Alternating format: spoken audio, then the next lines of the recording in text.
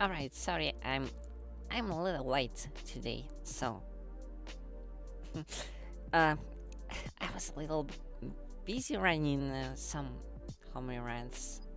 Actually, I think I shouldn't be explaining my excuses right now. Mm, the better option rather would be just to start the stream, I guess. So, for an introduction for anyone who is first time on my channel, my name is Lyss. I'm self-confined god that came from its own reality, that this one, to learn from experience of others on how to use my god powers. By getting inspired by humans' imagination, by how they see how gods use their power, and basically by witnessing other gods using their powers as well. Especially for creation. Although distraction a little bit as well.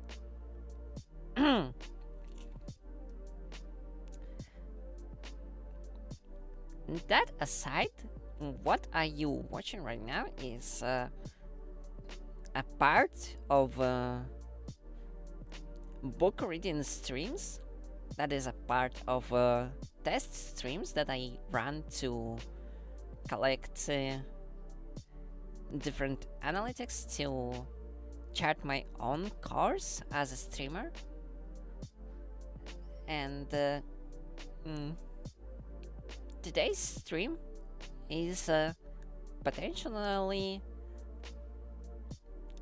at least I hope so, we are going to finish reading the first book of Artemis Fowl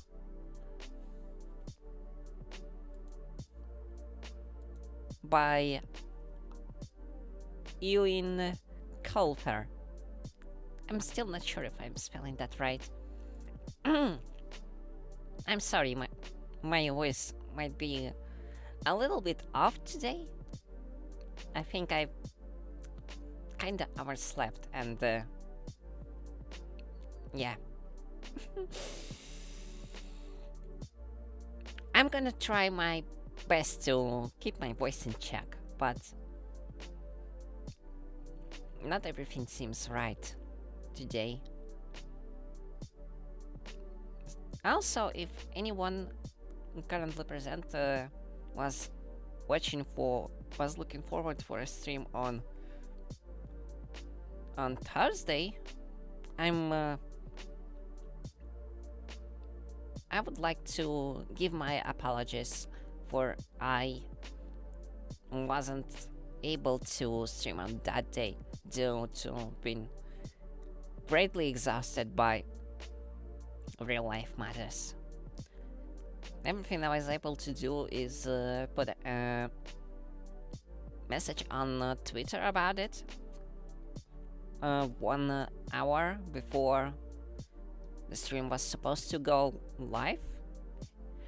And yeah, I'm sorry I wasn't able to properly inform anyone about the stream getting cancelled. I should have probably put a little bit more effort into making it more known by people. Like making a, I don't know, more loud announcement maybe. Instead of, it didn't even had hashtags. I forgot about them. I didn't even put my own hashtag if anyone was actually like watching it. So yeah, my apologies for that. That wasn't quite intentional, and I'm hoping that on the future weeks this won't, like, it in general, it won't be a common situation that I will have to constantly keep in check. We will, however, discuss the matters of future streams at the end of this stream. Right now, though, I guess I will lower the music a little bit, even further, And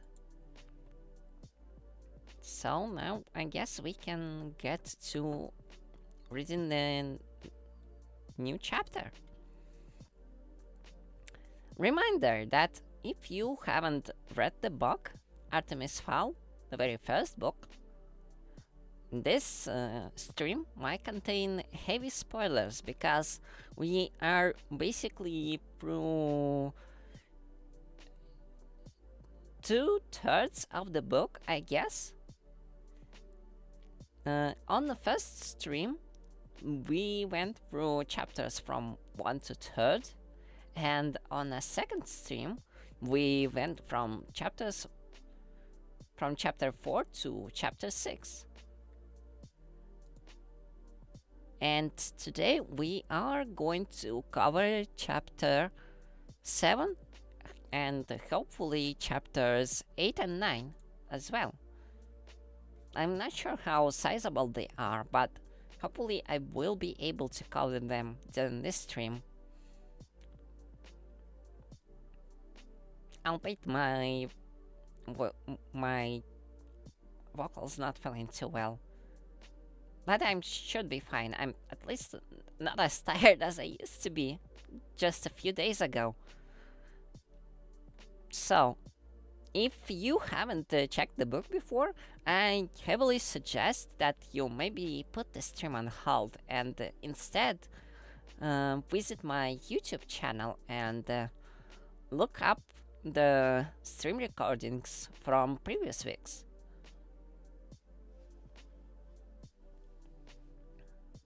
By all means, if everything goes well,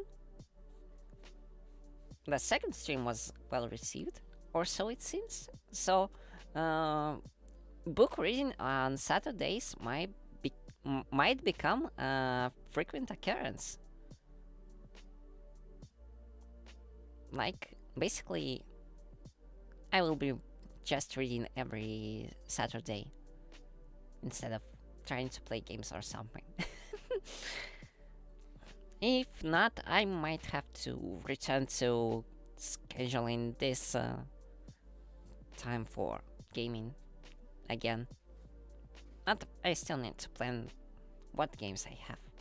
Speaking of games, today was released was the release of a creator DLC for Ahead in Time, just if you didn't know.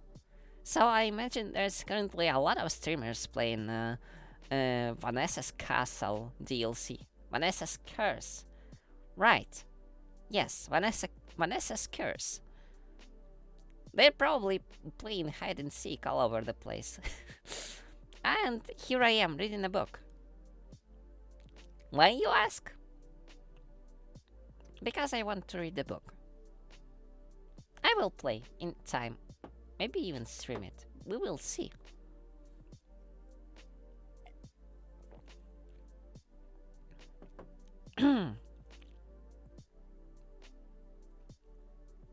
Also, I'm making the same mistake today again of bringing a cold drink to a book reading stream.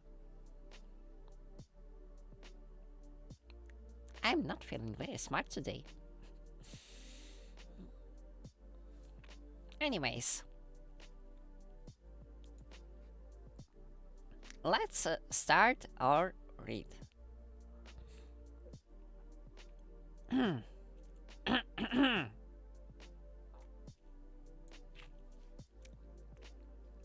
Chapter 7, Mulch. Time to introduce a new character to our overworldly pageant. Well, not strictly speaking a new character. We have encountered him before in an EEP booking line. On demand for numerous larcenies, Mulch, Digums, the kleptomaniac dwarf, yes, the kleptomaniac dwarf, a dubious individual even by Artemis Fowl's standards, as if this account didn't already suffer from an overdose of amoral individuals. Born to a typical dwarf cavern-dwelling family, Mulch had decided early that mining was not for him and resolved to put his talent to another use, namely digging and entering, generally entering mud people's property. Of course, this meant forfeiting his magic. Dwellings were sacred.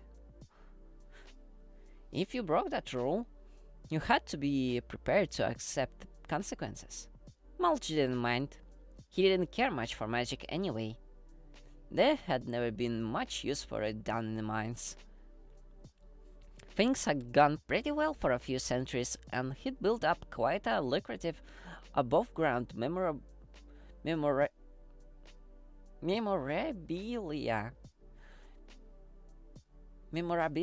business. That was until he tried to sell the Jules Rimet Cup to an undercover LAP operative. From then on, his luck had turned, and he'd been arrested over 20 times to date. A total of 300 years in and out of prison. Mulch had a prodigious appetite for tunneling, and that, unfortunately, is a literal translation. For those unfamiliar with the mechanics of dwarf tunneling, I shall endeavor to explain them as tastefully as possible. Like some members of the reptile family, dwarf males can unhinge their jaws, allowing them to ingest several pounds of earth a second. This material, processed by super efficient metabolism, stripped of any useful minerals and ejected at the other end, as it were. Charming. At present, Mulch was languishing in the stone-walled cell in the LAP Central. At least, he was trying to protect an image of languishing, unperturbed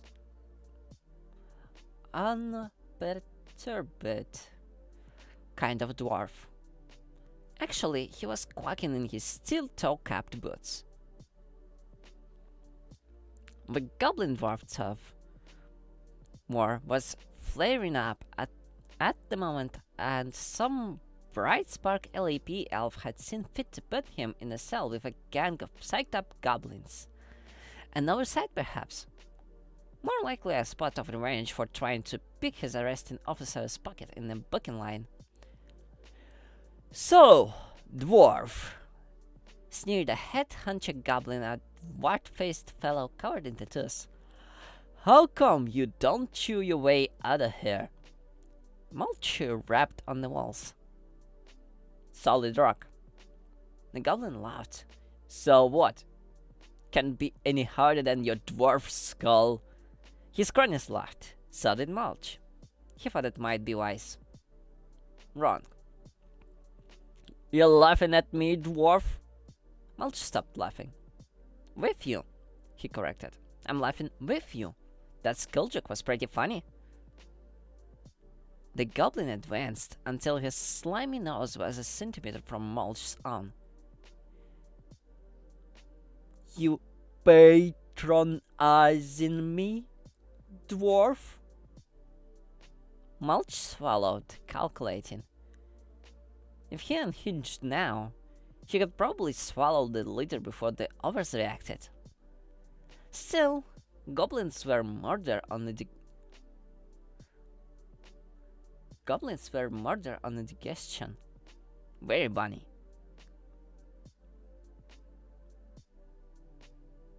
The goblin conjured up a fireball around his fist. "I asked you a question, Stumpy." Mulch could feel very sweat gland on his body pop into instant overdrive. Dwarves did not like fire. We didn't even like thinking about flames. Unlike the rest of the fairy races, dwarves had no desire to live above grounds, too close to the sun.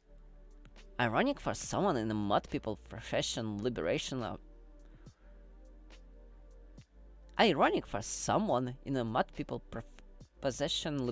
business. No need for that, he stammered. I was just trying to be friendly. Friendly, scoffed Wartface. You kind don't know the meaning of the word. Cowardly backstabbers, the lot of you. Mulch nodded diplomatically. We have been known to be a bit treacherous. A bit treacherous? A bit treacherous! My brother Plegm was ambushed by a crowd of dwarves disguised as a gun heaps. He's still in traction. Mulch nodded sympathetically. The old donkey pras. Disgraceful. One of the reasons I don't associate with the Brotherhood. Wartface twirled the fireball between his fingers. There are two things under this world that I really despise. Mulch had a feeling that he was about to find out what they were. One is a stinking dwarf. No surprises there. And the other is a traitor of his own kind. And from what I hear, you fall neatly into both categories. Mulch smiled weakly. Just my luck. Luck ain't got nothing to do with it. Fortune delivered you into my hands. On another day, Mulch might have pointed out that luck and fortune were basically the same thing. Not today. You like fire, dwarf? Mulch shook his head. Artface grinned. No, ain't that a shame? 'Cause any second now I'm going to ram this here fireball down your throat. The dwarf swallowed dryly. Wasn't it just typical for a dwarf brotherhood? What do dwarves hate? Fire. Who are the only creatures with the ability to conjure fireballs? Goblins. So, who did the dwarves pick a fight with? A real no-brainer. Mulch backed up to the wall. Careful there. We could all go up. Not us. Wartface grinned, snotting the fireball up two elegant nostrils. Completely fireproof. Mulch was perfectly aware of what would happen next. He'd seen it too many times in the back alleys. A group of goblins would corner a stray brother dwarf, pin him down, and then the leader would give him the double barrel straight in the face.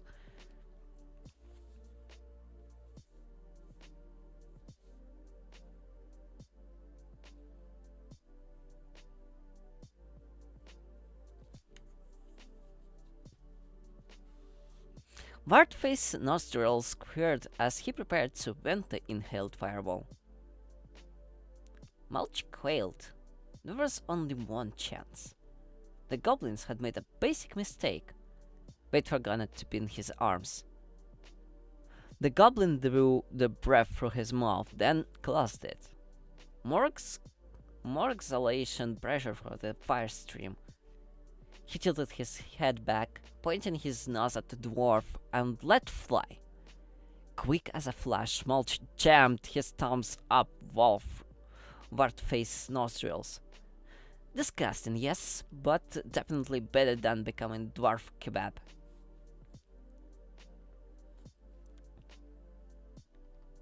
The fireball had nowhere to go. It rebounded on the balls of Mulch's thumbs and ricocheted back into the goblin's head.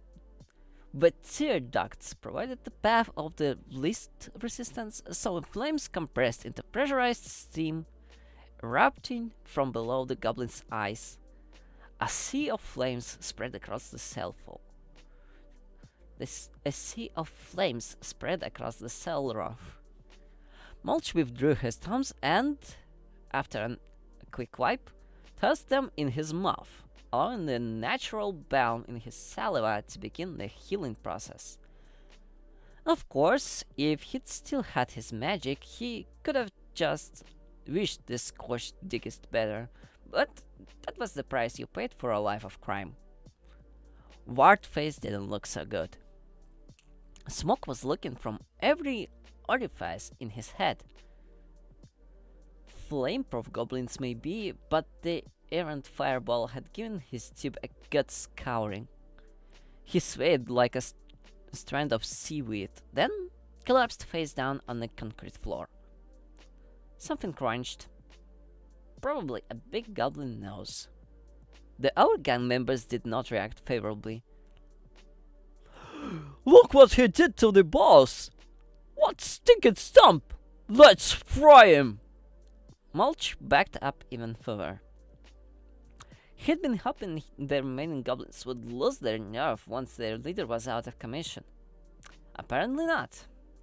Even though it was most definitely not in his nature, Mulch had no option but to attack.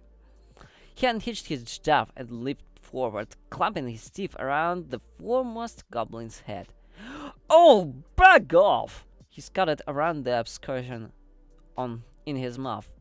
Back off or you brand gets it. The other froze and sudden of their next move. Of course they would all seen the dwarf morals could go to. Of course we've all seen what dwarf molars could do a goblin head. Not a pretty sight. Each one popped a fireball in his fist. I'm warning you! You can get us all, Stumpy! Mulch resisted the impulse to bite down. It is the strongest of dwarf's urges, a genetic memory born from millennia spent tunneling. The fact that the goblin was wriggling slimely didn't help. His options were running out. The gang was advancing and he was powerless so long as his mouth was full. It was crunch time. Pardon the pun. Suddenly the cell door cranked open and what seemed like an elite squadron of LAP officers flooded the confined space. Mulch felt the cold steel of a gun barrel against his temple. "Spit out the prisoner," ordered the voice. Mulch was delighted to comply. A thoroughly slimed goblin collapsed, retching on the floor.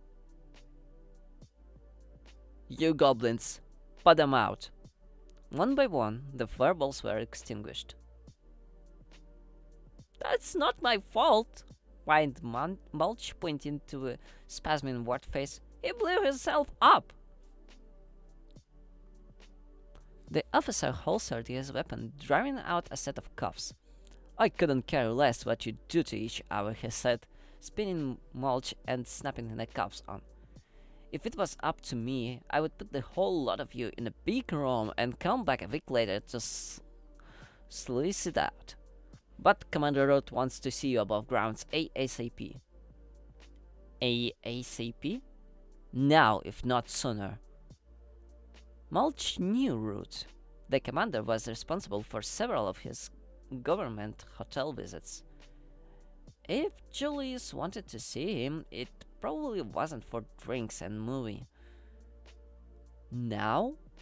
But it's daylight now. I will burn. The LAP officer laughed. "It ain't daylight where you're going, pal. Where you're going, it ain't anything."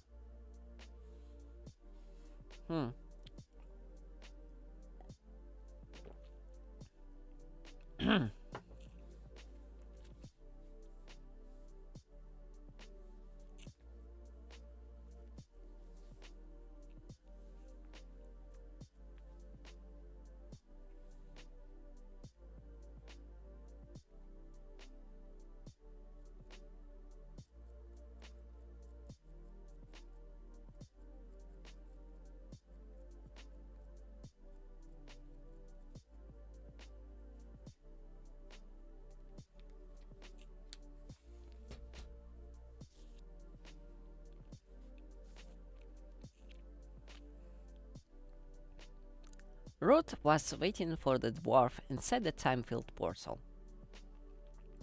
The portal was yet another of Foley's inventions. Fairies could be introduced to and leave the time field without affecting the altered flow inside the field. This effectively means that even though it took nearly 6 hours to get Mulch to the surface, he was ejected into the field only moments after Ruth had the notion to send for him. It was Mulch's first time in the field. He stood watching life process. He stood watching life proceed at an exaggerated rate outside the shimmering corona. Cars zipped by at impossible speeds, and clouds stumbled across the skyline as though driven by forced gales. "Mulch, you little reprobate!" roared Root. "You can take off that suit now. The field is UV filtered, or so I'm told." But Dwarf had been issued a blackout suit at E1. Even though dwarves had thick skins, they were extremely sensitive to sunlight and had a burn time of less than 3 minutes. Mulch peeled off the skin-tight suit. "Nice to meet you, Julius." "That's Commander Rod to you." "Commander now. I heard that. Clerical error, was it?" Rod Steve ground his cigarette to a pulp. "I don't have time for this impudence, convict. And the only reason that my butt is not up your behind right now is that I have a job for you." Mulch frowned. "Convict? I have a name, you know, Julius." Rod squatted to the dwarf's level. "I don't know what dwarf world you live in, convict, but in the real world you are a criminal, and it is my job to ensure your life is as unpleasant as possible. So if you're expecting civility just because I've testified against you some 15 times, forget it."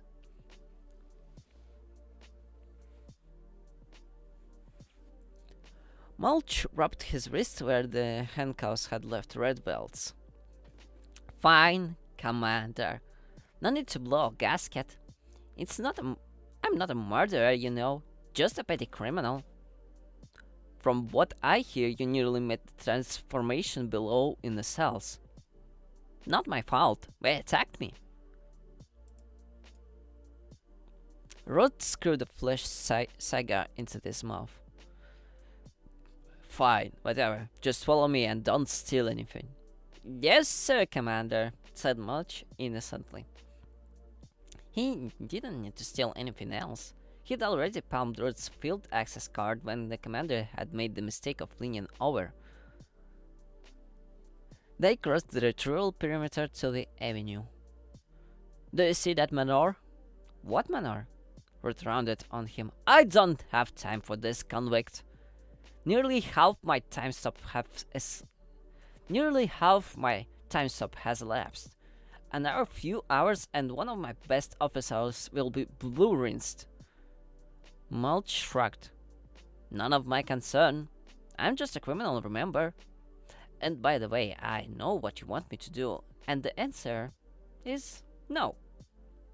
I haven't even asked you yet. It's obvious. I'm a housebreaker, that's a house. You can't go in because you will lose your magic, but my magic is already gone. 2 and 2. Rod spat out the cigar. "Don't you have any civic pride? Our entire way of life is on the line here." "Not my way of life. Fairy prison, human prison, it's all the same to me." The commander thought about it. "Okay, you slime. 50 years off your sentence. I want amnesty.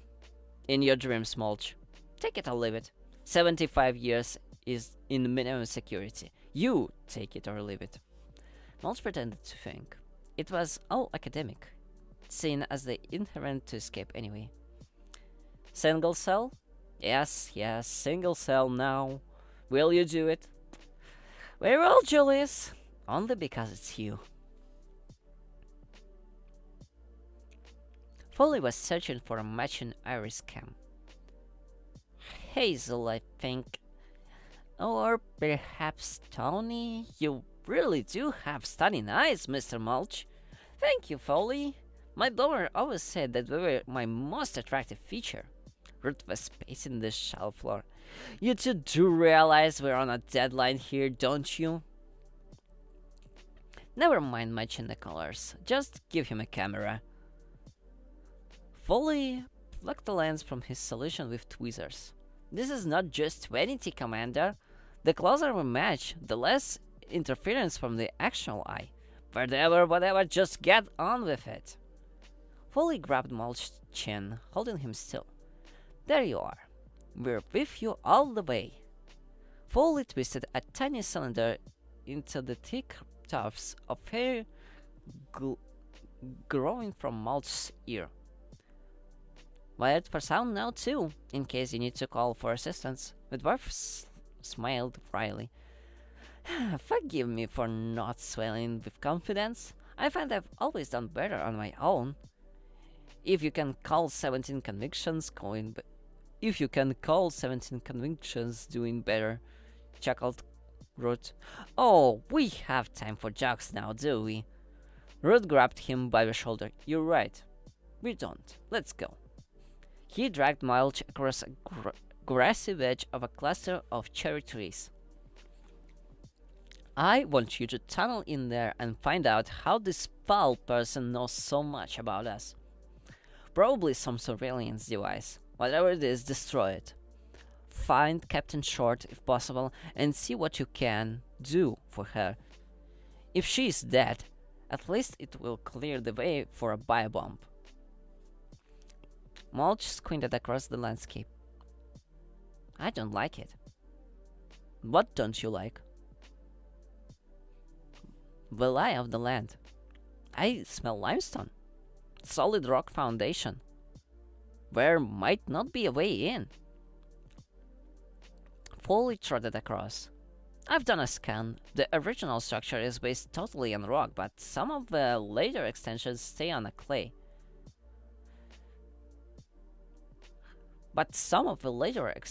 Stray onto clay.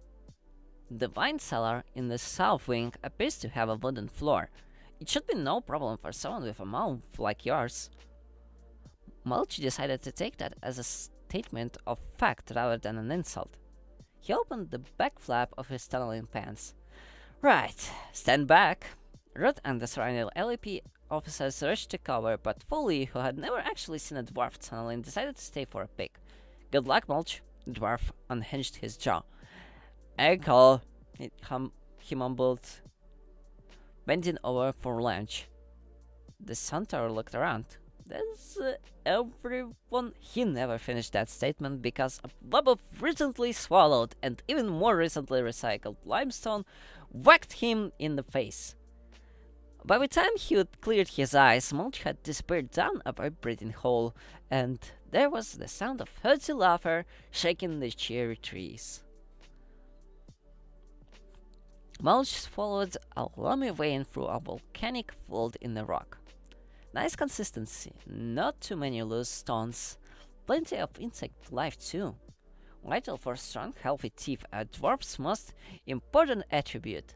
The first thing a perspective mate looked at. Mulch went low to the limestone, his belly almost scraping the rock. The deeper the tunnel, the less chance of subsidence on the surface. You couldn't be too careful these days, not with motion sensors and landmines. Mud people went to extraordinary lengths to protect their valuables. They've got a reason as it happened. Mulch felt a vibration closer to his left. Rabbits. The dwarf fixed the location in his internal compass. Always useful to know where the local wildlife hang out. He scattered the Warren, following the Menor Foundation around in a long northwesterly loop. Wine cellars were easy to locate. Over the centuries, residue seeped through the floor, infusing the land beneath the wine's personality. This one was somber, nothing daring here. A touch of fruit, but not enough to lighten the flavor. Definitely an occasion wine on the bottom rack. Mulch burped. That was good clay. The dwarf aimed his siphon jaws skywards, punching through the floorboards. He hauled himself through the jagged hole, shaking the last of the recycled mud from his pants. He was in a blessedly dark room, perfect for dwarf's vision. His sonar had guided him to an uncovered spot in the floor. 3 feet to the left, and he would have emerged in a huge barrel of Italian red. Mulch hinged his jaw and padded across to the wall. He flattened a conchine ear to the red brickwork. For a moment he was absolutely still, absorbing the house vibrations. A lot of low-frequency humming. There was a generator somewhere and plenty of jazz running through the wires. Footsteps too, way up. Maybe on the third floor. And close by. A crashing sound. Metal on concrete. There it was again. Someone was building something. Or breaking something down. Something skidded past his foot. Mulch squashed it instinctively. It was a spider. Just a spider. Sorry, little friend, he said to the grey smear. I'm a bit on the jittery side. The steps were wooden, of course. More than a century old, too, by the smell of them. Steps like that creaked as long as you looked at them. Better than any pressure pads for giving away intruders. Mulch climbed along the edges, one foot in front on the other. Right in by the wall there was wood that must support and had less likely to creak. This was not as simple as it sounds. Dwarf feet are designed for spade work, not for delicate intricacies of ballet dancing or balancing on wooden steps. Nonetheless, Mulch reached the door without incident. A couple of minor squeaks, but nothing that would be detectable by human ears or hardware. The door was locked naturally, but it may as well not have been for all the challenge it presented to a kleptomaniac dwarf.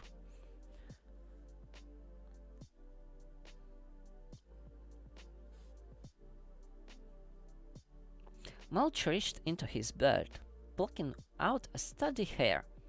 Dwarf hair is radically different from a human's variety. Dwarf hair is radically different from a human variety.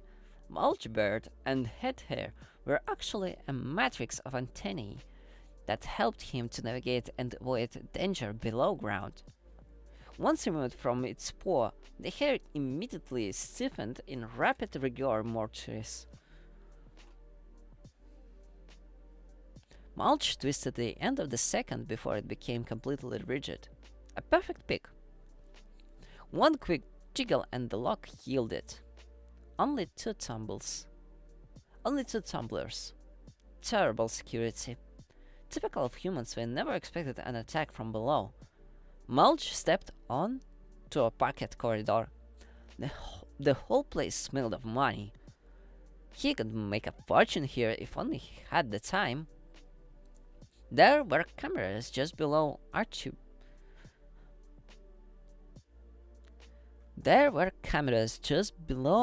architrave. Tastefully done, nesting in the natural shadows, but vigilant nonetheless. Mulch stood for a moment, calculating the system's blind spot. 3 cameras on the corridor. 90-second sweep, no way through. You could ask for help, said a voice in his ear. Fully? Mulch pointed his wired eyeball at the nearest camera. Can you do anything about those? He whispered. The dwarf heard the sound of a keyboard being manipulated, and suddenly his right eye zoomed like a camera lens. Handy, breathed Mulch. I've got to get me one of these. Rod's voice cracked through the tiny speaker. No chance, convict. Government's issue. Anyway, what would you do with one in prison? Get a close up the overside of your cell? You're such a charmer, Julius. What's the matter? Are you jealous because I'm succeeding where you failed?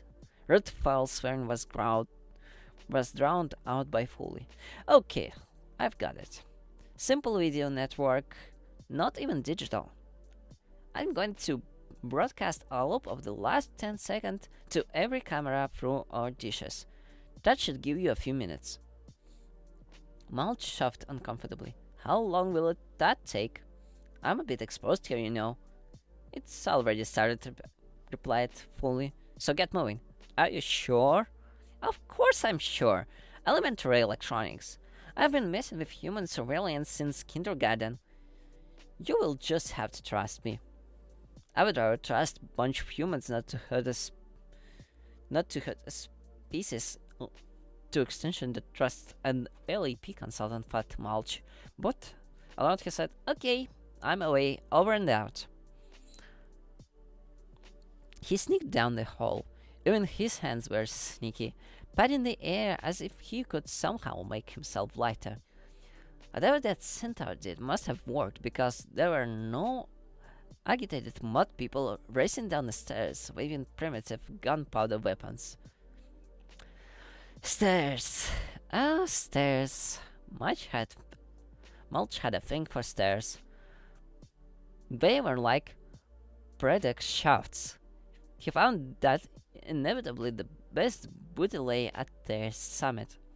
And what a stairway! Stained oak, with a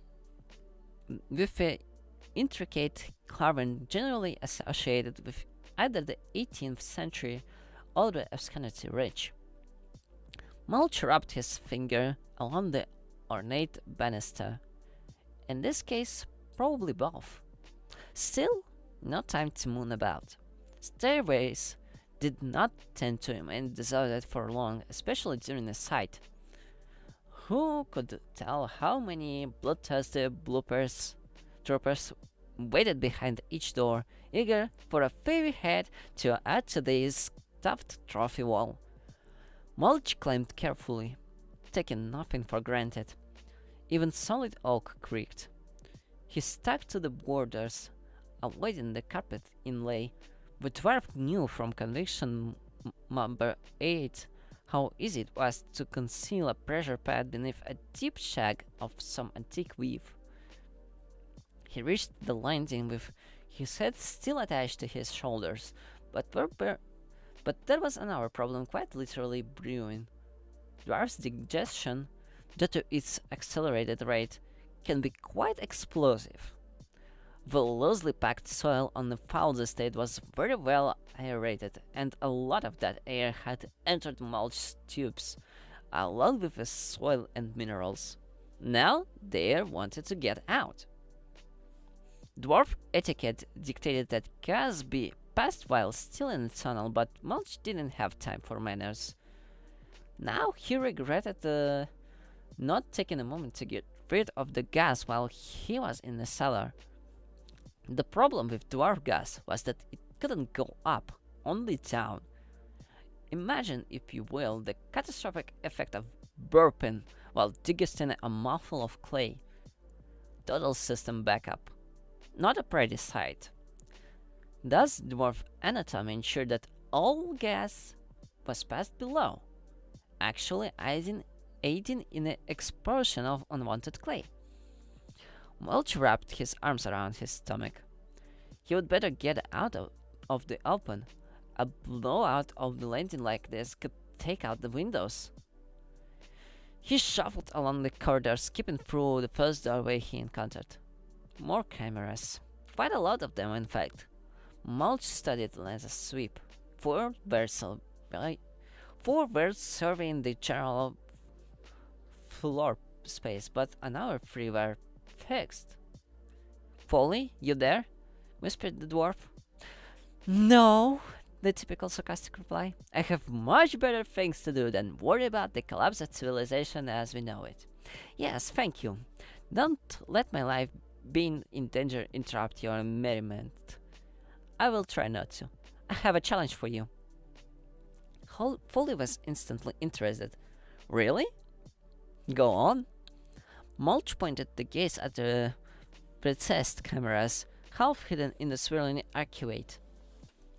I need to know where those three cameras are pointing. Exactly. Foley laughed. That's not a challenge. Those old video systems emit faint ion beams. Invisible to the naked eye, of course, but not with my eye, not with your iris cam.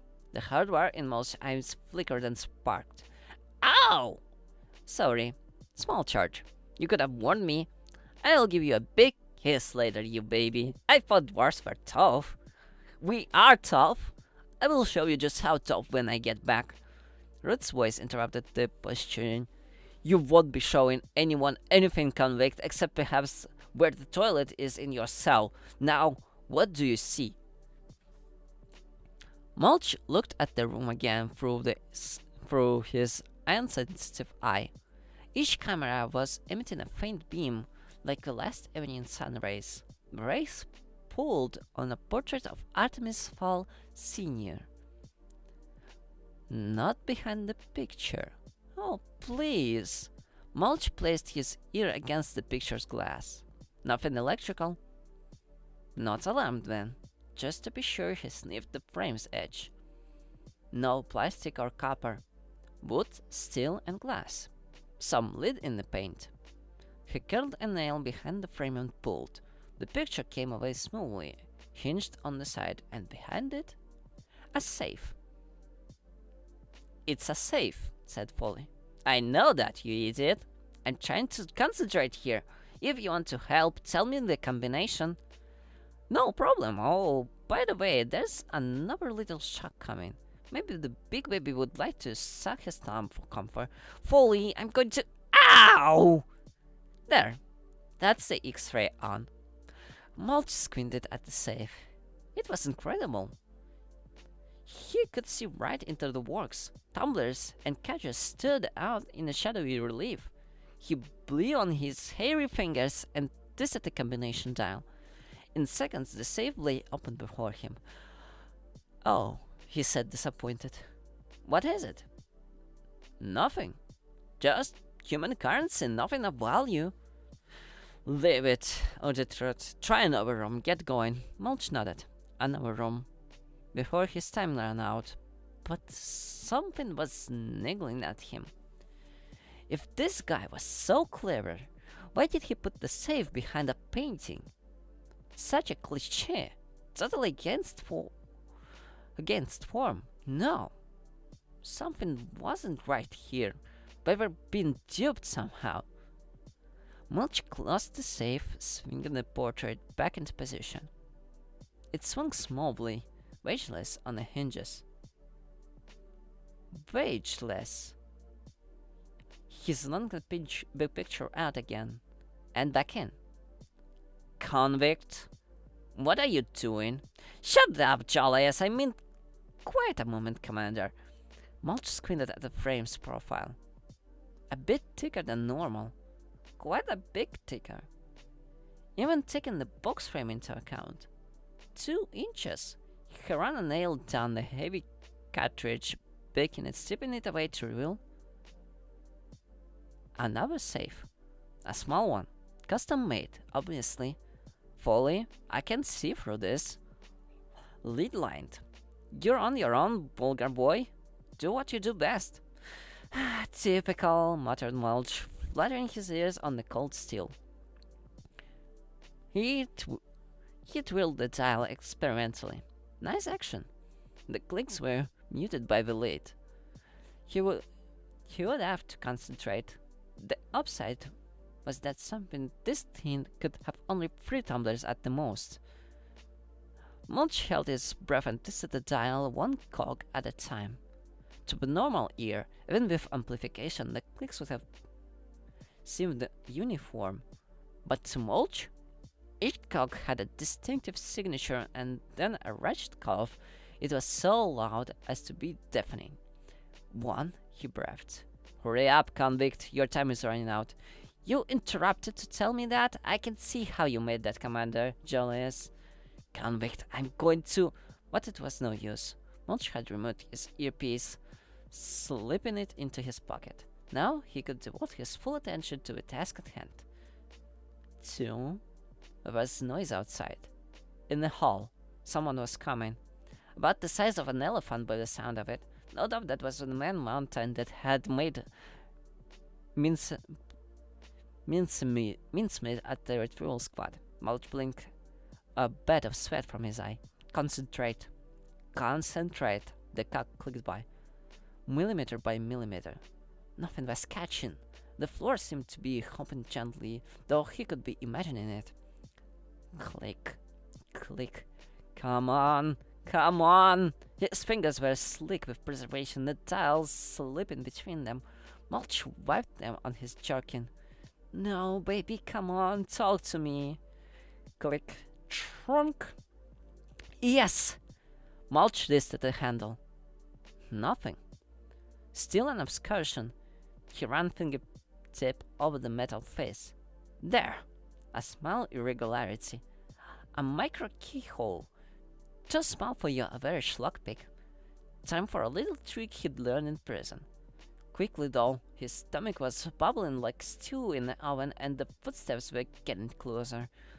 Selecting a steady chin air, Mulch fed it gently into the tiny hole. When the tip reappeared, he pulled the rod from his chin. The hair immediately stiffened, retaining the shape of the lock's interior. Mulch held his breath and twisted. Smooth as a goblin's lie, the lock opened. Beautiful. A moment like this, it was almost worth all the jail time. The kleptomaniac dwarf swung back the little door. Beautiful work. Almost worthy of a fairy forge. Light as a wafer. Inside was a small chamber, and in the chamber was... Oh, gods above, breathed Mulch. Then things came to a head rather rapidly. The shock that Mulch had experienced communicated itself to his bowels, and they decided that excess air had to go. Mulch knew the symptoms. Jelly legs, bubbling cramps, wobbly behind. In the seconds remaining to him, he snatched the object from the safe and, leaning over, he clasped his knees for support. A constrained wind had built itself up to mini-cyclone intensity and could not be constrained. And so it exited. Rather abrasively, blowing up its Mulch's back flap and slamming into the rather large gentleman who had been sneaking up behind him.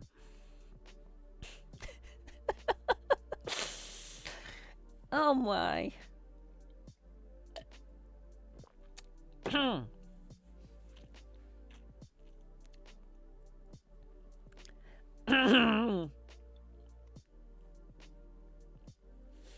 That's sufficiently colorful, yeah. A nice description.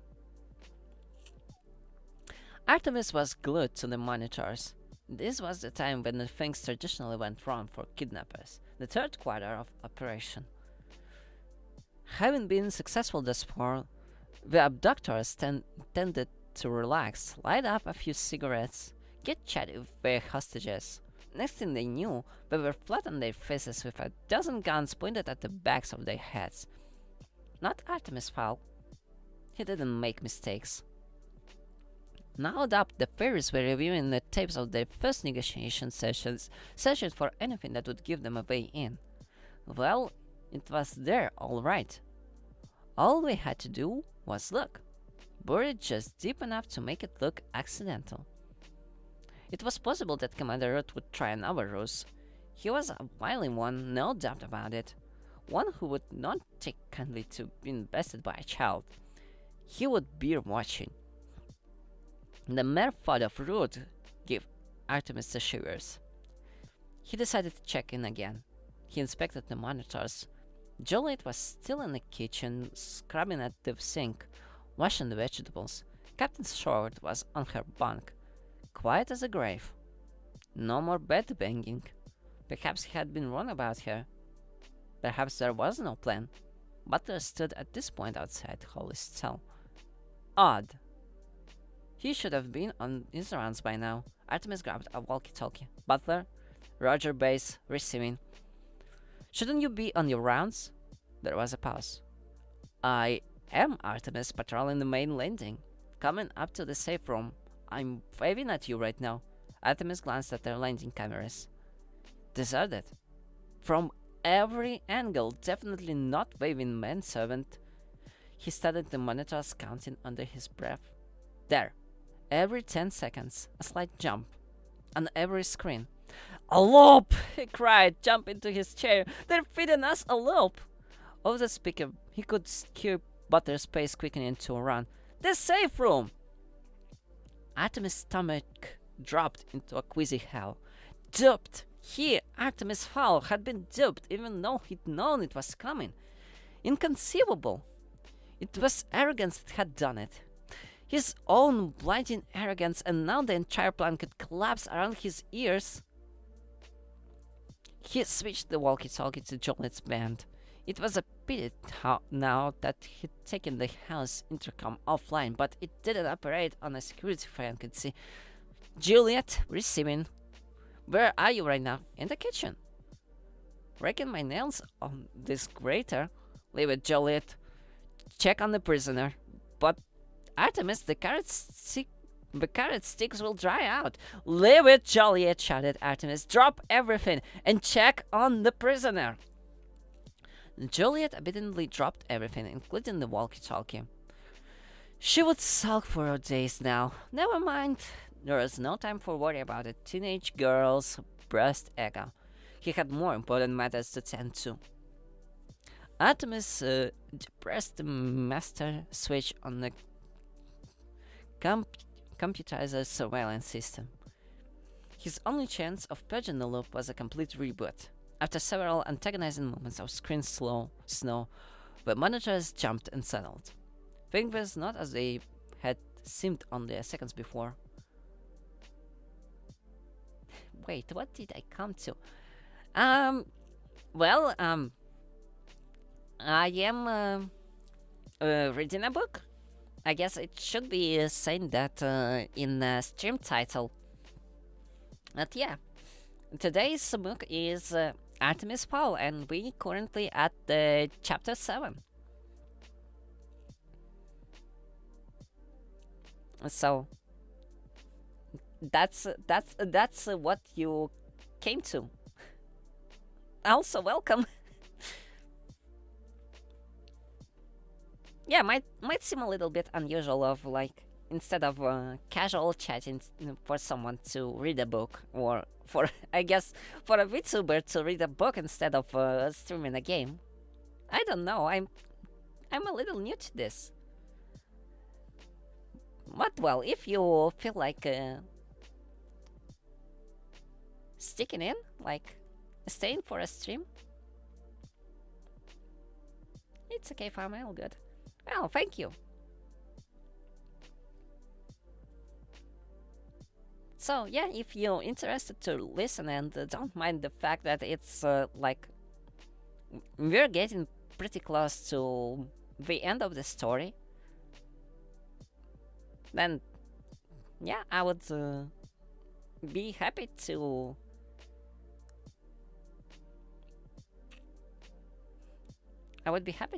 see you stay for a listen. I was caught off guard by the brave words, so I thought you were reading something, you know.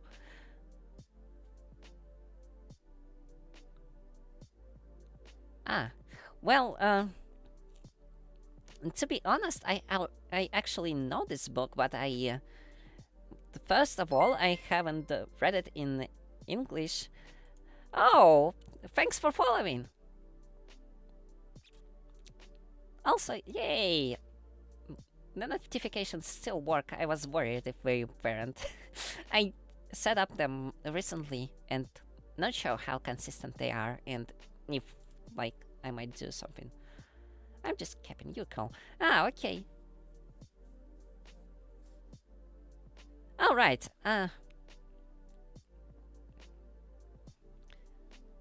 so, yeah. I guess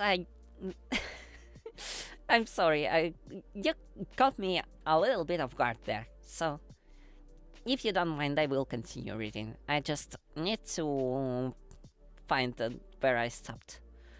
Yeah,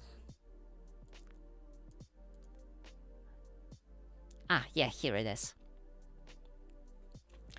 Joliet obediently dropped everything, including the walkie-talkie. She would sulk for days now. Never mind. There was no time to worry about a teenage girl's bruised ego. He had more important matters to tend to. Artemis. Um, Artemis depressed the master switch on the computerized surveillance system. His only chance of purging the loop was a complete reboot. After several antagonizing moments of screen snow, the monitors jumped and settled. Things were not as they had seemed only seconds before. There was a grotesque sphinx in the safe room. It had apparently discovered the secret compartment. Not only that, but it had managed to open the whisper lock. Amazing. Butler had it covered though. He was sneaking up behind the creature, and any moment now the intruder would find itself nose down in the carpet. Adam switched his attention to Holly. The elf was back to bed banging, slamming the frame down over and over again, as though she could. It hit Artemis then like a blast from a water cannon. If Holly had somehow smuggled an acorn in there, then 1 square centimeter of ground would be enough. If Juliet left that door open... Juliet! He shouted into a walkie-talkie. Juliet, don't go in there! But it was useless. The girl's walkie-talkie lay buzzing on the kitchen floor, and Artemis could only watch helplessly as Butler's sister strode towards the cell door, muttering around carrots.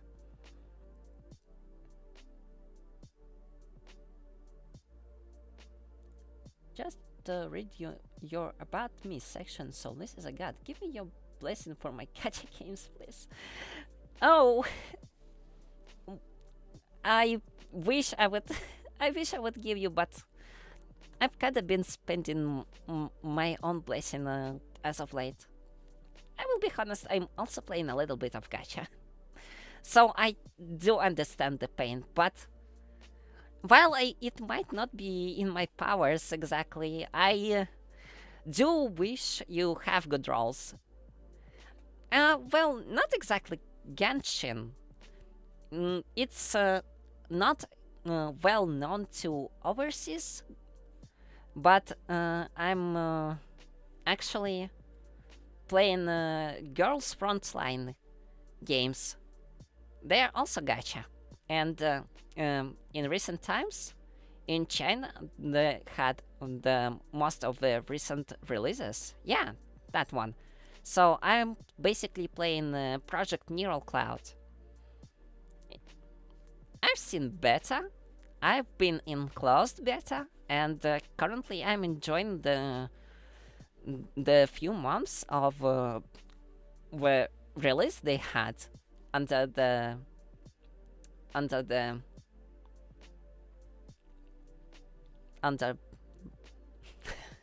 I'm sorry, I'm muttering, under the open beta thing. So they had soft release. They've been running for a few months, and so far I've been having mostly decent gacha luck. Didn't have to like hard pity for any special character.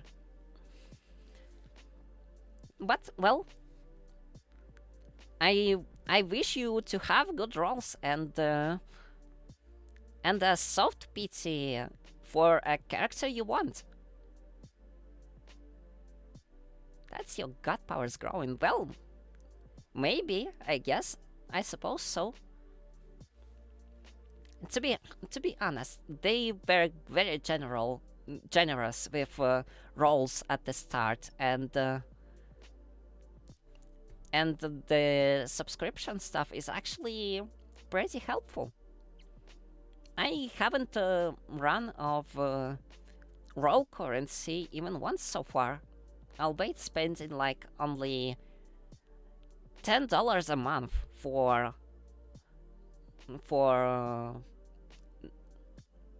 monthly currency ticket, and yeah.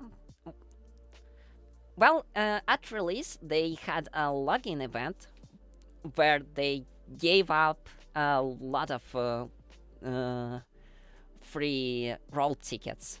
Like I don't know, around at the start I had around 100 rolls, and I managed to in the first week I think people got around uh, from 70 to 90% of characters introduced at the game release by basically rolling the starting 2 banners for special characters, and then also on top of that even a little bit of normal banner, and then some extra lucky ones would even get SSR units from so-called basic basic banner that uses basic tickets that you can that you get from daily quests, and also you can like make them from crafting currency, so they don't cost anything that costs money. Like, chances are extremely low to get a unit from there, and the amount of units you get from there is very limited. But I've seen some people getting SSR from there, and it's like super rare, but they've been like, extremely lucky by my standards. I haven't got that situation even once.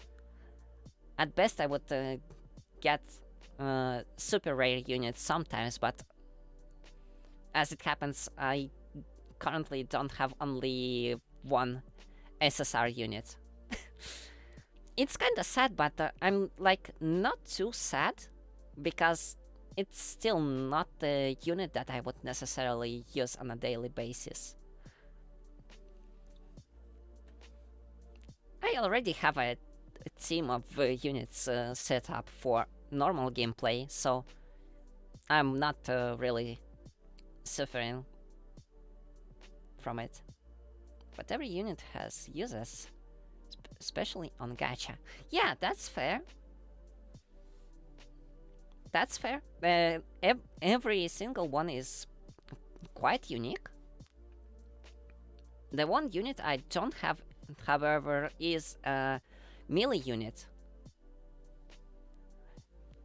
So far, I personally dedicated myself to ranged units compilation. A compilation. Anyway, I have a ranged team basically, and in most of content they perform pretty well. Though admittedly there are some very strong units among melees.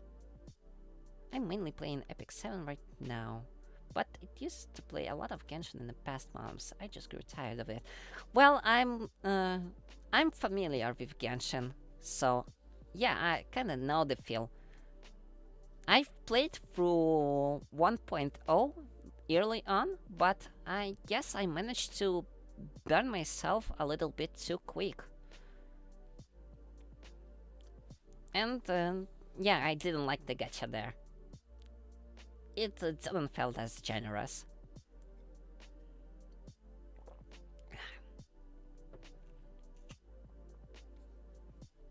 Have you tried Epic 7? No, I've heard of it. I think I've seen that also having Prime Gaming on Twitch subscription gives some benefits to playing Epic 7, like some monthly extra reward, but I never checked on it. It has the reddest cutscenes for skills. Well, I have no doubt about that. That's probably the case, but I haven't been trying it yet, and didn't exactly had interests to do so. And well, the fact that I ended up playing Project Neural Cloud as much as I do kinda cut short the possibility of me going for another gacha. I know I won't be able to hauled into multiple gacha games at once. So I decided to dedicate my attention to just one instead of spreading it, as well as my funds that I can spend on gacha rolls and stuff. It's okay. It's just that maybe you played it in the past. No, sadly not. I'm. I don't have doubts that it's maybe a nice gacha to play, but yeah, I already made my choice. I don't regret it. Maybe I will try some other games if I eventually will grow tired of Neural Cloud. Who knows? People are still waiting for global release for Project Neural Cloud. There's been like rumors going on of it potentially getting a release overseas in 2022. So I'm playing the Chinese version, but I have to rely on on other people to translate the story. And well, frankly, I've been liking the story in Girls Frontline games. Stay true to your passion, my god. Oh, please. I'm just a Polish mortal. Oh, no, that's not the case. You're not Polish mortal. I am Polish god, as a matter of fact. I'm young and not very smart. I'm actually here to learn from mortals. That's kind of the thing. I need to learn because I'm not exactly like I have immense amount of power.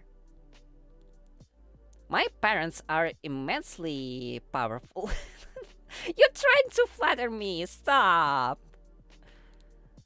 Stop.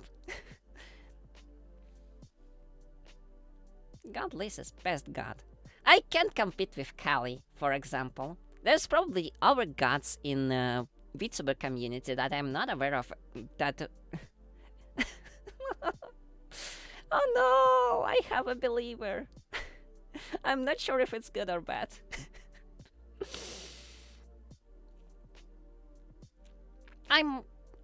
By the way, I was always thinking if I might have to stream like the gameplay of Project Neural Cloud one day. Like, thankfully, compared to VTubers that work for companies, I'm not restricted uh, by the company management. I'm my own management. I can play whatever I want. I just need to decide whatever would bring viewers. You should test betas. Maybe. Maybe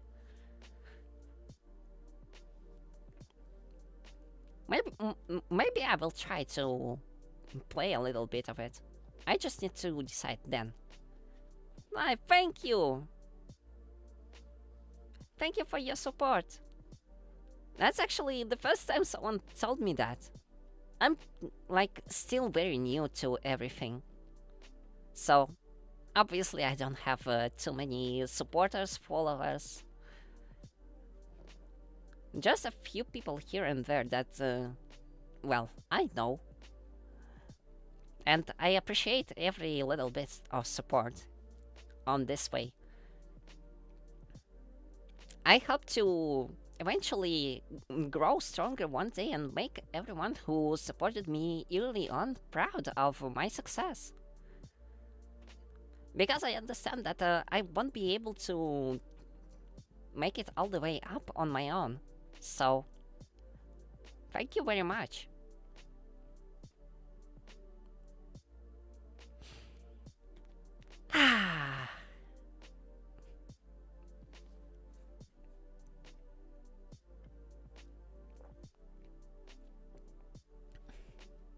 Okay. You will make it big. Well, eventually, I hope so. We will see. Only time will tell.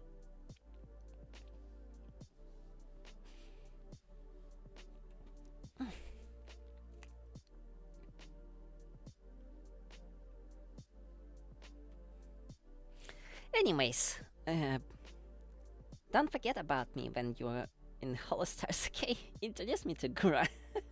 Well, Hollow Stars, they're. Well, that's an interesting goal to reach. I'm not sure that I will be able to make it that high.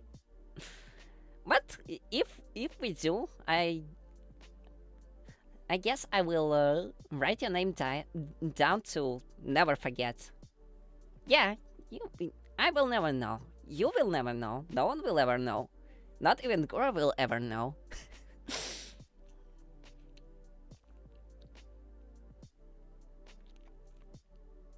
So maybe one day, maybe we can dream of a day that it comes. But we are getting sidetracked here. We need to continue the book. I believe.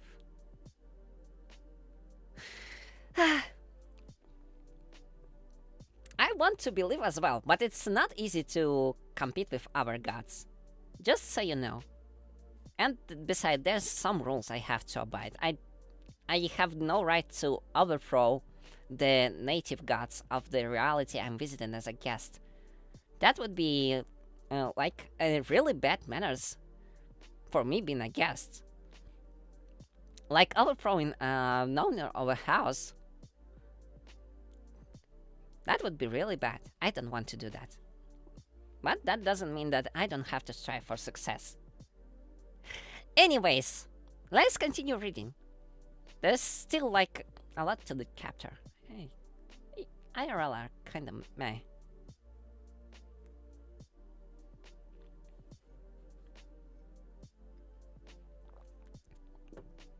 Well, that too, but again, they are the ones that created the place I'm visiting. So their experience, even the one where they failed, is something that I can learn from to make my own reality better. Since I have my own reality, which I'm kinda inheriting from my parents, but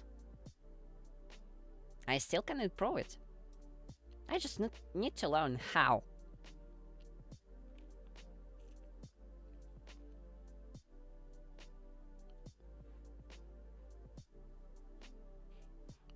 Okay. Shall we continue the book reading? At this point, I'm not even sure if I can continue reading the book at this point.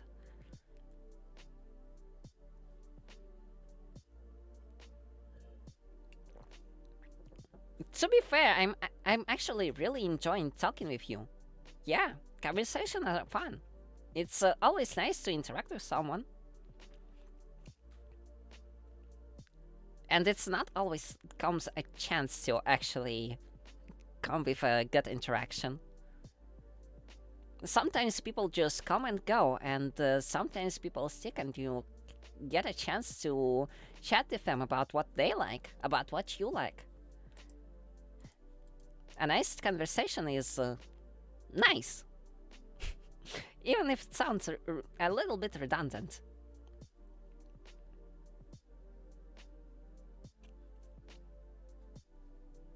But then, there is a topic to the stream, so I have to stay on topic in some way, I guess. I would probably actually run a casual conversation streams someday, but I just need a little bit more people. Oh, yes? There's something I'm curious about something. What is something that you're curious about something?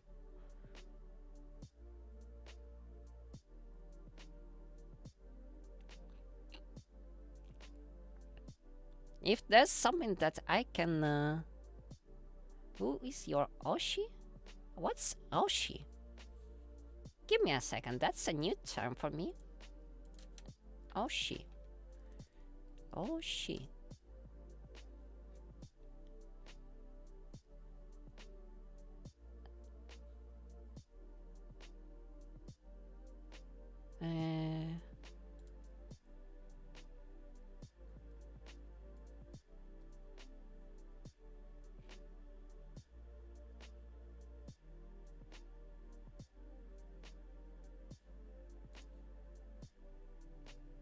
No, I'm not sure that Google is providing me with a proper explanation.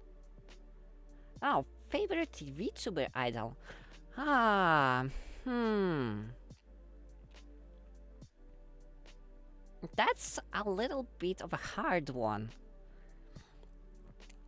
Let's say it like this.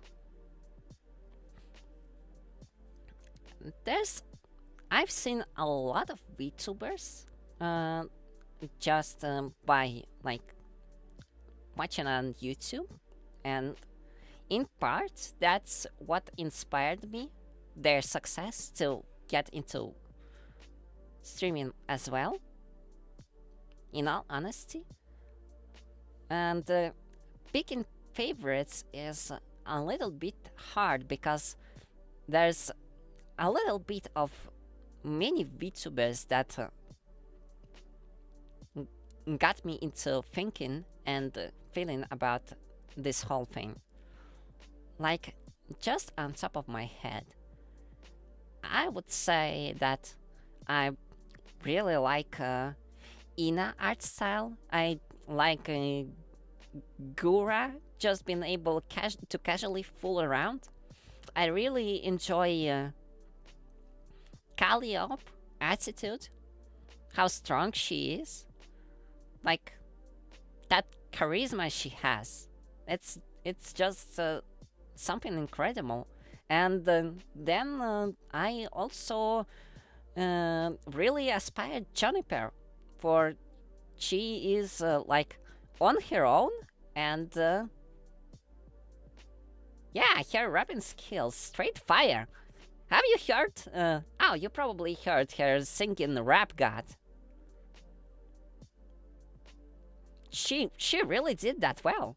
Like, I would listen to original performance by Eminem at some time. I've listened to her performance, and that's like, wow. I was there when she was perfecting the free rap song stream. Well, I would imagine that. I wasn't there personally because, well, I was a little bit busy with matters from real life. The Pokemon rap that's hard. In all honesty, I haven't strictly following any specific VTuber, but I'm trying to look up different highlights from them. I guess I will look up more highlights for Kalia. So, yeah, Pokemon rap. I guess I will have to look that up. I'm actually enjoying myself good music from time to time. Like, if a person is talented, I can clearly like appreciate it. One of the things about it is that Calliope's music is also in a way like a little bit of emotional support for me. Like one song that she released as a single. Why sometimes I can't just remember the names? That's so frustrating. So, yeah. I've been listening quite often on free time to her Dead Beats album, the very first one. Then Off With Her Heads. And End of Life was so good. Yeah, it's nice. But like my personal favorite from her is Off With Her Heads. It's like, at the time before the release, I've heard of a drama going on about some VTubers. I don't know, I'm not sure.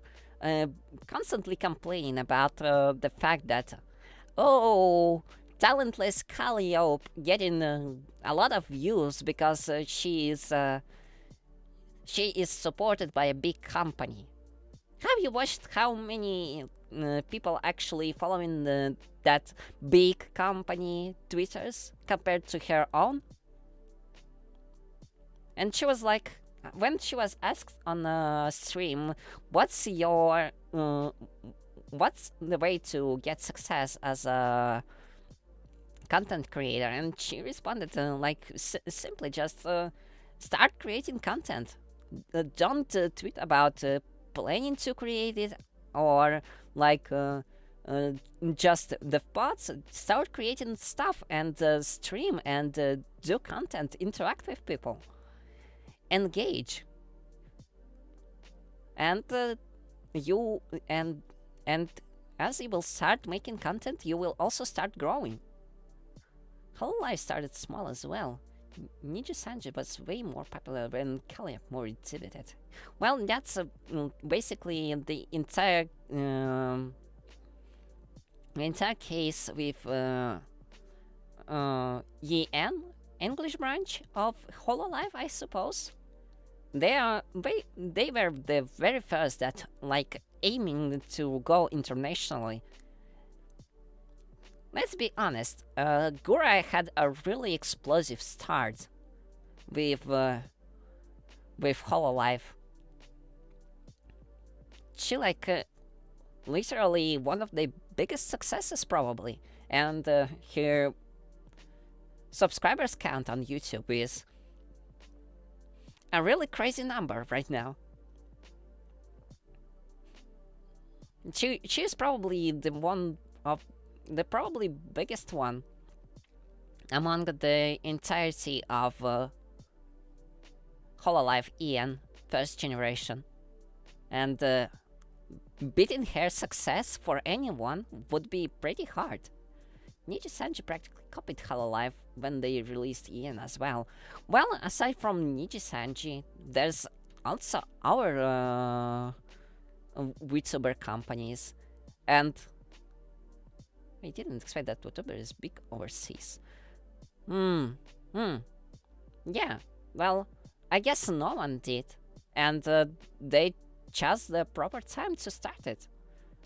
And what is else?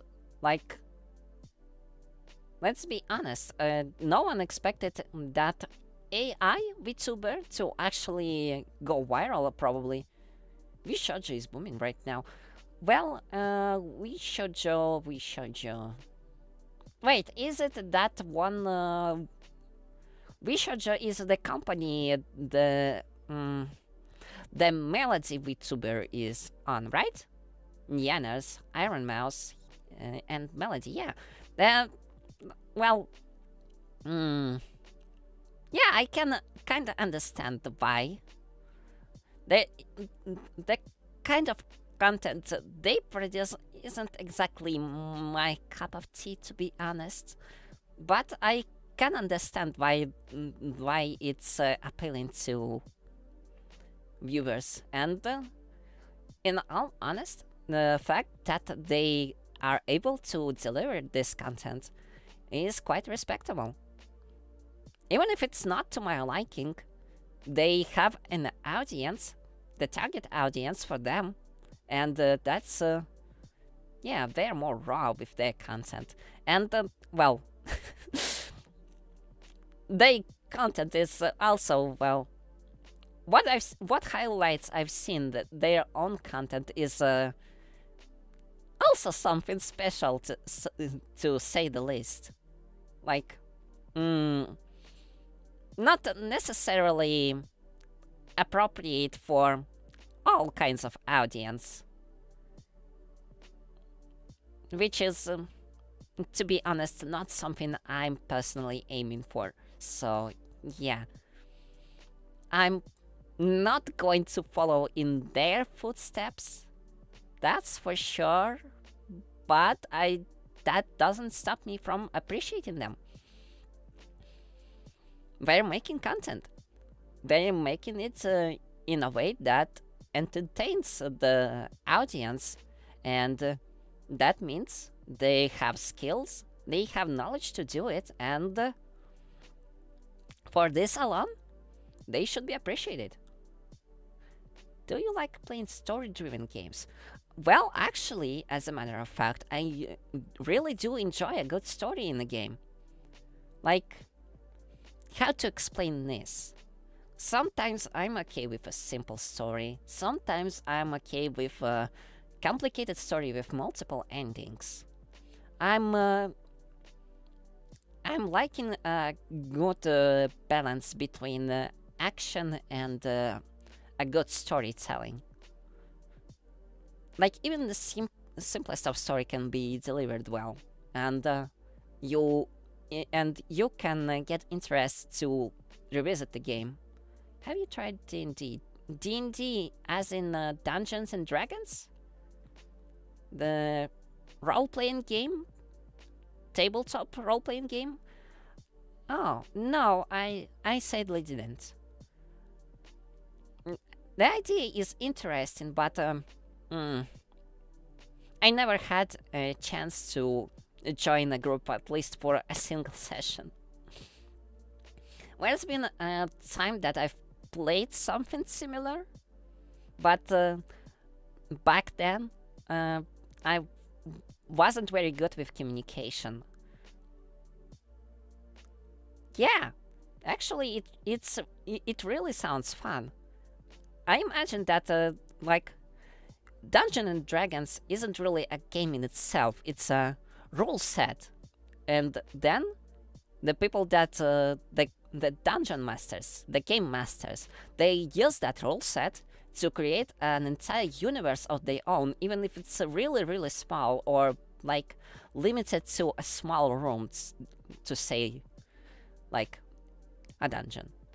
Especially when the dungeon master is good. Yes, yes.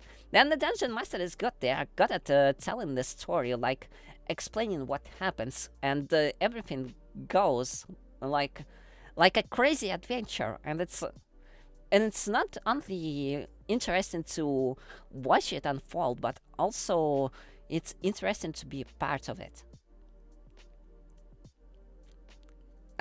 I myself want to like tell a good story one day. Yeah, you're a part of the first 6 followers, and like your first 6 followers here on Twitch, and then there's also 6 subscribers on YouTube. I don't know where they come from. I Yeah, when they came, I didn't have much of notification, and for some reason, I can't see who are the people subscribed to my channel on YouTube. But yeah, uh, uh, the map says that currently there's first 13 people watching me grow. You're dual streaming right now, yeah. That's one of the things. I've been considering a lot of ways to grow, and one of the things put into consideration was that I probably better have more than a single platform if I want to grow efficiently. So, one of the things that YouTube has that Twitch don't is the ability to stream a video and then not have it removed after the time. So basically, YouTube in a way kinda acts as an archive to my streams. Everything is kinda recorded raw, obviously. I'm not keeping like recordings, honest, on my PC. Or well, it's a laptop. It's a good laptop, but yeah, I'm not exactly recording and streaming at the same time because I'm worried about it putting a unnecessary strain on my hardware. But yeah, I'm keeping all the streams recorded on YouTube, so I would later make use of them. I want to eventually start making highlight videos, but I'm just not having enough time right now with everything happening in my life aside from streaming. Is this what I observed as I follow new VTubers? You should also follow some other VTubers here on Twitch. Yeah, that would be a good idea, I guess. One of the things that I've also been considering is a possibility to maybe find someone to collaborate with. but I'm just worried that I'm not too big of a VTuber yet to like uh, interest someone in collaborating with me. Like obviously, if it comes especially to gaming streams, if if you are interacting with another person, if there's like collaboration does wonders. Yeah, I imagine. I look. I said I'm not smart, and I am not smart, but I have a few artists I know, and there's things about them. Some are bigger, some are smaller, but I like to work with them nonetheless. They all do a great job, and more than often I'm interested in the fact that they also grow as an artist, gaining new audience, finding it, and so I always looking for a chance to like see them to collaborate with another artist, with some another person that would like give them additional chunk of viewers, like get them more into view of people, get them to know other artists. So if something goes, they would interact more with each other, work with each other, and like it actually works. It actually helps them.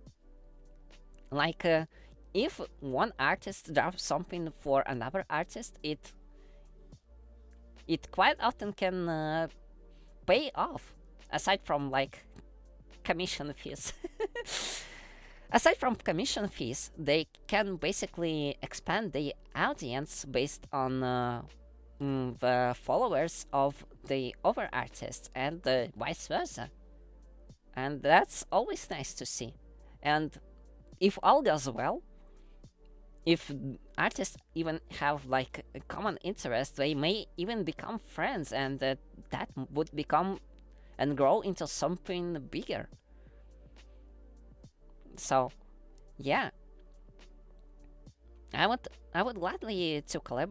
I would be glad to collaborate with someone. It's just that I'm not feeling too confident yet, because if I'm going to collaborate with someone, there's not exactly much I can give in return in these terms, because, well, I'm still pretty small of VTuber, so not providing too much of a clout for whoever is I am going to collaborate with. So unless another VTuber feels like very generous, or feels like I'm good enough, like I can actually help them in some way, I would gladly accept. But right now I would gladly come to some VTuber and ask, hey, are you feeling like collaborating with me? Maybe there's some game we would play together. And I'm not feeling too up to doing it, because I'm kind of worried that it might feel like begging, and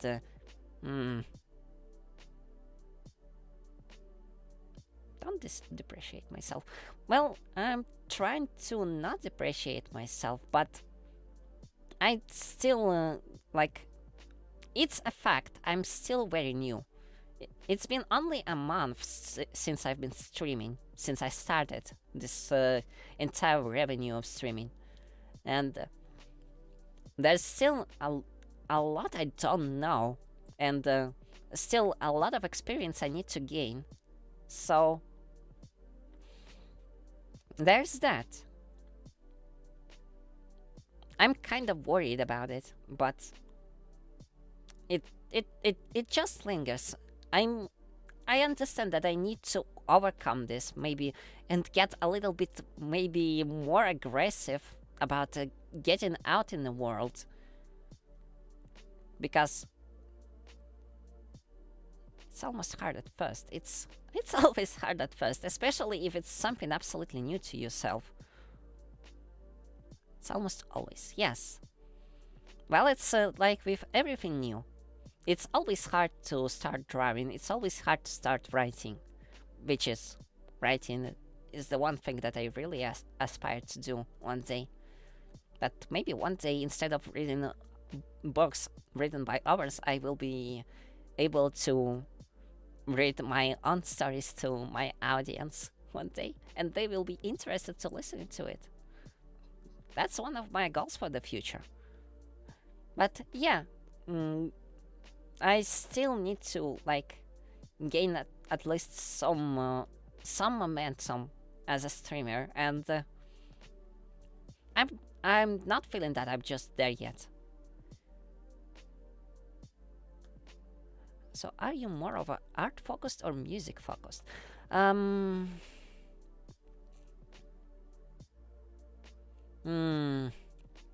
I admire music, but in terms of content that I provide myself, I would say that I'm probably more focused towards art.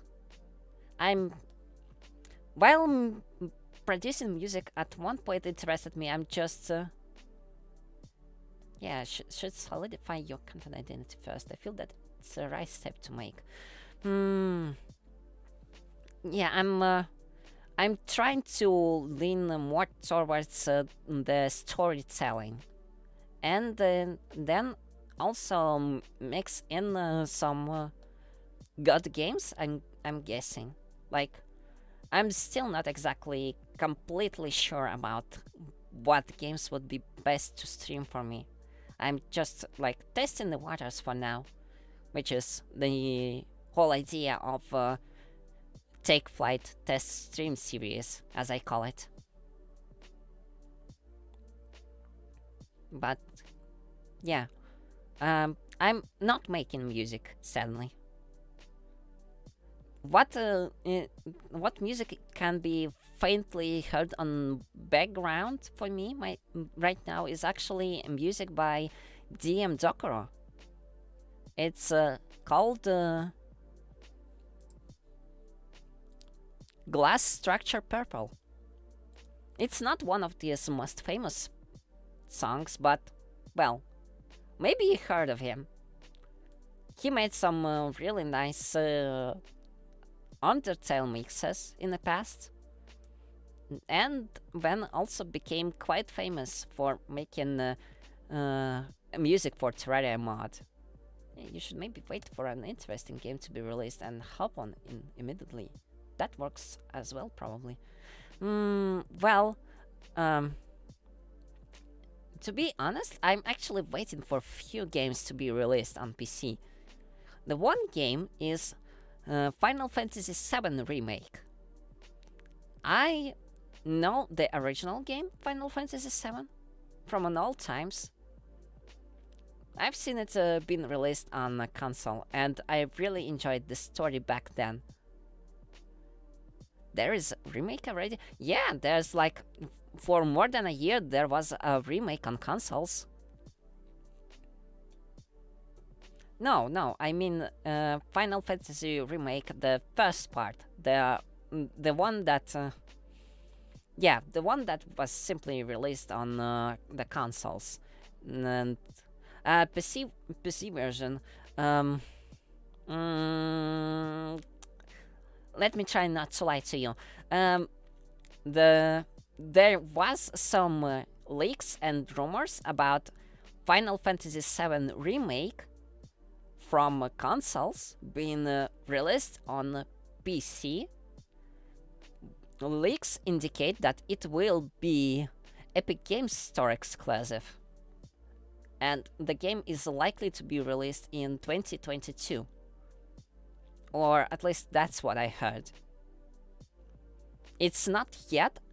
It's not out yet. Yeah, Epic Games, bruh. Why not on Steam? Well, you ask me. But I believe Epic Games mostly gain their games by running profitable exclusivity deals. exclusivity deals are a common thing these days. It's all about profit, I guess.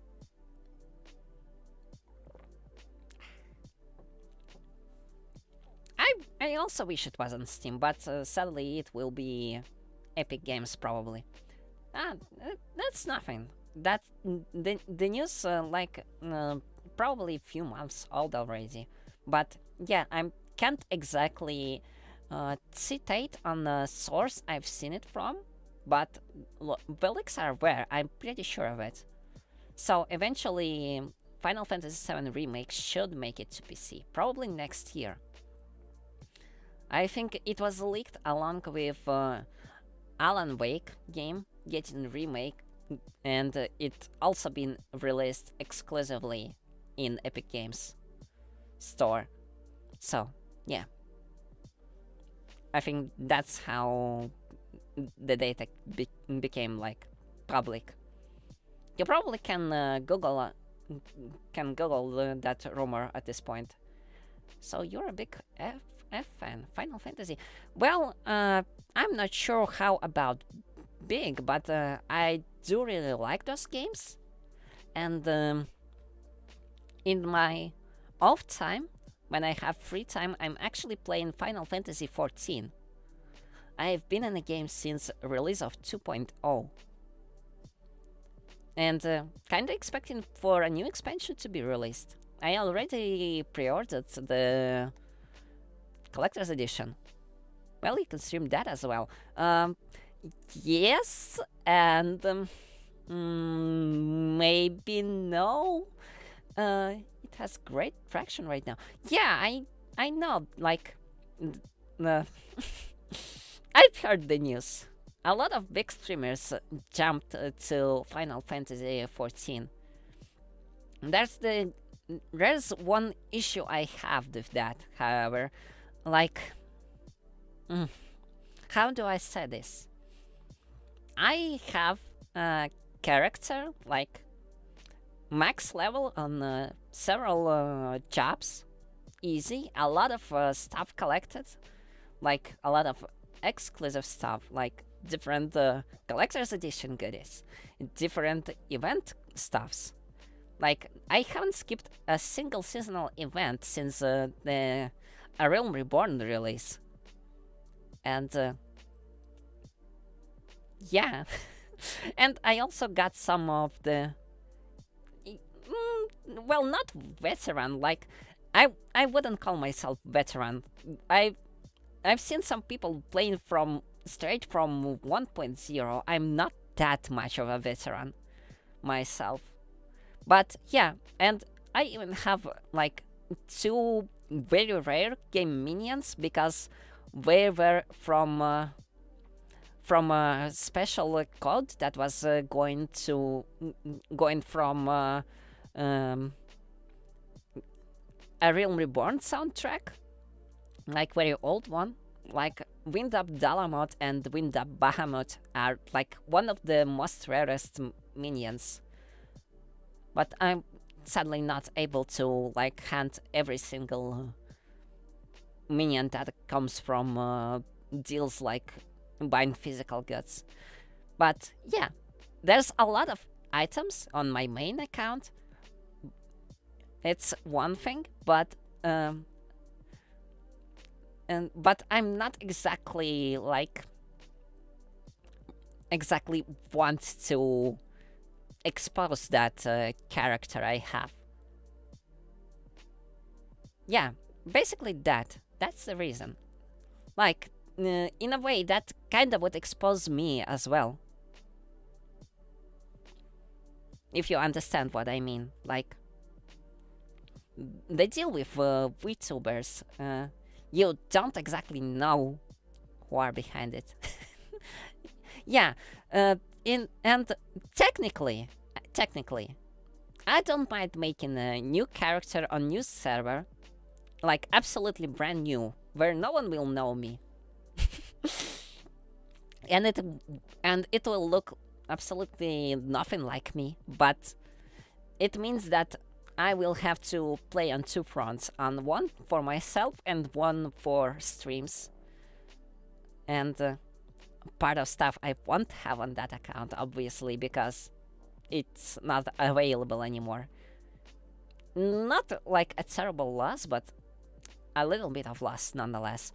And it will take me time to like grow from level 1 to like the highest of the highest. And if with the fact that actually, as you mentioned yourself, the game attracted a lot of people right now, both the new player base and the streamers. I'm not sure how much of like, how do I say this? How much of people would actually be interested in following someone's brand new adventure? It's like also feels like the case for me. I know that right now I'm a little tight on budget, so I won't be like able to afford to buy myself story skip and level skip stuff. And let's be clear, I know the story of the game all too well. I've been playing even before the A Realm Reborn story got nerfed, because in its current state, some of the quests got shortened, some of the quests got cut completely, and the overall progression was basically sped up. So the people would get to level 50 from the very bottom much faster. But like, it probably would take me like, I guess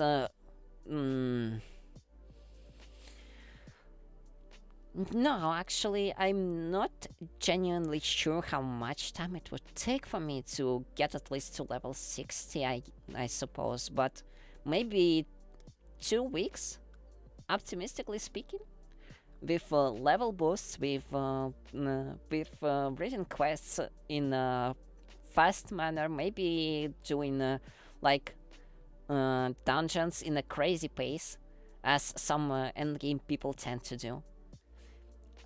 I would probably get myself high up rather fast. If I were to play behind the scenes, I would probably do it even faster, like dedicate an entire day to like progressing the game and hitting the end game. But I'm just not entirely sure at what kind of audience I should be aiming. Like, should I aim for people who actually want to see the content experience from a scratch? Should will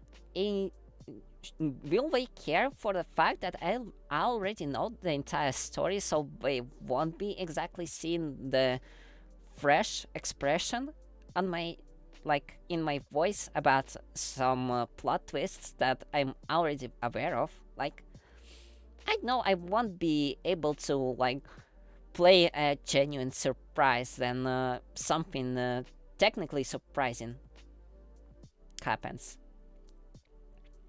Maybe a content for new players. Yeah, and one of the points that I also might make, being a well long-time player, maybe I would like if I were to play on my own completely, I would probably be able to give some good leveling advice for any new player that comes into the game. So there's also could be that, like educational streams as an option, as a possibility. Yeah,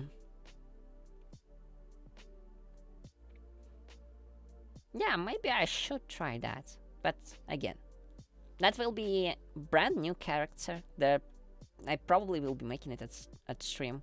I'm thinking hard as well right now. Well, thank you. Although you don't really have to. Like, technically, it's my job to entertain you, not the other way around. But yeah, currently I'm trying to do like 3 streams a week. No, I love seeing YouTubers grow. Yeah, thank you. Again, I'm still have a lot of experience to gain, but yeah, it's coming, but it's coming relatively slow. I'm learning from some of my mistakes. I'm hoping at least. So yeah, right now I have like 3 slots for streams basically per week. And how it worked so far is that I either would throw all of them at one game, or as it goes right now for last few weeks, I would something that would attract attention on YouTube would be okay as well. Well, yeah, like aiming for 2 types of audience, like a stream that can be made as a YouTube video. That probably would require a lot of narration, and I'm actually worried that it might also require a stream to be a lot shorter than it usually right now for me. Like, I'm trying to stream at least for 3 hours a day. So, like, stay in touch with YouTubers that, like, go big. Like, I need to be able to match their pace, so to say. Meet the standards, I guess.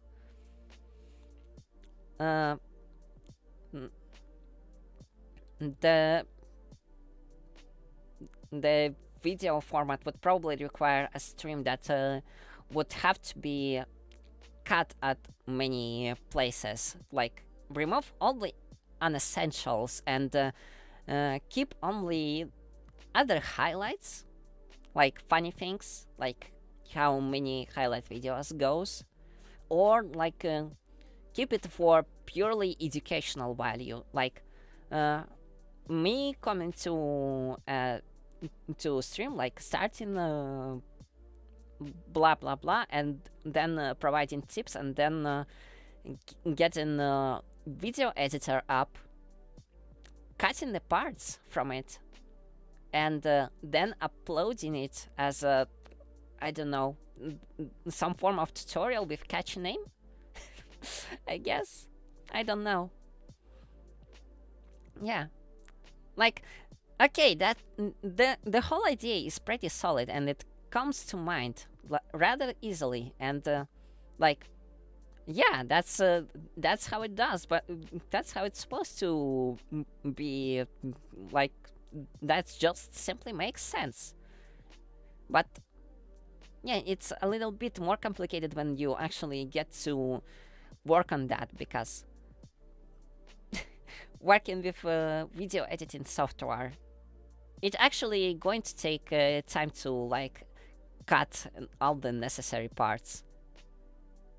Yeah, like, first thing first, I still will have to stream the video and get it recorded. So then I have to download it from either Twitch or YouTube, and then spend like good few hours bookmarking every single minute that would be of use, and then cropping the pieces and sticking them together in a way that would not look like a terrible mess.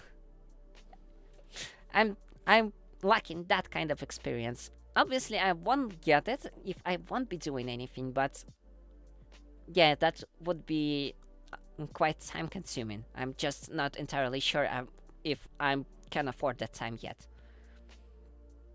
Like, obviously, or maybe not as obvious, but being a Vtuber and like running it right now, I'm running it as a hobby. It it doesn't feed me, and I'm not exactly hoping that it will feed me eventually, but is a new game playthrough not against terms of service? The terms of service, what do you mean by that? What terms of service I can violate by starting a new game playthrough? I'm not sure that that a new game playthrough for Final Fantasy would violate terms of service, and I would not violate any company terms of service because I'm not part of any company. I'm on my own.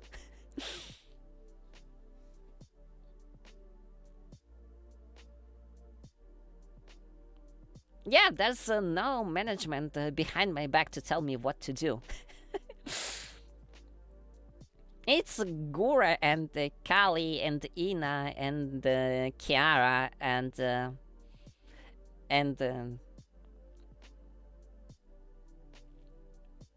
Amelia.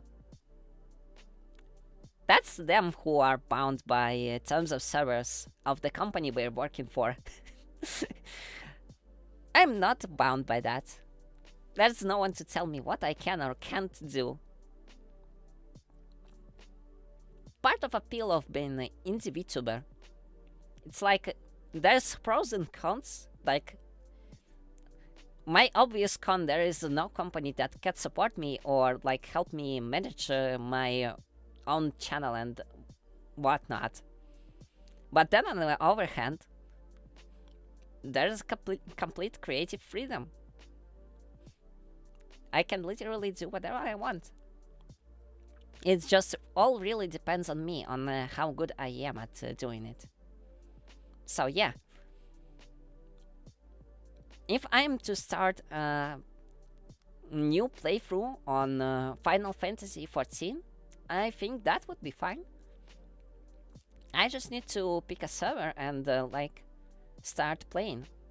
I might start to do it actually after. I probably will start doing it after early access ends for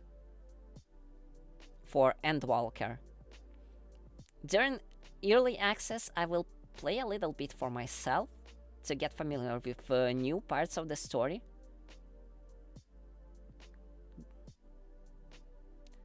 You should look for a good story-driven game that is unreleased yet. Well, yeah, that's...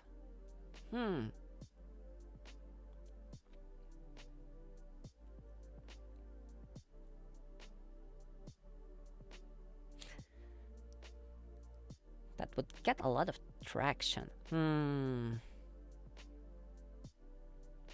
Well, there's one another game I'm still looking for, to be honest.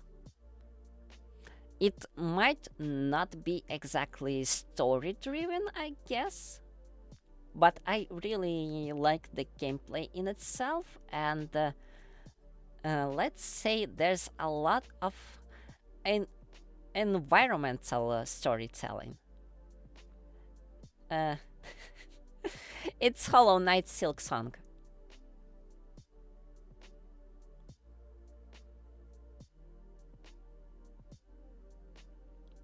I'm looking forward for the release of that game. Hollow Knight Silksong. Have you heard of original Hollow Knight?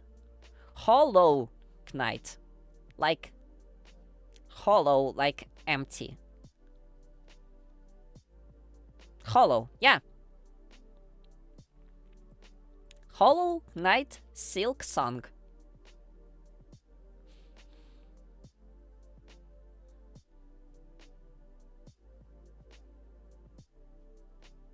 Sorry if my pronunciation is a little bit messy.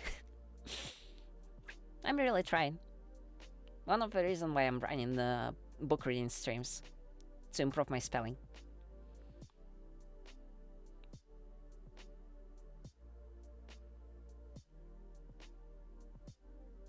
I think that would be perfect. Yeah, I also think that would be perfect. Thank you. But yeah, I really liked original Hollow Knight, it had a lot of storytelling, not exactly right into your face, but it was all around. So if you wanted to know more about the world of the game, you had to explore and look for different places. And that would basically reward you with a little piece of lore here and there. And upload highlights on YouTube. Yeah, that sounds nice. So yeah, I really enjoyed Hollow Knight when it was released. Some Twitter promotions. As of Twitter promotions, I have a Twitter. You might have noticed if you watched my About Me page. There should be widget. I hope it's there. I sometimes question it. But yeah. Just use the game hashtag when it releases. Yeah, I will be doing that. Some leaks from GeForce Now, I guess. I think I don't exactly remember. Some leaks indicate that the potential that Silksong would also get potentially released in February or March of 2022. Oh, thank you. Wait, does that mean that one of the notifications I got is? Oh yeah, you actually did follow me on Twitter. Thank you. I don't have a cult yet. I have like a gathering of loyalists, I guess. Also, I don't really like the cult term. Like, I actually want to be friends with people, not like have a group that would follow me blindly. So yeah. Like, I don't want to get religious about this. I want to be friendly. I want to be nice. I'm not that different from you all. Maybe only in terms that, like, I have. Oh, but we will be blind. No, don't. No need for that. If you will be blind, who will be telling me about my mistakes? Who will be helping me grow? Like, if you won't be seeing my mistakes and I won't be seeing them, we will persist, and that will basically stall me. I won't be able to become bigger, stronger, smarter, possibly. I need someone to see. I need someone to see and to be able to provide me guidance.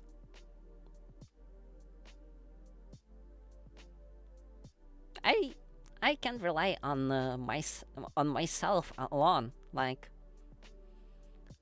I want support, but I don't want a kind of support that will be just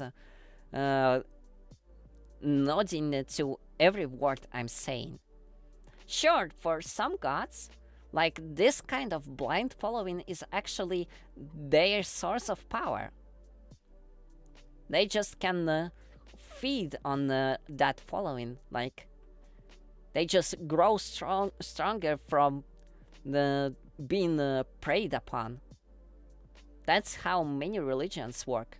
I don't want to be that kind of god. I have my entire domain that I can rule, but don't know exactly how to rule it yet because I'm pretty young. But I want to become better. I want to become better than that, than the gods that have to rely on blind following. I want for us all to be in it together. So, in part, I will be influencing you a little bit, probably, and you also will be influencing me. I feel that's the best way it could be. Yeah, everyone is really hyped for Hollow Knight Silksong. The verse Silksong is actually a big meme in the Hollow Knight community. Because the game was announced a few years ago, actually, and the amount of news on the game is really, really small. You can stream the first game as well. In preparation for it. Yeah, I probably can, though I'm not sure how successful I would be with that. It's how do I say this? Community market for Hollow Knight. Like, it's already have some very strong players. The Mossback, he is like making a lot of lore theories, so much that the game theory tried to link into him to try to push their own theory, which is like, it wasn't good. People didn't like it. The Hollow Knight community like literally bombarded that game theory, the game theory video about Hollow Knight. And then the Mossback himself made a video debunking the whole theory. And it was kind of fun in its own way to watch. He is a pretty big person in the community, so everyone goes to him for lore, probably. And then there's also very strong speedrunners community, and one of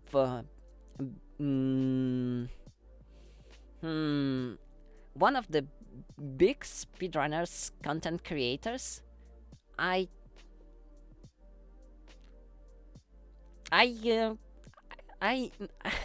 forgot his name somehow.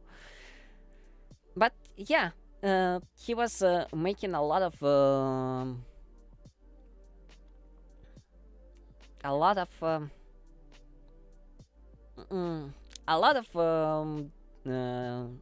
speedrunning videos, and then right now he also grew up to make general content aside from just speedrunning videos, or like competitive playing, because apparently there is a mod for Hollow Knight that allows a form of multiplayer, so people can compete with each other, like the stuff that over other speedrunners do, namely Dream.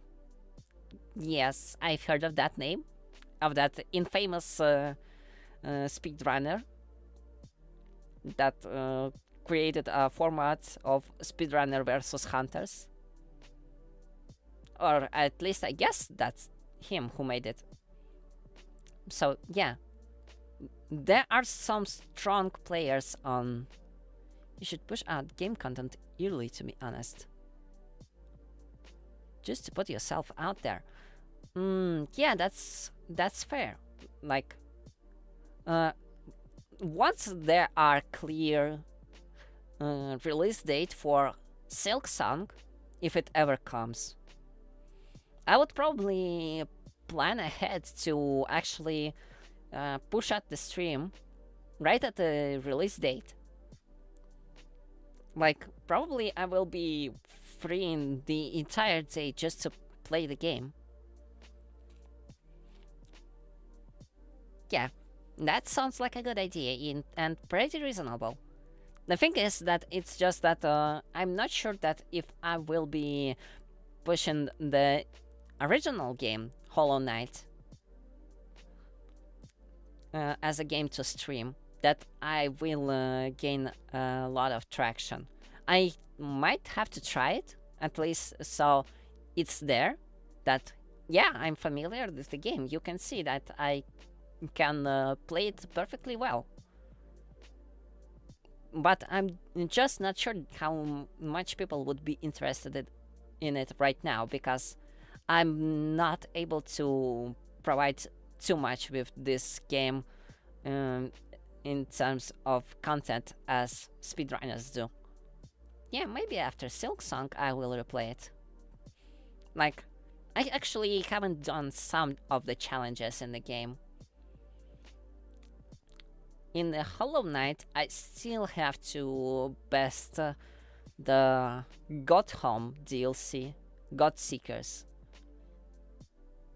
which is basically boss rush. It's really hard. And then I never bested the Steel Soul, which is one life mode.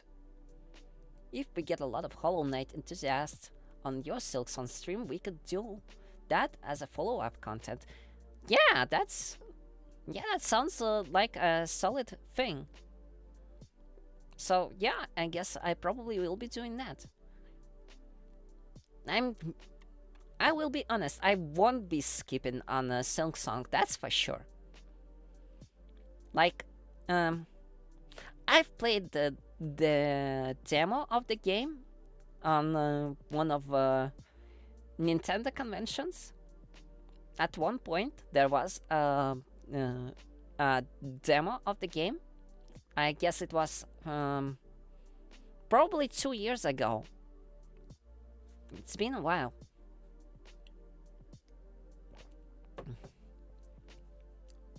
And the gameplay, the controls were quite different from the original game. I had a little bit of hard time getting used to it. I'm hyped as well. I'm actually quite hyped. I'm still hyped after like. When did they announce the game? Let me. Silk Song reveal trailer. When was it?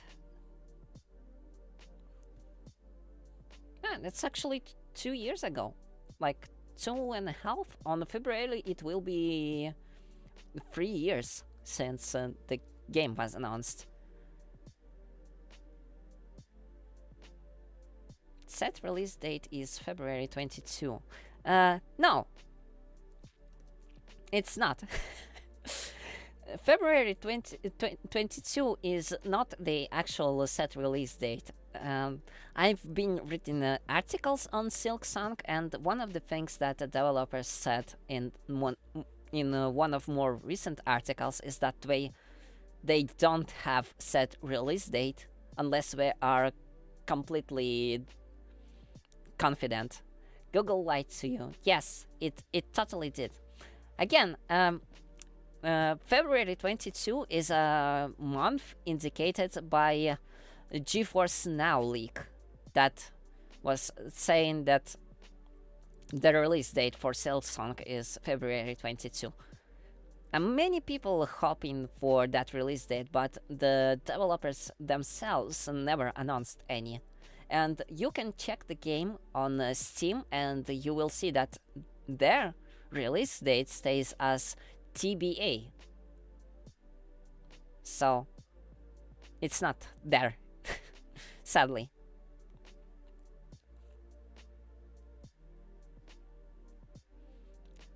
People hoping that it will be in February 22, but in articles about Silksong, developers stated that they want to give the game as much polish as they can before releasing it.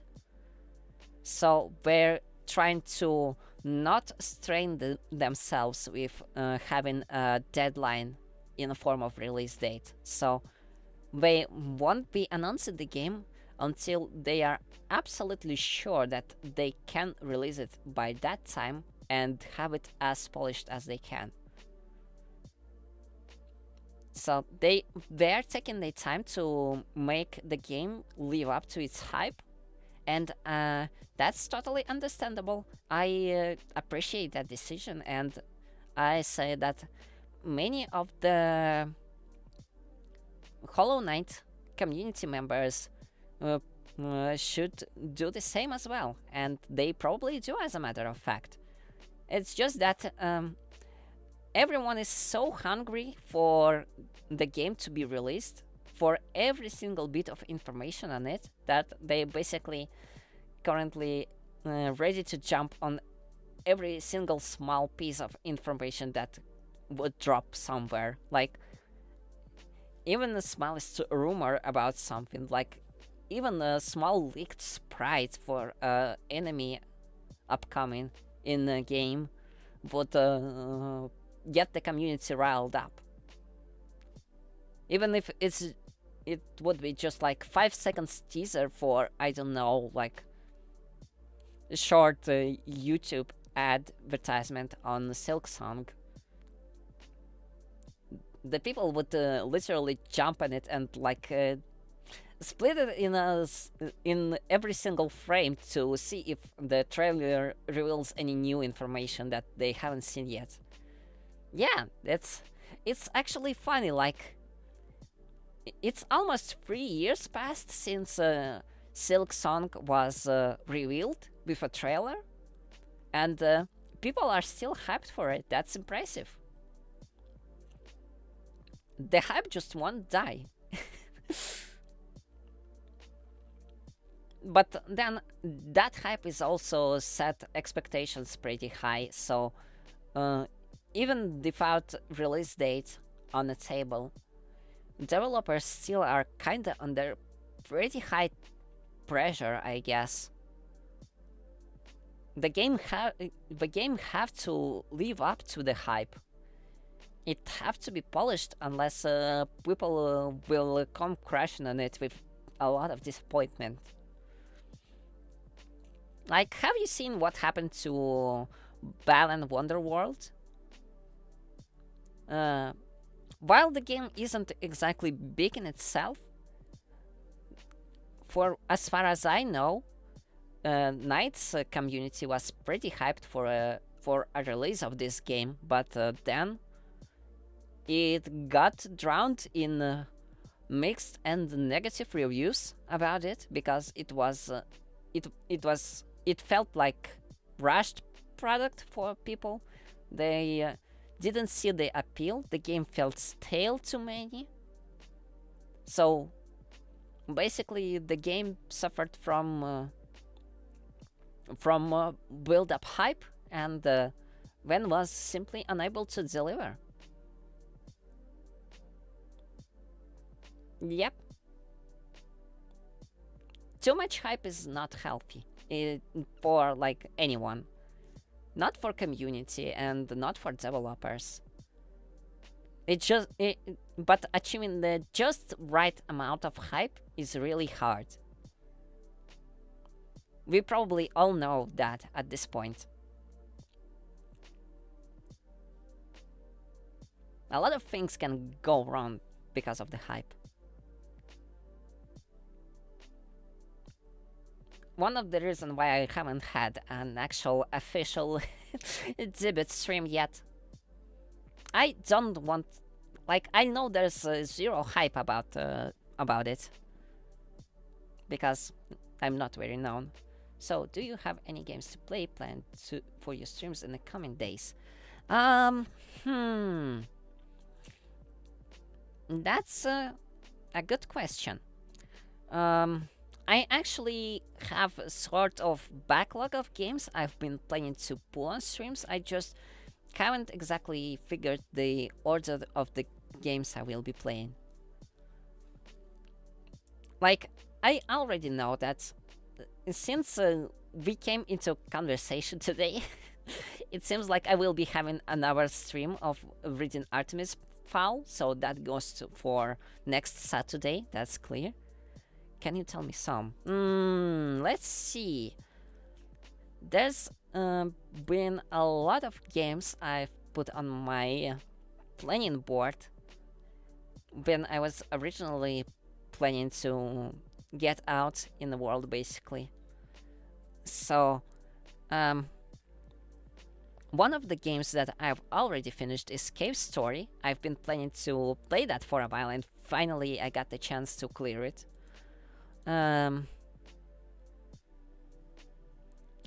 I've also been thinking to play original Knights game, like very first one. Rayman Legends.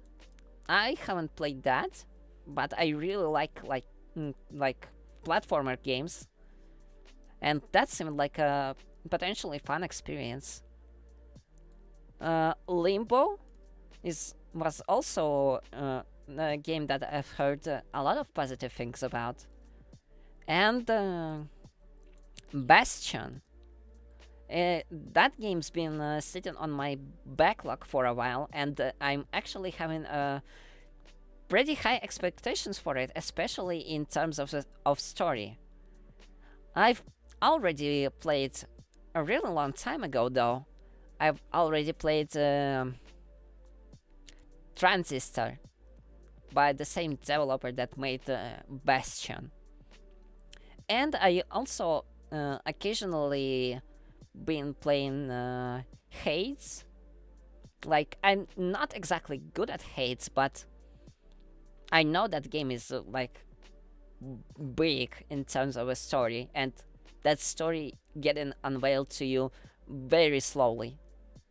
Like, you have to clear the game multiple times to actually get the full picture of a situation, of everything that happens in the game. So, I was also thinking to play Crypt of Necrodancer. Hades was big, but probably 2 months ago. Yeah, that's fair. The traction died out already. There's probably still some speedrunners trying to like optimize it. But yeah, I suspect it's just not too big of a hit. It's a good game, but just not too big. That's in terms of games that I've never touched before. And as of games that I've already played, I've been thinking to like replay, maybe start a fresh playthrough for Dead Cells, maybe?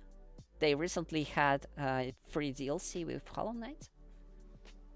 Like, with Hollow Knight weapon. So, basically a cameo. Yeah, another question. Yes, sure, ask away. I will try to answer.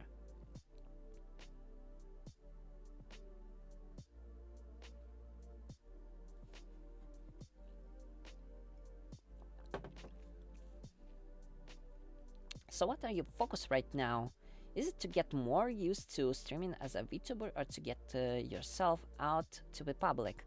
That's a good question, and I guess it's more about the first. And like, I still need a lot more skill to actually be good as a YouTuber, as VTuber, as streamer in general. And the whole point of like test no, of Take Flight is for me to get used to streaming, get used to consistent streaming. Yeah, I want to level up my content and improve its quality. I really, how I see this right now is that the big thing about how successful I will be is a quality of content I deliver. Not just like how many views I have on a stream, how many followers I have. That will come eventually. But if my content is not very up to the standards, I simply won't be gaining too many people on the streams. Like, I don't want to concentrate on the growth itself, like on the growth of just a channel in terms of numbers. I want to make a change to myself that would be beneficial long term. Like, so it wouldn't end up like how do I put it? Like, so I would run streams for like half a month, get absolutely no result, learn absolutely nothing from it, get only a few followers, and then simply abandon it because I'm just too tired and can't like care less anymore. I don't want that. I want to understand what would benefit me in long term. I would like to improve my own streams in a way that it would interest more people to watch them, that it would and then start to gather uh, an audience for specific types of content, and basically uh, make content of my own to provide to that audience, to not just like work of the games, books written by others, showing of arts, and etc., etc. Like to be able to contribute my own content via streams in a way that it would interest people. I still need to learn that, and that's kind of my main focus. I'm still not exactly entirely sure about what niche I want to aim.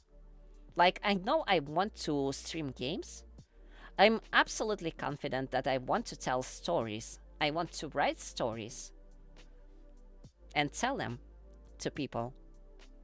I have some projects in the cooking even for that, but they just have to wait until I will grow a little bit bigger. But in terms of games, I'm just not entirely sure what would be the best content for me yet. Like, that's where I'm mostly testing the ground right now. Like, trying different games that I feel like I will be favoring, but I'm just not sure what games will be interesting for people that would be visiting my streams. So, I'm trying to see what sticks and what not, checking through analytics, watching their people might be more interested. This broadens my way of thinking as well. Yeah, like, I know that there should be some sort of focus. Like, there's probably should be at least some certain type of content that I need to do for my streams. Not like that I focus on a single game or a single story or something. But I still need to figure out where exactly lies that golden lining to it, where I would provide content interesting to others that would still also be interesting to me, that I would enjoy playing, so others would enjoy watching me, and I would provide it, and it would be rather entertaining. I still need to test all the grounds that potentially can be beneficial and provide me with required experience. But I know that it will take a while.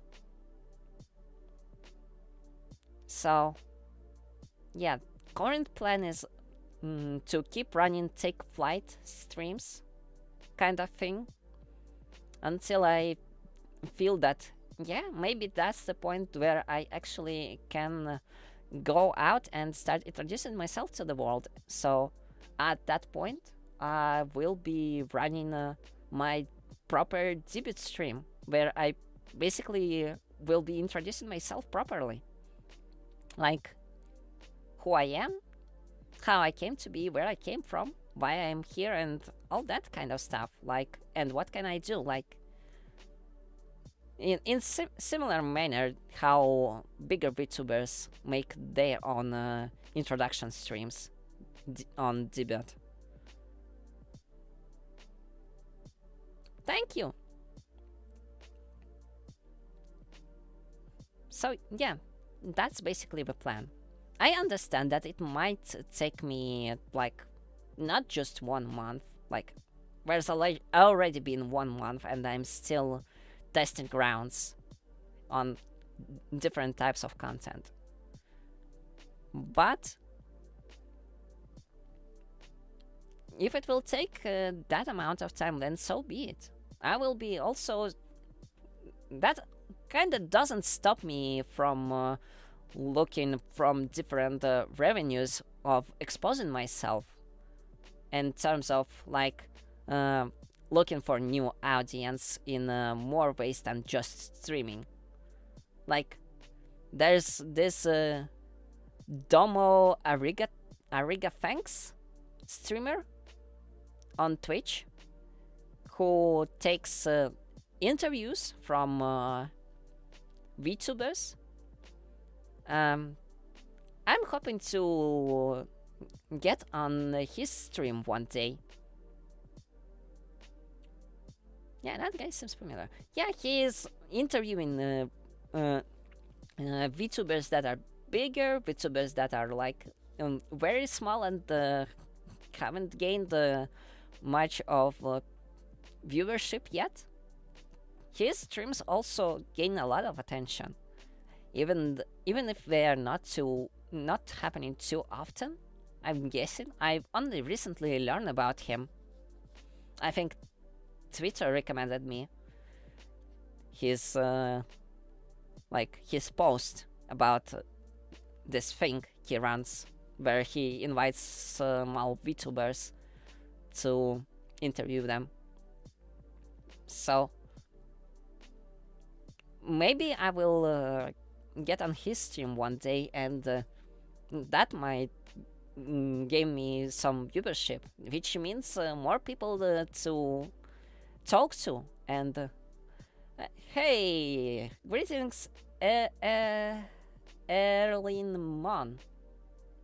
Greetings, Erlin. Nice to see you here. Sorry if you came to listen to reading a book, because I ended up doing not that. I'm really caught up in conversation, but you're free to join that conversation. This turned into a discussion. Yeah, how are you? I'm doing fine. We are talking about VTuber things, I guess. About VTubers, about interests, about like playing and all that stuff. Hey, it's really fine. Interactions between the streamer and the viewers is quite important. Hey, thanks for following.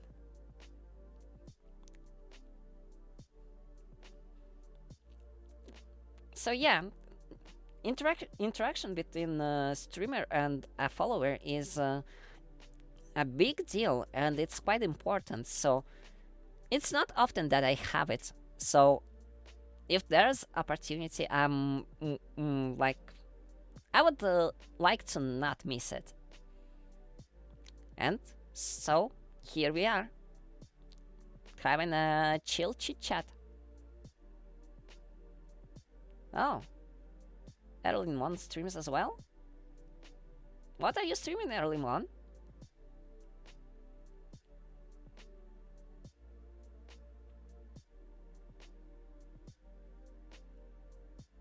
I just realized that I have the chat Genshin Impact and Cookie Run for the most part. Ah, gotcha. We have more gacha people on my channel now. Hey! People are following each other, nice.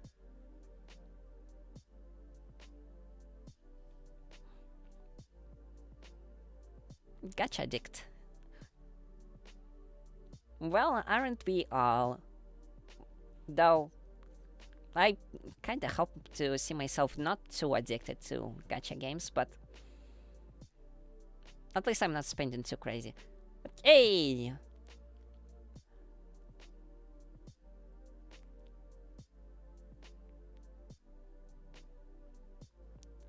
By the way, how do I read your nickname right? Is it like Flask9?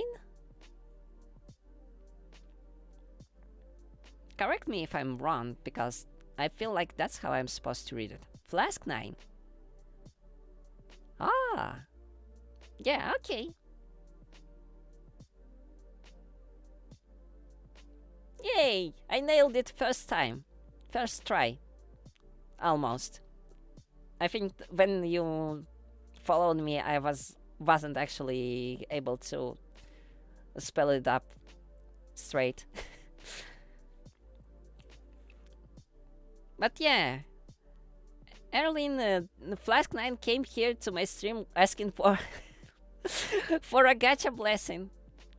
I guess I maybe can share some of mine with you as well.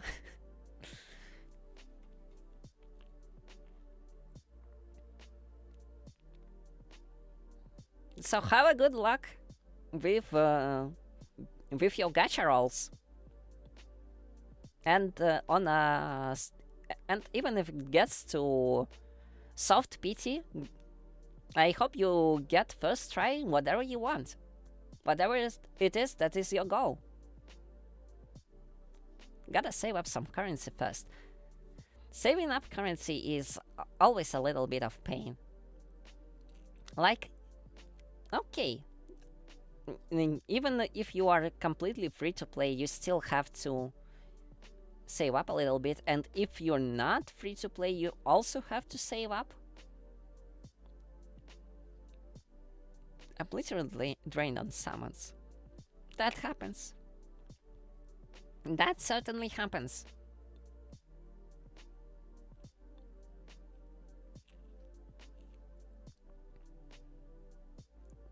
In the Project Neural Cloud right now, actually, after the current banner was released, I had a pretty good luck. Like, I think I had to roll like 30 times to get a new character, and along with that, I was also got spooked by one of the characters I didn't had until yet, which I was planning to get with fragments, but was like stalling for it, unsure that it was worth it. And boy, am I happy that I didn't buy it with fragments. I got to use those fragments somewhere else, and if I got the character from gacha, that would be just sad.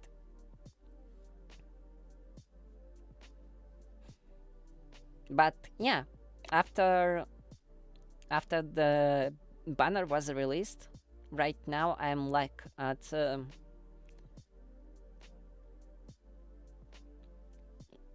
I have a currency in the game that is used for purchasing the summons, the rolls for a character, and I have like I have the amount of it worth like 30 more rolls, but I'm just won't be using it for anything just yet. I'm suspecting that in next 2 weeks they will probably release another banner. Maybe by the chance it will be a banner for a character I don't have still. So I'm actually modded for another Vtuber, and she averages 8 to 10 viewers every day. Apparently a game where you co-op with viewers is also good for traction. You know, you may have remembered me telling that I was thinking of playing Dead Cells, right? Well, the Dead Cells have something called streamer mod.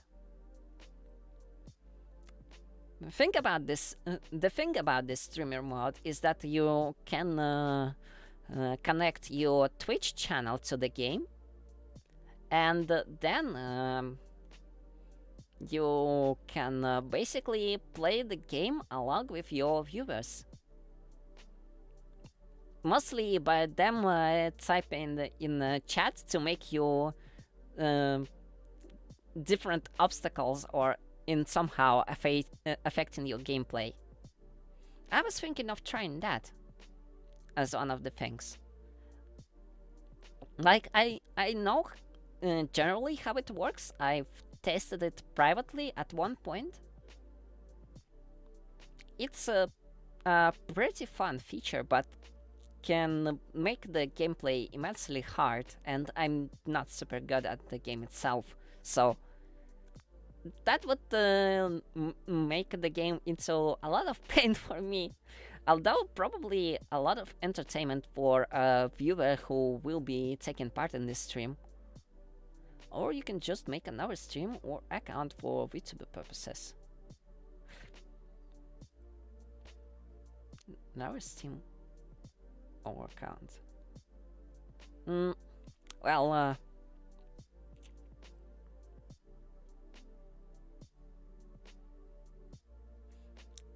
I actually have Steam account specifically for Vtuber purposes. So playing Dead Cells on this channel would not be a problem for me. I just need to set it up.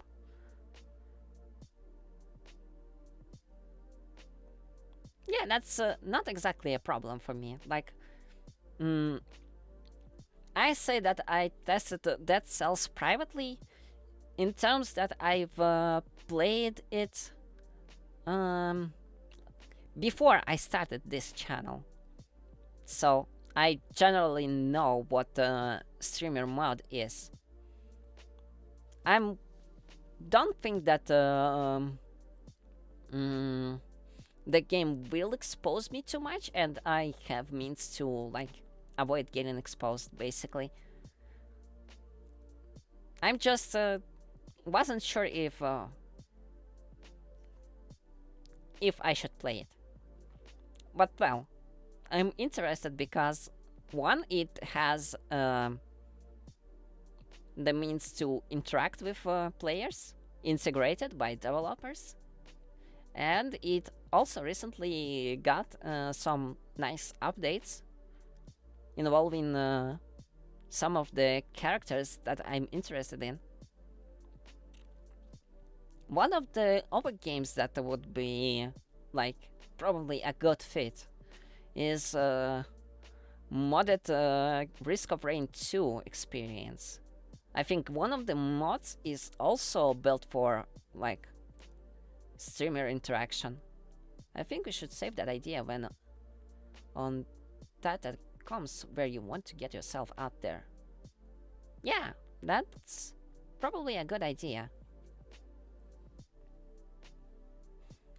Yeah, I am also pretty decent at Risk of Rain 2 game, so, and I know there's mods that allow for streamer interaction with chat. So the chat would affect gameplay. I'm not entirely sure how. Left 4 Dead 2. Let's go. Yeah, that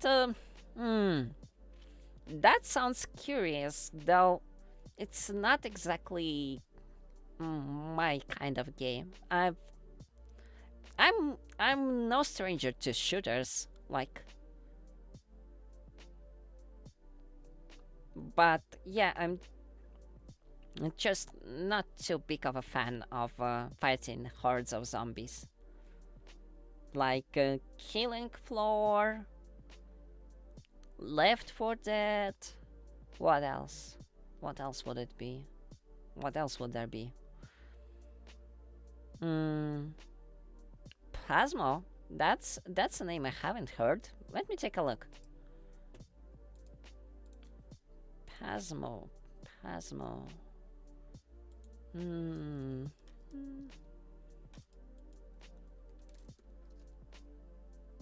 Phasmophobia. Ah, you mean that one. I've heard of that game. I think it's not so much of a shooter and more of a general horror game. Yeah. Well, I'm not sure. I haven't watched too many videos about it, like other people playing it, so I'm not exactly sure myself what kind of the game it is, like what it would present. I'm also not a big fan of jump scares and that kind of stuff, so I might want to try it. Though then I still need someone to play with, because it's co-op game, so I would need at least one person to play with me.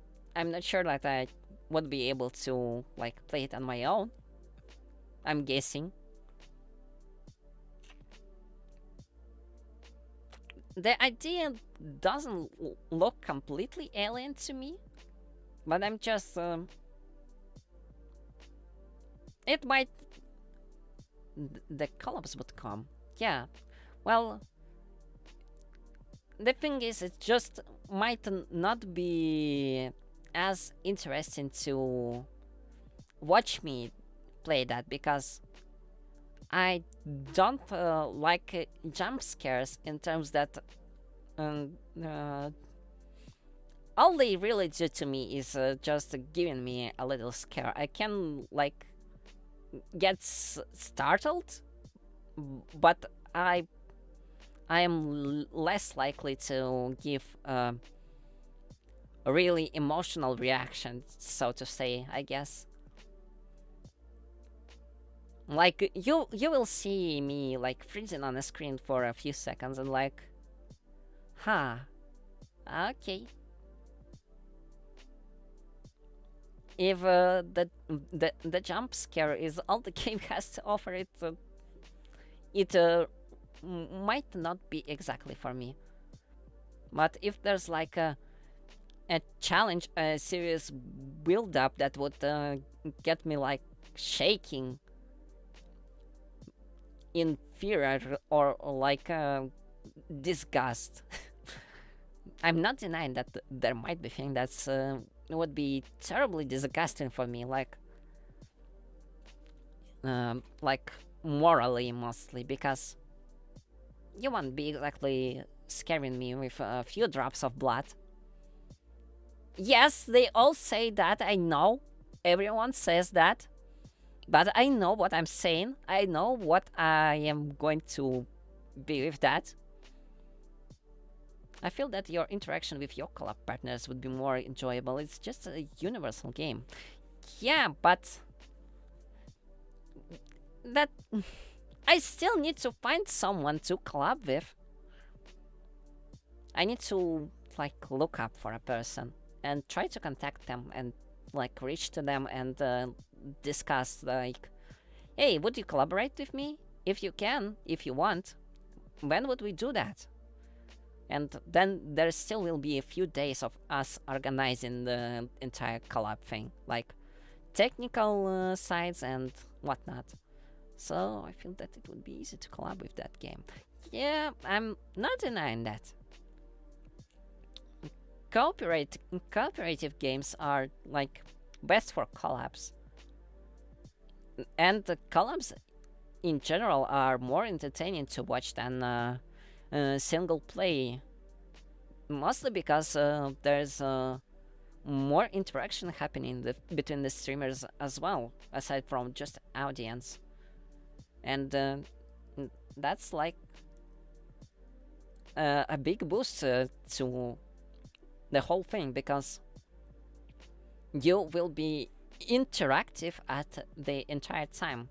There just won't be a moment for you to stay silent,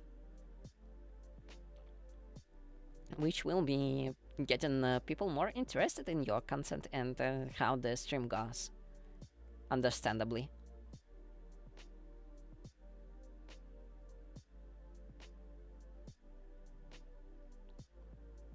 Still, while this is an option, I still need to like look up for a person who would be interested in doing a collaborative stream with a complete stranger. That's still one of the things that like worries me the most.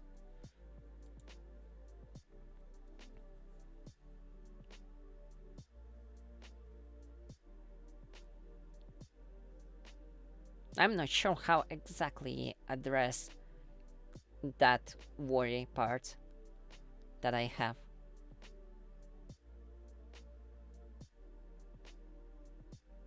Oh, Rush, I'm seeing you take on some content opinions.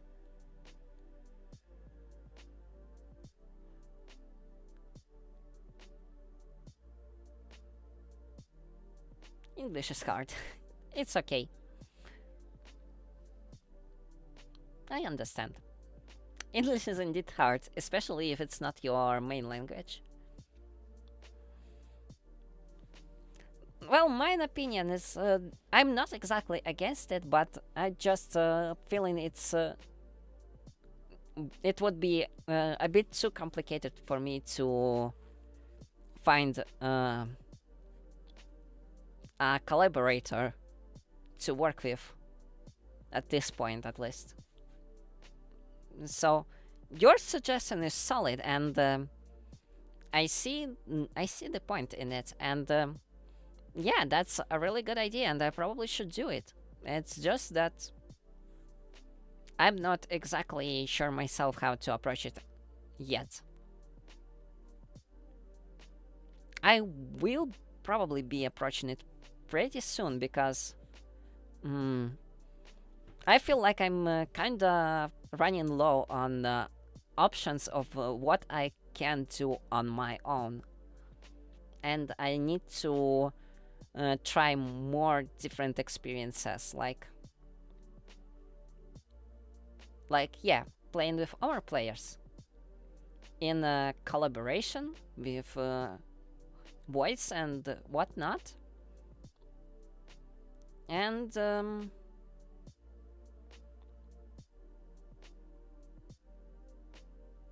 what else? Maybe some games that are generally multiplayer. One of the things I've also been playing at one time was Warframe, but again, I will have to make a brand new account to play it on stream. I think you should try to pump out some solo play gaming content.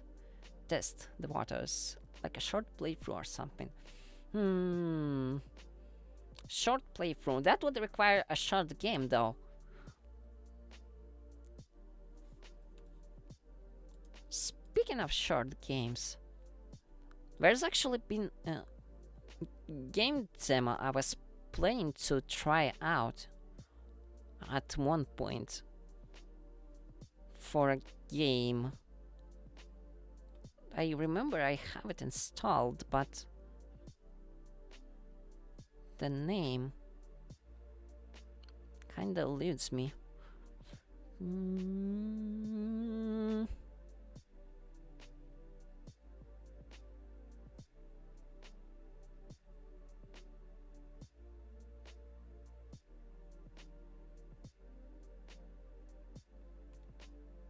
It's not on the list. Why?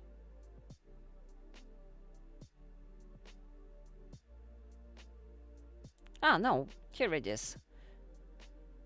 Chiaroscuro. The name of the game. The game is still in development, and there is basically a short demo available. And in style, it seems to be pretty much close to Hollow Knight, so I wanted to try it out. I expect it to be pretty short, like I probably will be able to cover this game in an hour. I still haven't touched it well, so maybe I will do that.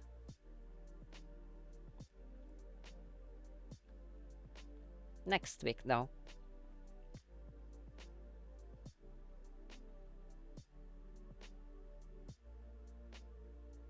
Do you like shooters as well? Well, I'm not saying that I like them, but I'm okay with them. At one time, I was playing Team Fortress 2, like it was a really long time ago. And I was been like, Valo and Apex have good traction. Valorant and Apex Legends, I assume. Yeah, I've heard about these games, but I'm not exactly a competitive player. Like, the only competitive in my eyes as of the shooter, the game that I've played would be Counter-Strike 1.6. Like, it's been a really, really long time ago, but it was a thing. Maybe you had that time when there was like there would be the memories, nostalgia. D-Dust, yes. The times when there would be like an entire rooms with rented PCs set up. There you just come with like a whole bunch of your friends. Everyone would fire up Counter-Strike at once, create a server, and then play in terrorist versus counter-terrorist battle, like 5v5, two teams, one against another, and who would best who, and like spend an entire good 1 hour playing it. Just like a lot of competitive gaming right now is, like in League of Legends, Dota, Counter-Strike, Global Offensive, all this.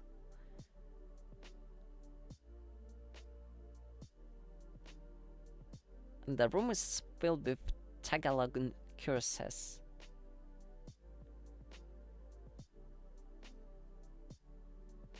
I'm not even sure what Tagalog curses is.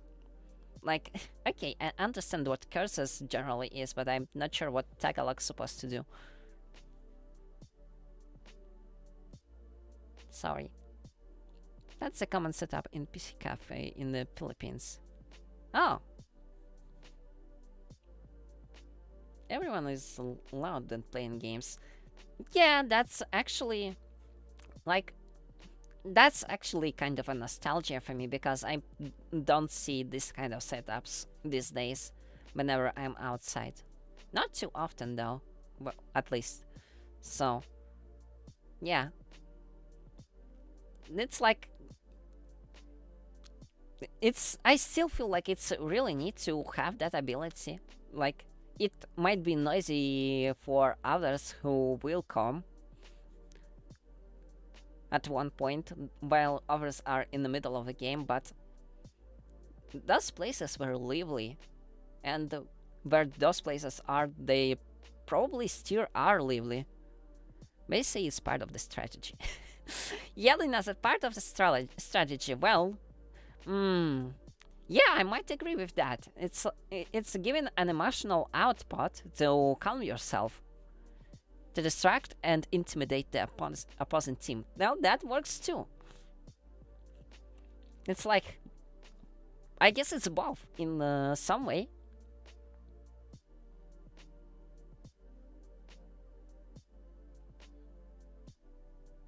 If it works, as the saying goes.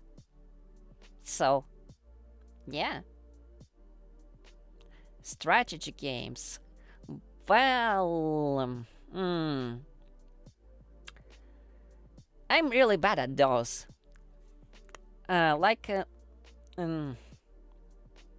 Heroes of Might and Magic, I know that.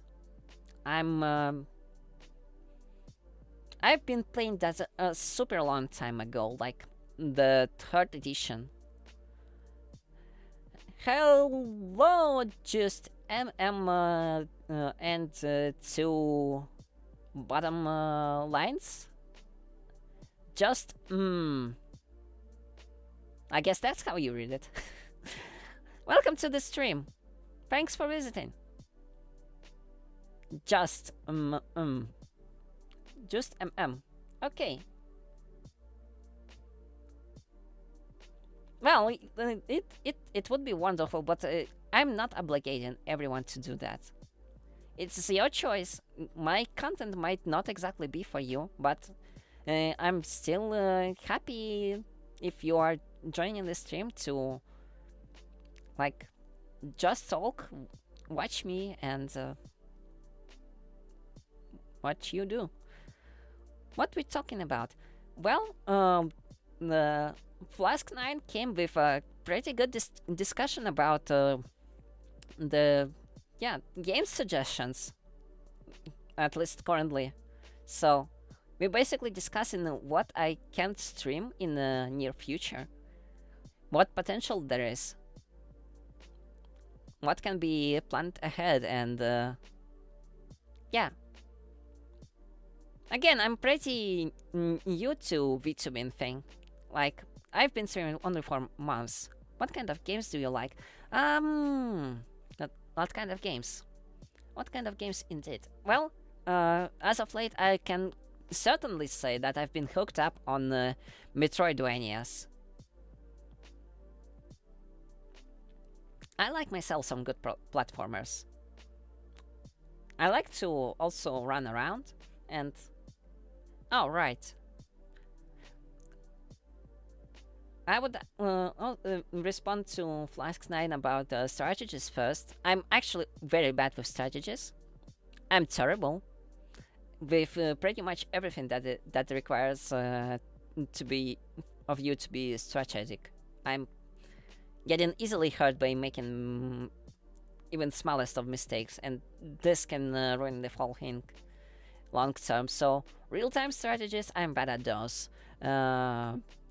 Turn-based strategies, I might be slightly better, but still pretty bad. And like the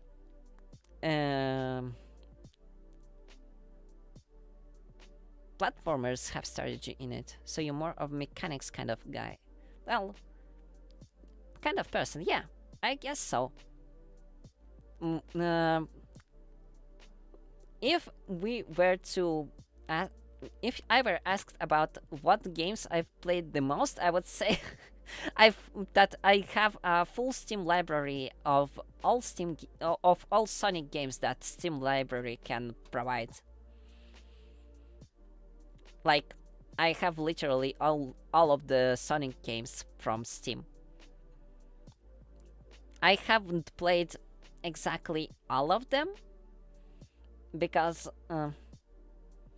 not to sound rude, but Sonic Lost World, Sonic Forces, Sonic the Hedgehog 4 aren't exactly good games from how I see them.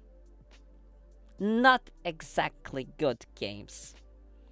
But I really enjoyed playing Sonic Adventure and Sonic Adventure 2. I've played the entirety of Sonic Heroes. I also played Sonic Riders and Zero Gravity. And I played the classic games as well. I wanted to try Sonic Colors. Oh, right. I actually haven't purchased Sonic Colors since it was released on Steam. I was planning to buy it at a later point, for a collection at least, but not on release, and I'm kind of thankful that I haven't pre-ordered it, because it was riddled with bugs and glitches, so that was a close call. Thanks. I'm not even sure myself what kind of accent is mine. Now it's mandatory for us to ask about the way. I don't know the way. I am not the queen. I'm certainly not. But, well, yeah, I know that meme. I'm not seeing too much harm in it until it's like getting too forced.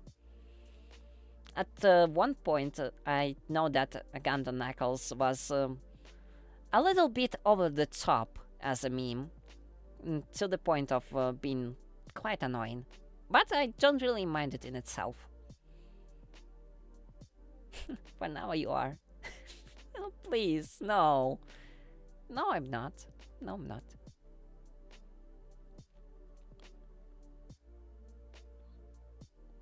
Nah.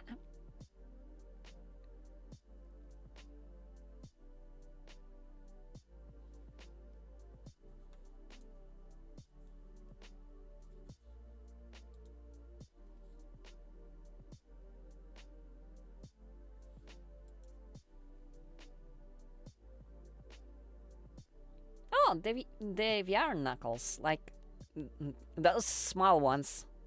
Yeah, I've seen some VR highlights about it.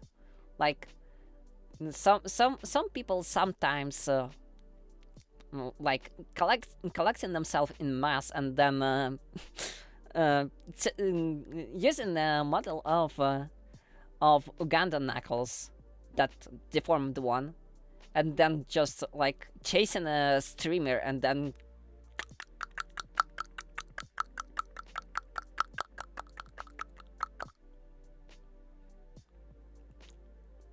it was kind of funny if it doesn't get for it if the joke doesn't run for too long. Like, I can understand the general annoyance that was caused to people by Uganda knuckles being extensively forced. Yeah, like if people are getting the joke to be like, if the joke gets too far and simply becomes annoying, it's not fun anymore. Yeah.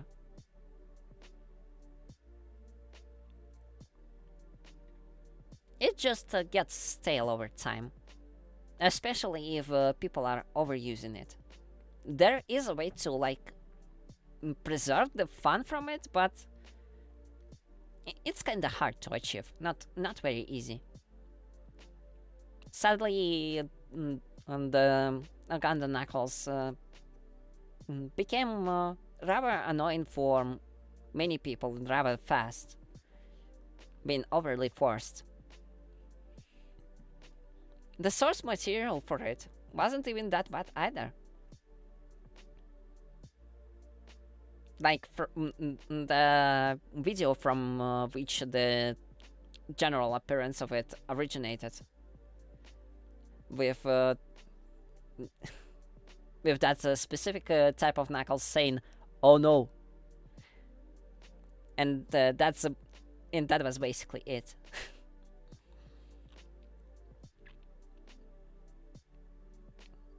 I think if my memory serves me right, the the meme itself came from a Sonic related video made by the artist that makes those with a grain of salt game videos, where he reviews a game and like with a grain of salt, and he makes some short animation he puts here and there in it.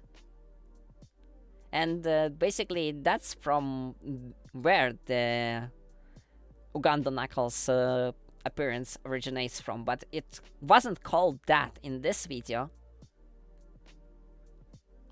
It's just that people saw that short clip and then started to build up on it, and that's how the meme was born, and then it grew out of proportion.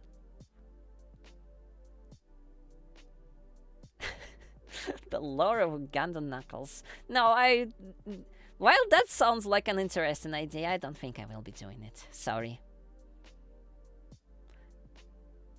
People people already like worked so much out of this meme that trying to like push even more from it for myself sounds like generally not a very pleasant thing. From behind the memes, yeah, I can imagine. Like, there is some channels that exclusively focus on like explaining memes. Oh, hello, the person with a nickname in Chinese that I can't read. I'm sorry. I would like to try to spell your name, but I don't know Chinese, so some are very strange memes. Yeah, I agree. But still, welcome to my stream, to my channel. Thank you for visiting. The unknown person with a Chinese nickname from YouTube.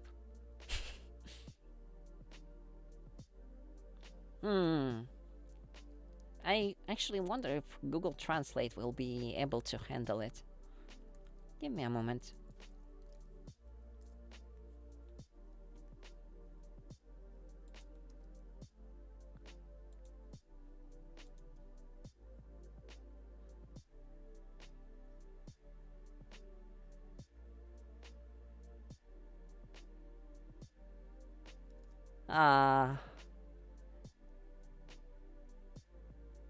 My name, Aviation Industry Corporation.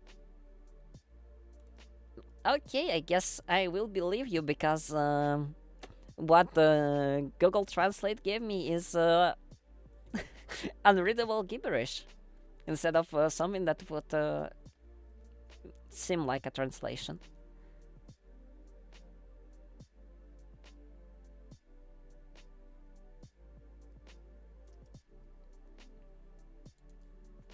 Actually, let me try DeepL Translator. Maybe it will do better.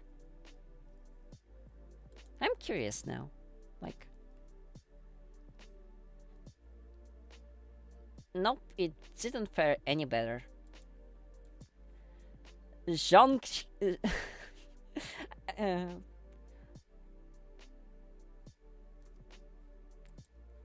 Yeah, that's basically what the Google Translate gave me. Zhonghan Sai, Grassland, Qingdao, Xuanqi, Yuan, Shaolin, Lin, Zhang Zui.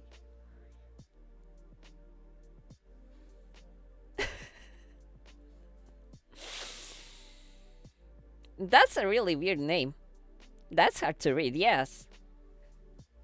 And it's hard to read, it's hard to spell, but it's certainly unique.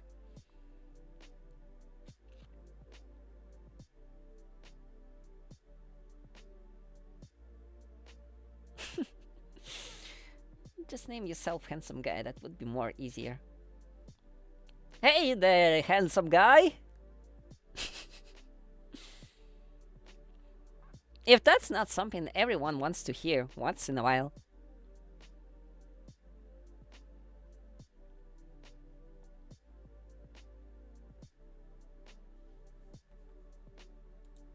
Ow.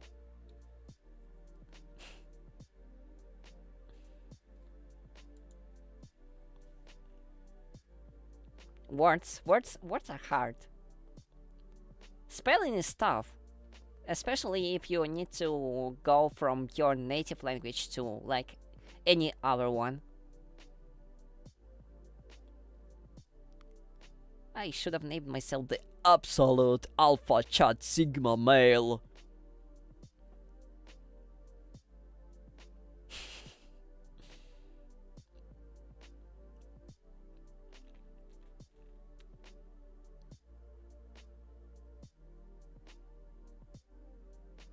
Grind said. Ah? What? Hey, thanks for the follow. Thanks for the follow. The Absolute Alpha Chat Sigma Male. Will that do?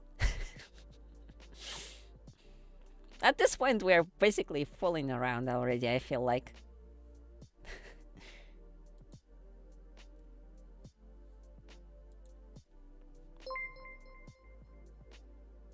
Hey, thanks for the follow, Just MM.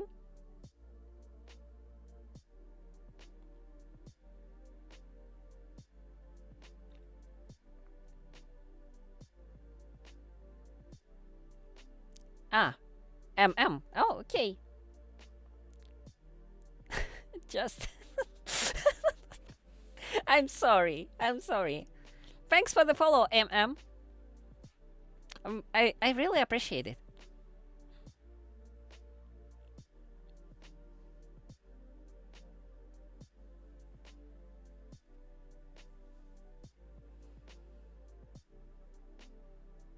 This is great. Yeah, that's actually nice. Just having a chill conversation here on the stream. I'm glad that I get the chance to enjoy it now. It's not often again that it happens. Just to have talk with people. To see what they like. I know, I look for small streams. Well.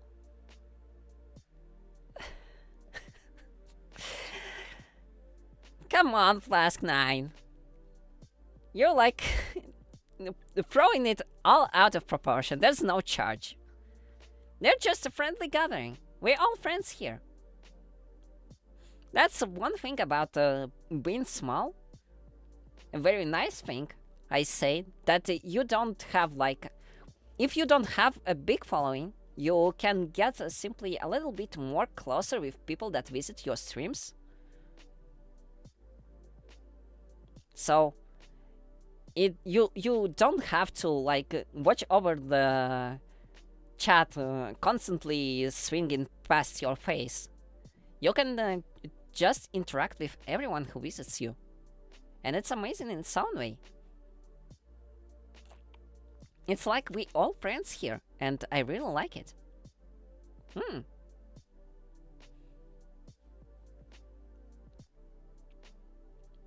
It's probably not exactly the mindset that is quite common among the peoples that visit the streams around, but it's still there, and I really like it for being there. We are the 2 founding members, MM. Just talking to 950 people is hard for streamers. Yeah, and that's fair. Like, actual bigger VTubers, like having how many viewers in general, like what would be the medium? Like Hololive probably gets around 10,000 of viewers per stream in general, and that's like constantly scrolling text on chat. For gameplay it's cool, but for just talking it's not really. Yeah, one of the reasons why we probably run like those super chat streams, which is, well, it's the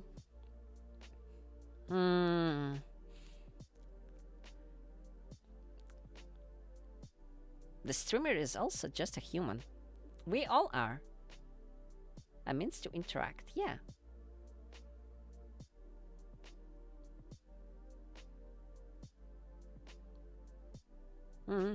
Yeah, I agree to that. We can see everything. Super chat is means to hear the viewers. Well, the one thing about super chat is that to use that terms of interaction, you still have to like at least throw a little bit of coins. So basically, interacting with your viewers sort of becomes a job in its way.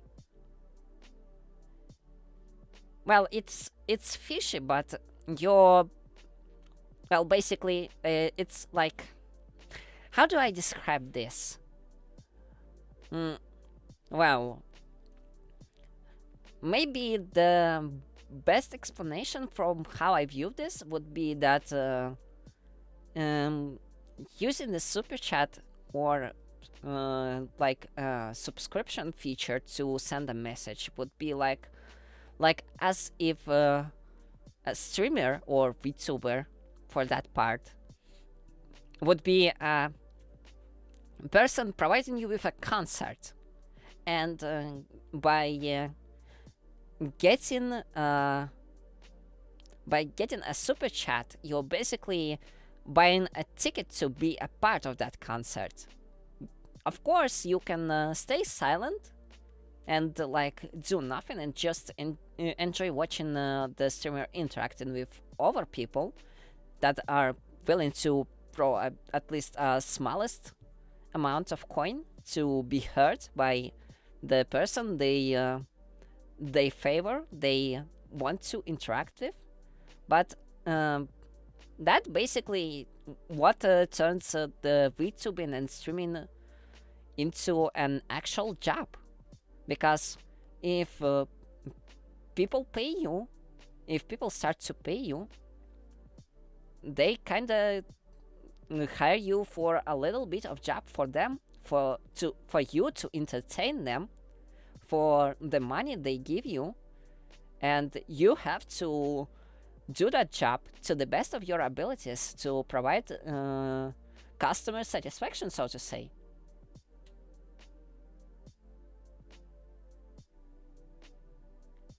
That's still something you need to grow to become.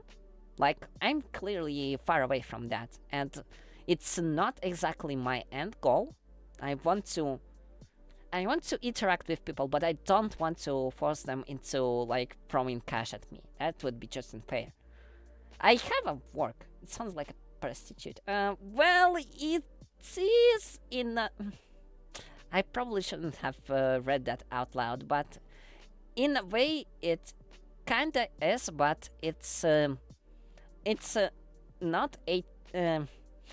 It's not the content that is not for kids. Technically, you are selling your voice, yes, but in all fairness, you don't necessarily have to. In part, it's your choice to give that money, and it's also a choice of a streamer to accept that money in a way, because you still have to basically open super chats to be able to accept that cash from the stream. So there's kind of both sides involved. And yeah, you better not ask streamers to do something unsightly with their voice. Of course, free will, and some like it. Only me, I don't like that. It's fair. It's not for everyone, and every person have the right to have their own opinion on the situation. It's only fair that everyone sees one thing in a different light. The way that they've learned to see it. We all live in a different society, basically. Like, we have different people around us that teach us different ideals, different things, different morals to follow. If we feel that said morals are right for us, and we follow them, it doesn't necessarily mean that those morals are completely wrong, that they are absolutely unjustified. So, yeah. We live in a society, yay! I haven't watched that movie, by the way. I'm not sure, but I think it's a quote from a Joker movie. Like the recent one that is just about the Joker. Yeah. I've heard the meme, but I haven't seen how it came to be. I heard that the movie itself isn't too bad. Maybe I should watch it. Not on stream, but just for myself. If I were to watch it on stream, I would probably get like a huge bonk from platforms I'm using, and that would be a big no-no. I'm still too small to, like, even to lose whatever I get. Yeah, copyright bad. It's funny that I've played the Journey recently, and I still got like not like I got hit by copyright, like as a huge hammer landed on me, but like if you were to watch on YouTube my video on of me streaming my Journey gameplay, you would probably get some ads, and that's not exactly my fault. The thing at fault is that there is in the end titles there is a song playing that is a part of the game, but for some reason it gets copyrighted, and the owner of the song basically gets the ability to apply advertisement to the video that mentions it, that has it. Like, there's 2 minutes of that song, and because of that, this video is kind of out of my hands, basically. One of the things I can do is like mute that part of the stream, probably, but like I've been talking there, I can't mute just the song. That would take me some editing, and that would literally cut off the music from the game and have me to re-record myself saying things. And that's just like, I don't exactly like that idea, but I also don't like the idea of like having someone profiting from my video just because there's a little bit of music from the game playing. Copyright is complicated, yeah. It's also sometimes feels kinda stupid.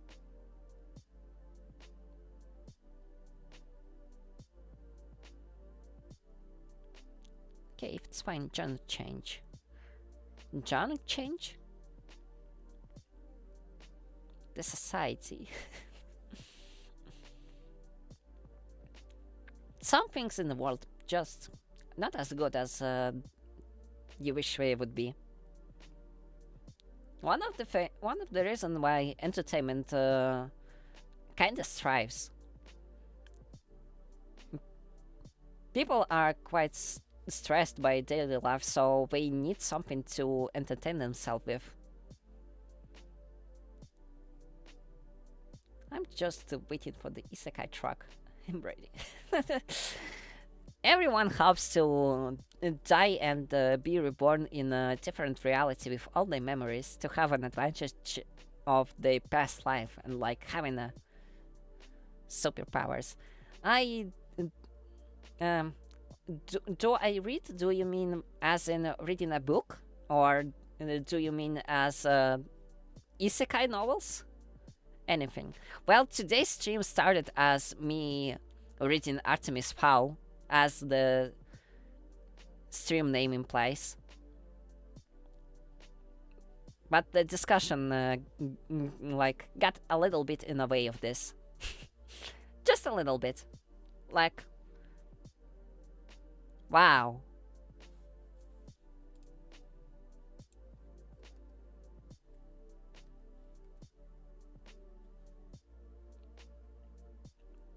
I've been streaming for almost 4 hours already.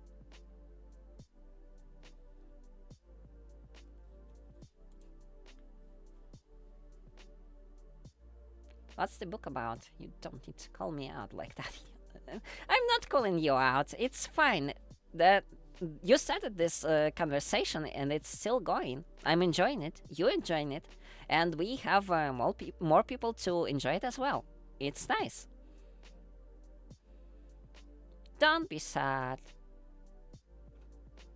I'm not doing it because I don't like you. I'm telling that because I actually like the entire discussion. Hugs!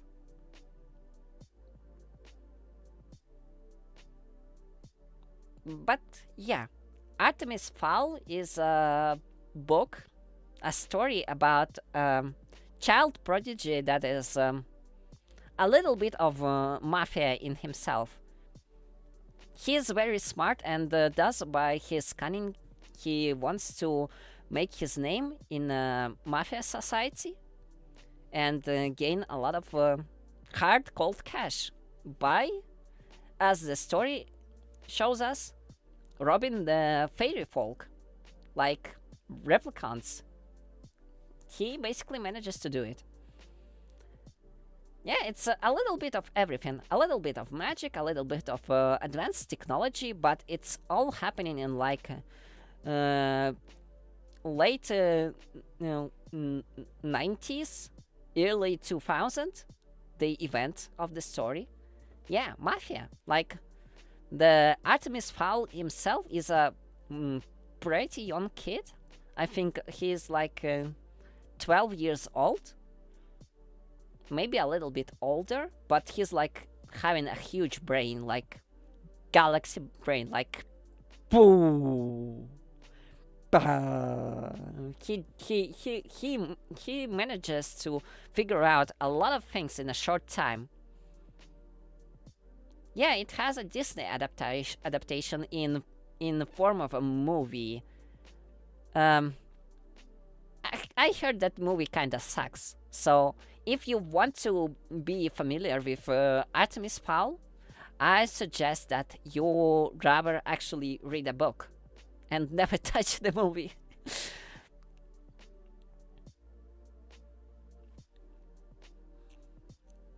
Or you can listen to my streams. I've already finished reading 6 chapters, and this stream started with chapter 7. I write stories.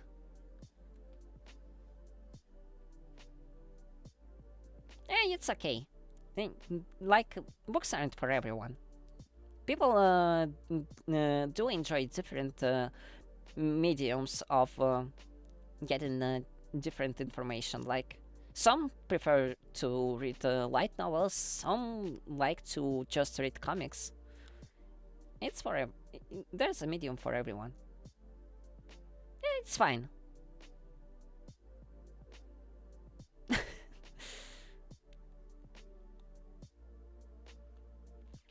A character that is a church. Well, that sounds interesting. My body is a temple. So I decided to be that temple, to be impenetrable, to survive any stage.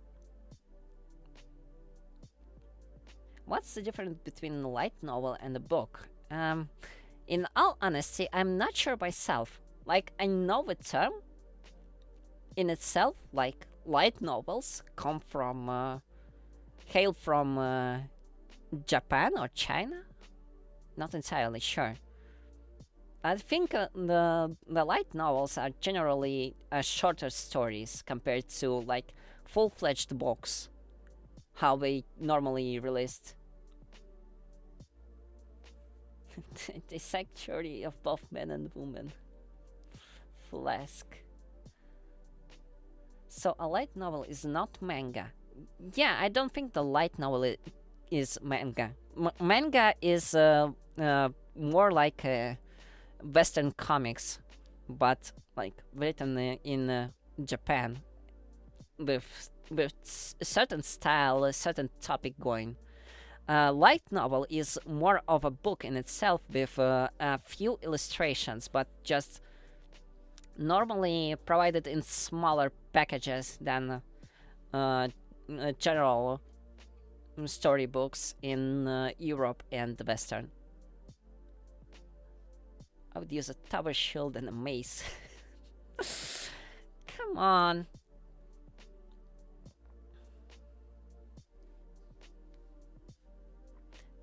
But yeah, on light novel term, don't take my word for it. You might have to look up the term on Wikipedia, because I'm not entirely sure myself.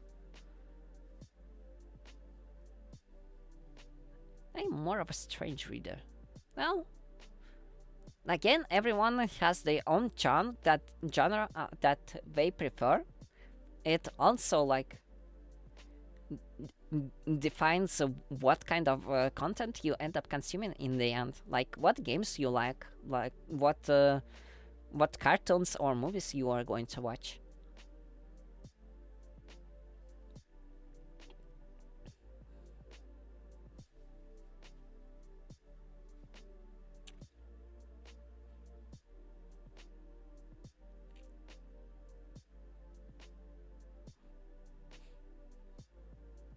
Well, if you watched Overlord anime, which is basically isekai in its genre, well, to to be completely clear, the anime itself is based off light novels, so it's getting from one medium to another to like expand the consumers that would be interested in following the story. I like fanfics more than books, and that's strange. Yeah, many. Well, fanfics still have to be on a topic with what main content you want. Well, some light novels come from getting turned into manga. Some are getting turned straight into anime. Just so you know, the Overlord anime was released before Overlord manga, and thus it based in actual light novel, and then manga is also based on light novel. But then the funny turn is the light novel is actually based off web story, I think. Like originally the first thing how the Overlord story was written, it was written on the web, and then it started to grow, and the after got to release it as a light novel, which then got interest and been released as an anime. One of the things that light novel and web story actually have some pretty significant story differences. From what I heard, the web version was a little bit more gory in terms of character interactions. Some of the characters there were far more ruthless, and some met far less pleasant demise when it comes to dying, basically. Some of the characters were way more aggressive. Anime is more for public. Do you like any cartoons anime?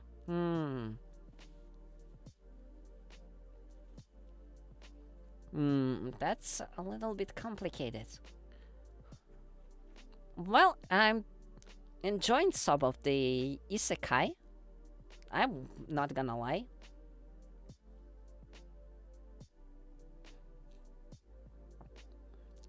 As of Western animation, what would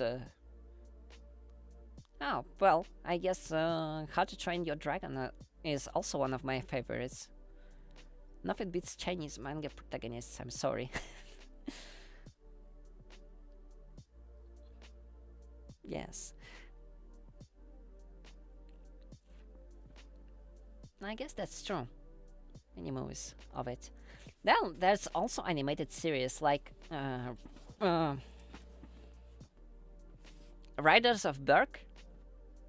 That was nice. Defenders of Berk also. And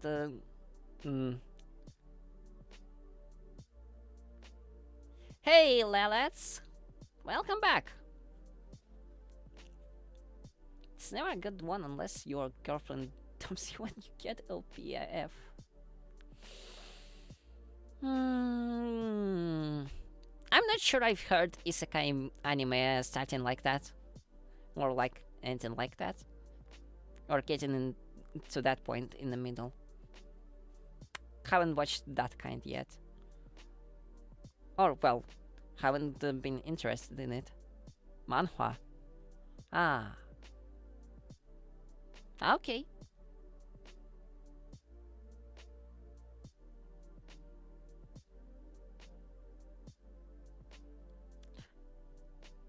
manhwa.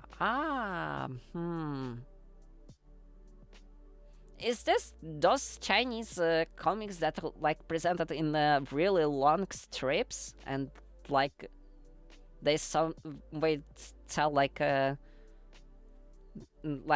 the most of I've seen, I guess it's those that like tell the daily life stories and like about the characters having a pretty action-filled relationship. And in as action, I don't mean like battles and stuff. I just came by. I need sleep, but if my brain does not let me, I'll try to be here again. Okay? Yeah, sure, lads. Be my guest. I like to call some things. I can probably fly right in on a sword right now. And manga, not the same.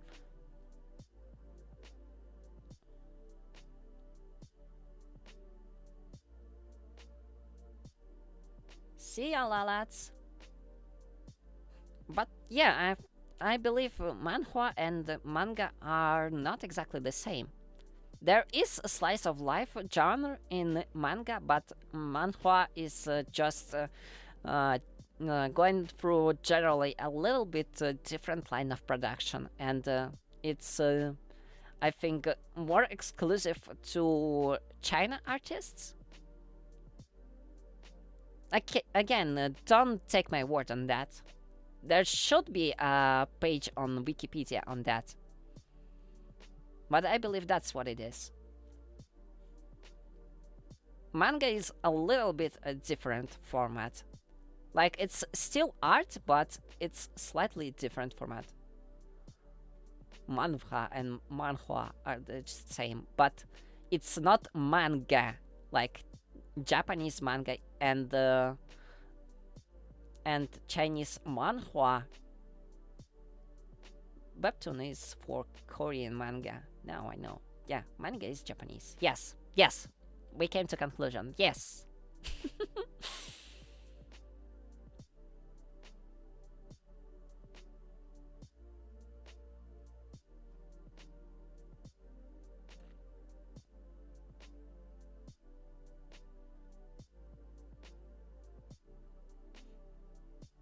So yeah.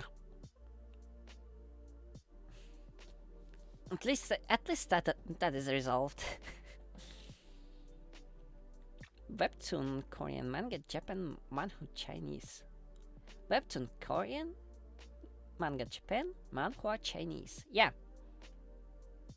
Yeah, I think that's about right.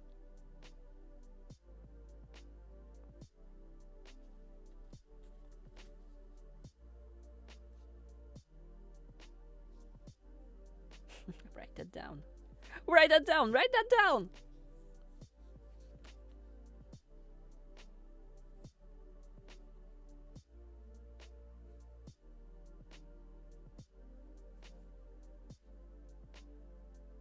You know that you are Dijon if you try to read thus Rashed Martel. It's a cultivation manhwa just like me.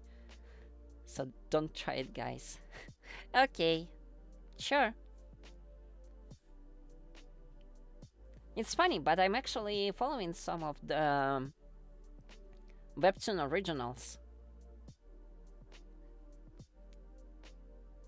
But those aren't exactly like looking too Korean. They are pretty Western in their appearance.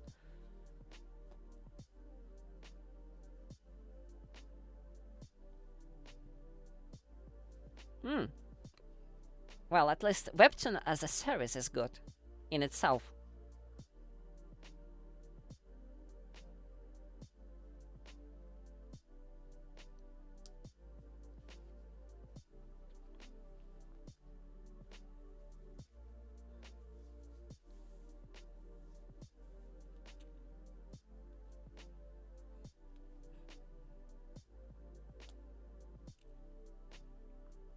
Like, one of the good things that came out of Webtoon is that I became familiar with with an artist known as Poor Forever Sun. He like made only one story on Webtoon, but it was a really nice art, so I'm following them now. I don't like magic in anime, just memes. Well, Isekai is a lot of memes. What is the title? The comic that the webtoon that I've watched, that I've read, is the Steam Dragon Express.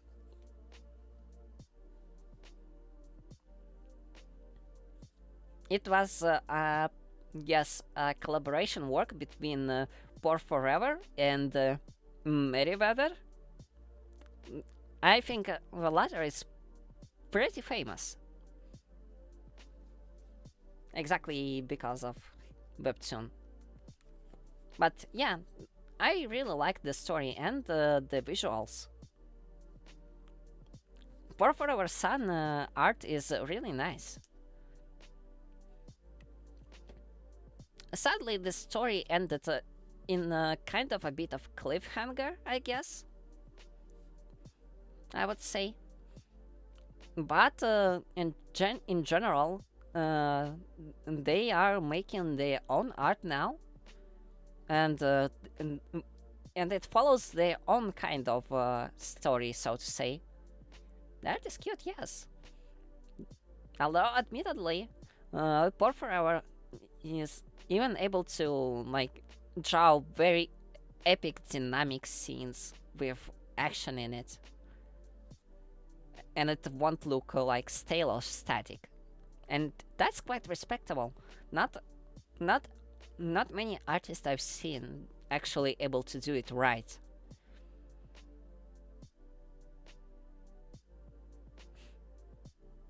As long as it's not Made in Abyss, I'll get to me. I've heard about Made in Abyss. I haven't watched it. Some people say good things, some just warn me about it. Just that. Well, try to not fuel my curiosity, because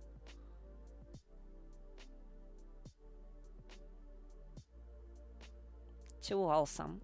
Oh. Well, I don't think like after watching an anime I would like degrade. I hope.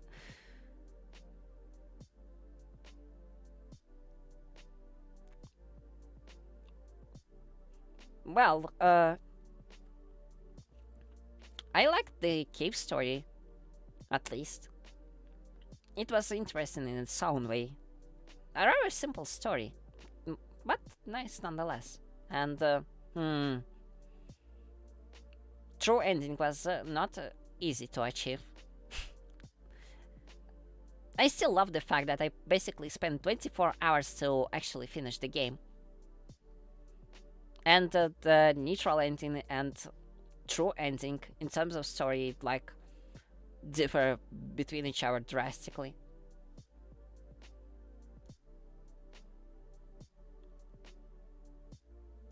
And the most lame ending you can get in the game, I'm not sure you can actually even call the ending.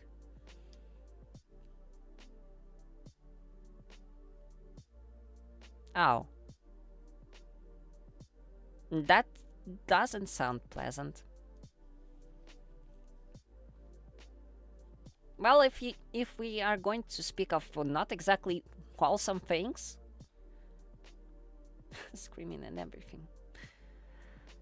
Yeah, maybe I won't be watching that. I'm not sure I'm emotionally prepared. Story-wise, I think I joined FFT War of the Lions the most. FFT stands for Final Fantasy Tactics, I believe.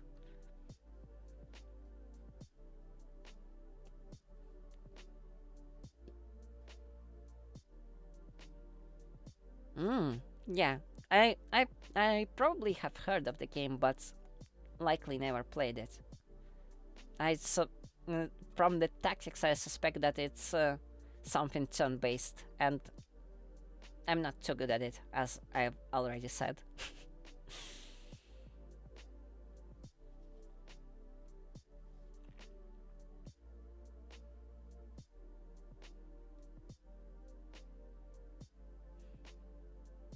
I really want to play something with a big story these days.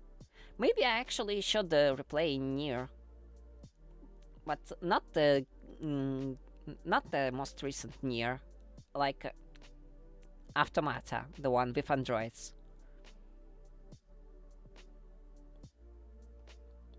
It's like in some places the story is a little bit hard to swallow because the moments are quite impactful. But I think that's a really good game story wise in general, like if you look at it as a bigger picture. And yeah, don't be surprised that I know about Nier Automata, about Nier Gestalt, and the games that go before it. I had to. Final Fantasy XIV had a collaboration rate with it. Well, it still has. It's there forever.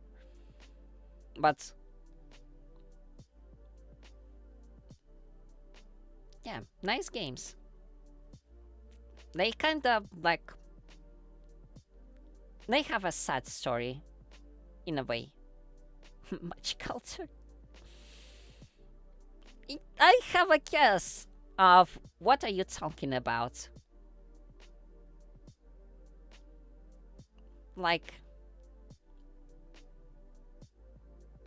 a very cultured person. Yes, yes. Of course.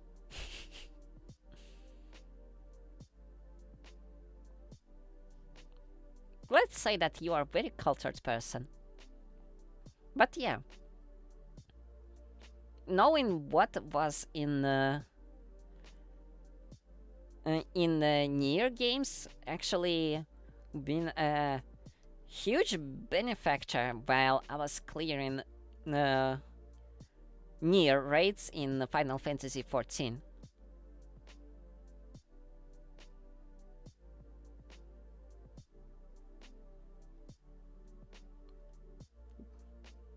Dog. I'm not sure what that's supposed to mean, and I'm also not sure if I want to know at this point. Like, maybe the fact that I do not know is, like, actually a blessing.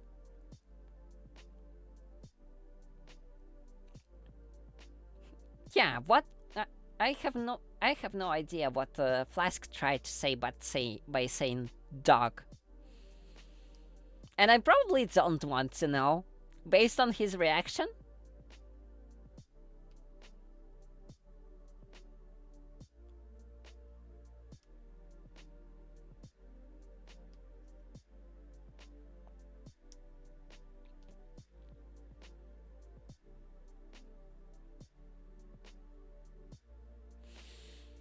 Hmm.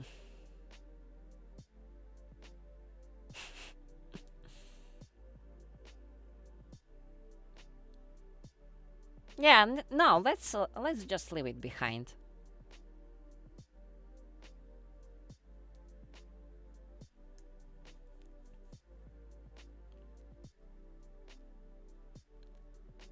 If you want to talk about Doc, we can talk about Updog. Do you want to talk about Updog?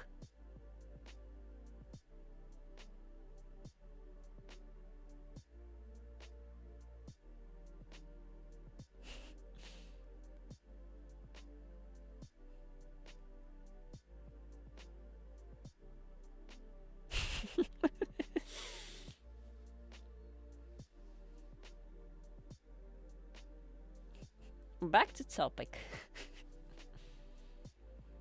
Romance is nice. Hmm. Yeah, that actually reminds me that I've been also sometimes watching some romantic anime, like Achikochi,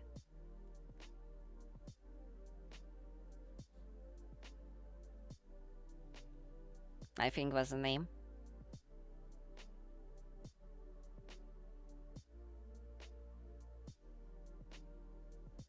Slice of life is a must. Yeah, slice of life is pretty nice actually.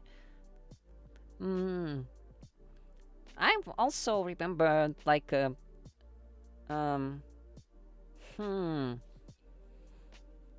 I need to look it up. Like the name.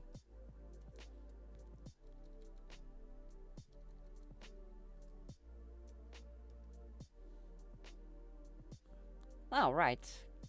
It's how is it translated to English actually?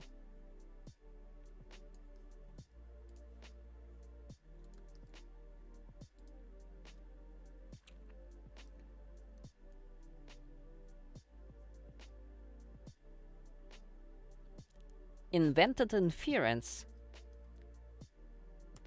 Have you guys heard of that anime? Toradora is my fave and it's not even close.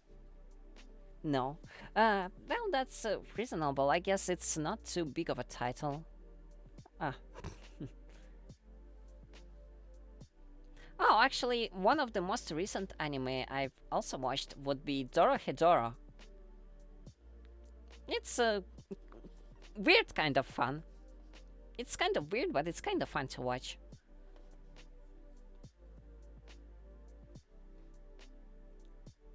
Dorohedoro.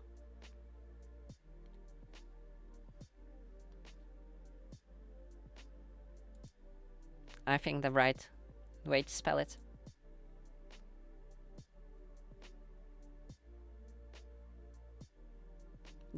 Dororo? No, Dororo is probably something else. I don't think I've watched Dororo.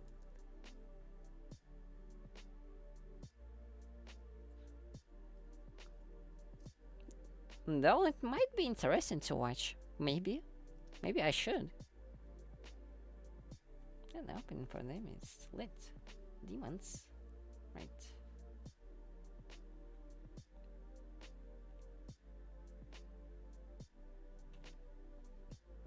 Maybe I will watch Dororo, but what I've been talking about is Dorohedoro. It's a different anime. It's about humans and mages. It's like Doro, and then he, like he, and then Doro, and it's all like one word.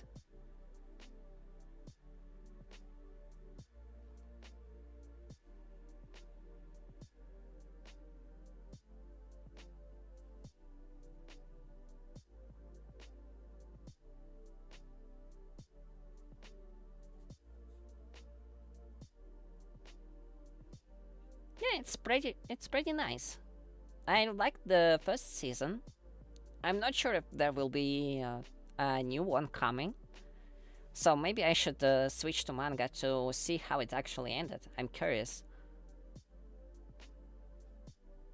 Well, I liked it. Like, the story is okayish in its own way. It's just kind of weird. It's a little bit twisted of a thing. It has a little bit of like body horror, like things turned into zombies or torn apart or transformed into something that's not exactly human. And and the story is kind of like twisted in a weird way that you are not exactly sure. Are the bad guys actually bad? Are the good guys actually good? And all that kind of stuff.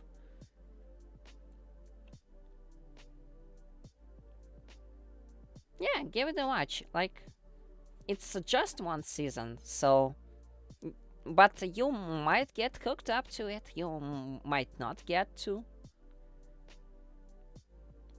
Again, it's kind of weird, and if you will look at YouTube for anime opening, it's just kind of trippy. It literally doesn't explain you anything about what you are supposed to expect when you will start watching it. It's just trippy. But the song is nice. I liked it. Soul Eater. I will tell you more. I actually read the manga, like from first to final chapter, and I gonna say, manga is better.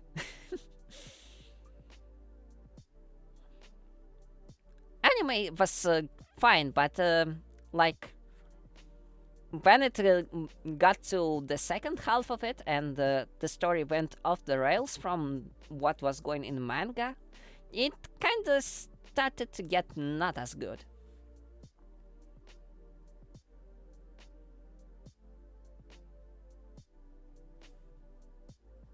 They cancelled it? Cancelled what? You mean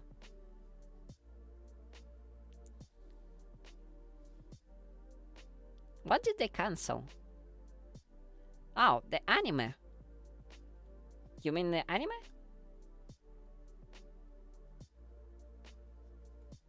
No, both? No, wait. Original Soul Eater run ended up with Kishin getting sealed on the moon, and that's the story conclusion. I know that Soul Eater Not was not very well received. Both manga and anime, kinda like, I've heard of it once, that it was supposed to be kind of a prequel to original story, but people weren't exactly liking the main characters because they were not very smart. So I'm guessing it didn't run for too long. Like Soul Eater Not wasn't very good. The Soul Eater anime,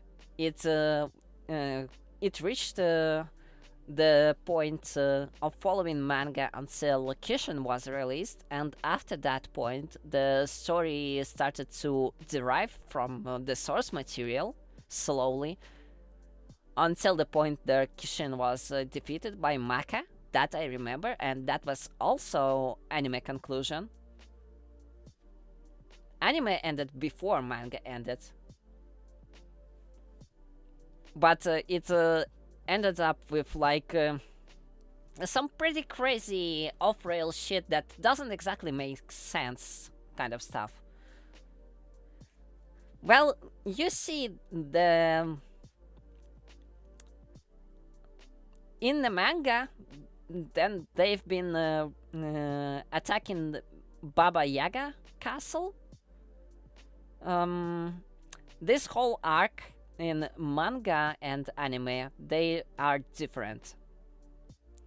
Baba Yaga castle in the anime actually attacks the city of Shinigami Sensei, and they engage in a weird giant robots battle, after which Kishin invades Shinigami's castle. They have a fight. Kishin kills Arachne and becomes stronger, and after that the protagonists go straight into the Baba Yaga castle, fight Kishin there. Everyone fails. Suddenly, Maka finds in her a power of friendship and breaks the face of Kishin, and it's gone. And that's the end of the manga. Oh no, wait! It's the end of anime. In manga, though, it goes further. There is no craziness about walking castles. Instead, there is actual proper large-scale operation. There the many characters from Shinigami Academy invade the castle, almost die in the process. Black Star kinda becomes a demigod by fighting the ninja guy, Samurai 1. Krona and Medusa and Arachne were butchered in anime. Yeah, they are. In fact, in manga, the one who, like it's Maka who kills Medusa in the end of anime.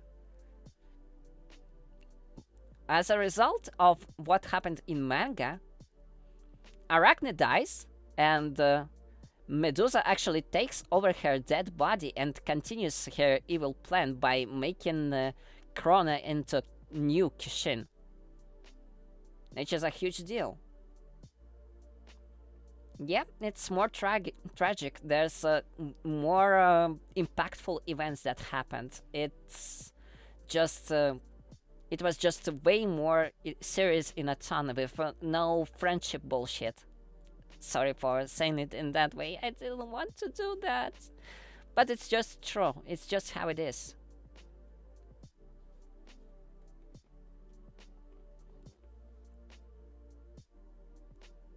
Well, Arachne never took over Medusa because Medusa died when then Soul claimed her soul. That sounds redundant, but that's how it is.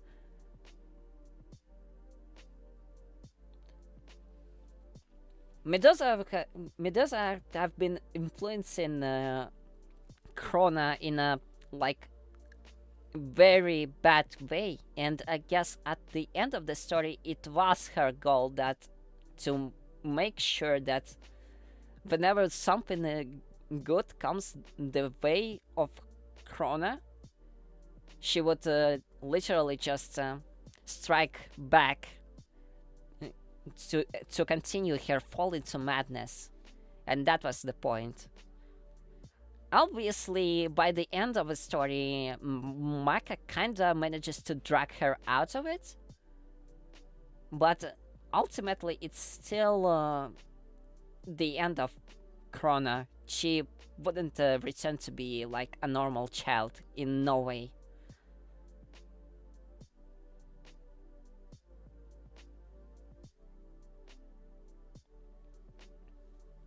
Arachne influences Medusa to feel bad for Krona. She does not fight back at all.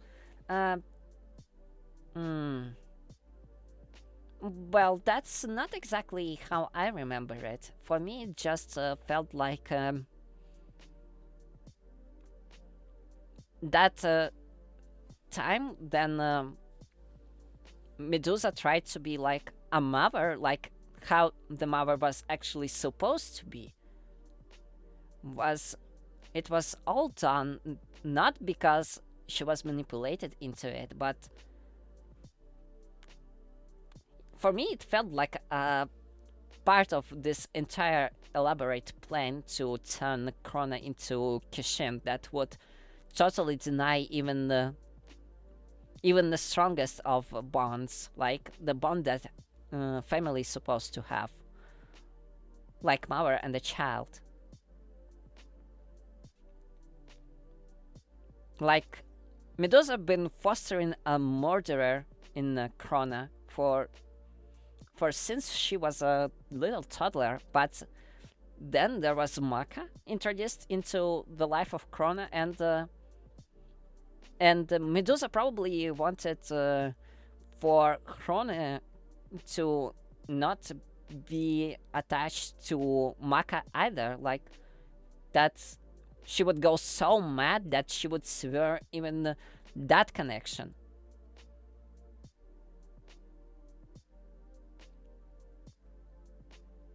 I would not believe for Medusa to be manipulated by Arachne, because by that time, the soul of Arachne would be consumed by Soul, and he would become a Death Scythe.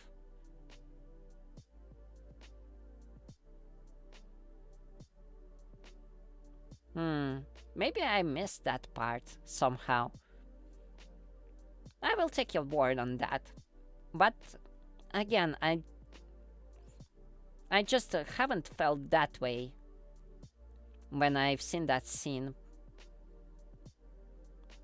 because more than often, then you listen to what Medusa was saying. It's more than often hard to say when she is honest or actually lying because as the character was developed, it always seemed like there is some agenda to the things she does. And basically, everything she says, like more than often, it's probably have some second meaning to it. Or like by saying something, she actually wants to achieve something and expects a certain result, else she wouldn't say that.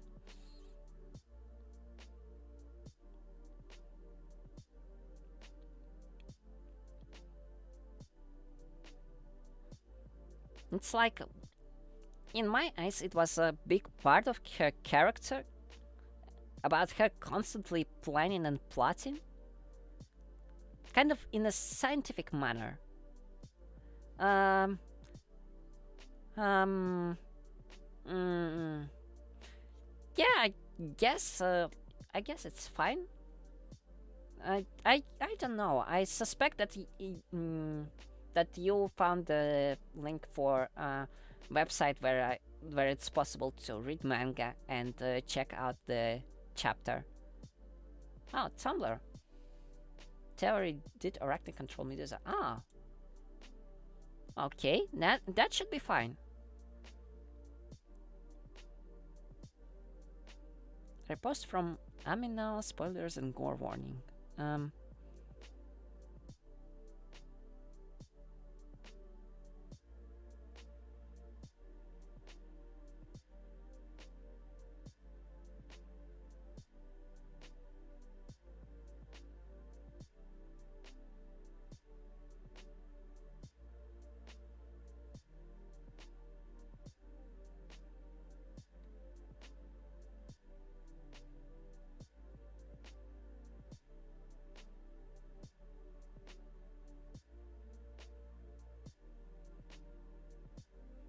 oh, right. I actually kind of remember that part.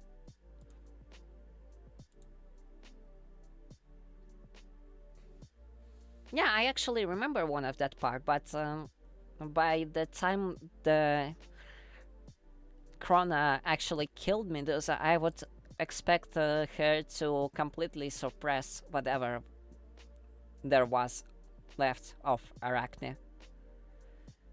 In a way, though, the abilities of Medusa and Arachne got mixed together and evolved into something new.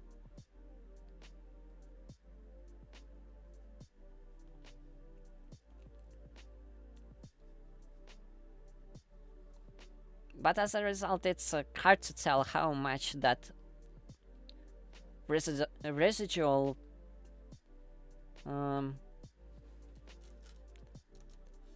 residue consciousness would actually affect Medusa. Because, again, I don't think that at the end of the story she actually was sorry and decided that she did not want Krona to become Kishin. It would be kind of weird, especially in part that both Medusa and Arachne wanted to see Kishin resurrected. It's just that they've been seeking the control over him in different ways.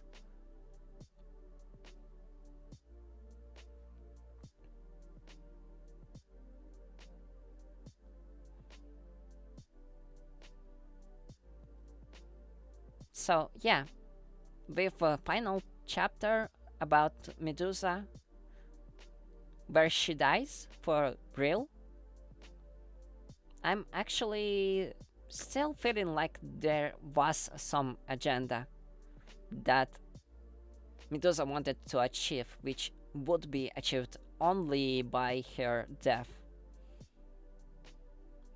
Or to be more specific, by Krona killing her.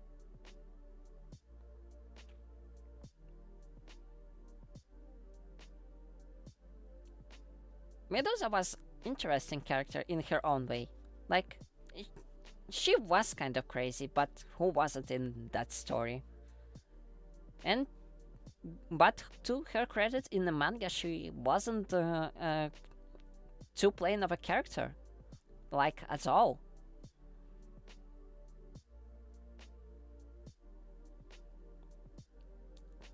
She was crazy, but she was smart. She was scientific. Hey, thanks for visiting Flask 9. And yeah, have a good rest. See you next time.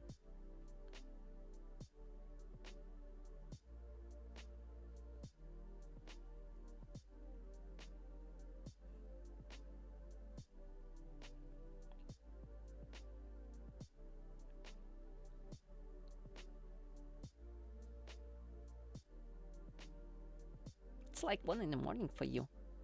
Why are you up so late? You probably also need to take a nap. Like, yeah, if it's so late. You know, actually, I was editing a video. Oh. And how was the progress? I hope you didn't get too distracted by me, because while it's uploaded now. Oh, sweet. Because of all things, like, I'm always glad to get someone to enjoy the stream with me and just have a chat. But real life matters, and most importantly, your health should always go first over watching streamers.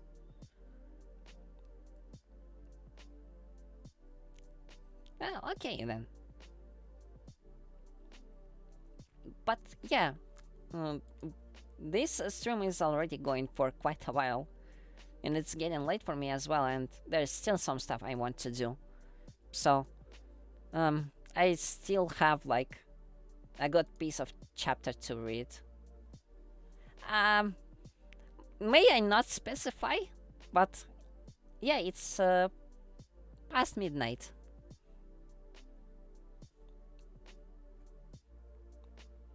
It was my choice to like choose that specific time for streams.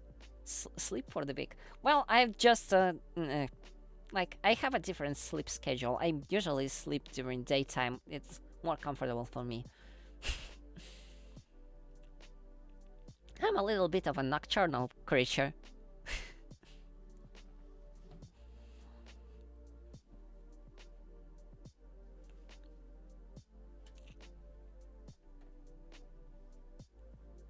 I can perfectly function that way though, because like I still have to go to work. So one time maybe I will have to like change that.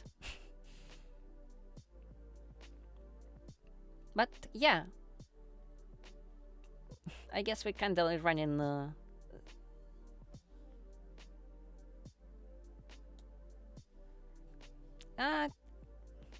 I actually work early in the morning.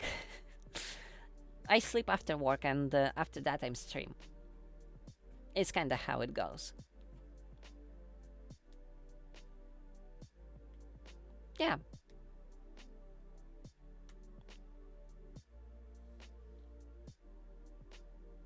Nah, it's comfortable for me. Sometimes a little bit exhausting, so I get to like try to switch my sleep schedule.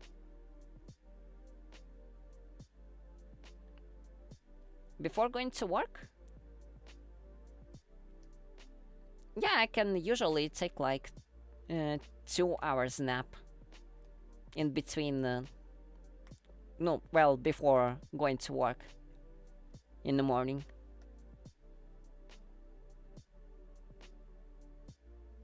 And after work, I can sleep for 4 or 6 hours, I guess.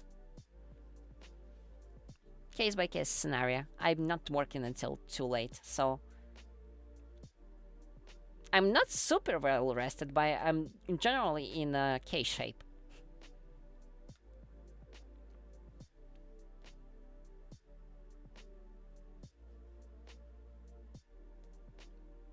Right now it's weekend, so I can afford myself to like stay up late. I don't have work today. Oh, I see. No, that would be like maybe a bit too long for me. Well, everyone has like for everyone, their body works differently.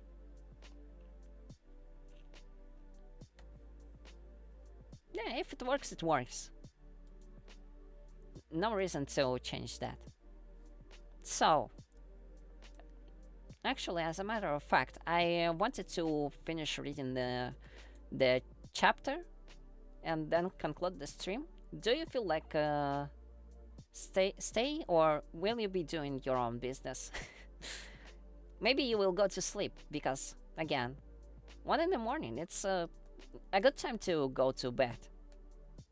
I will go to sleep. Okay. Well, have a good night then, and maybe see you on the next stream.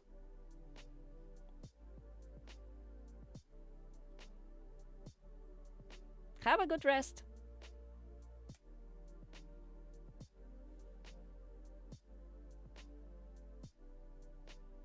See ya.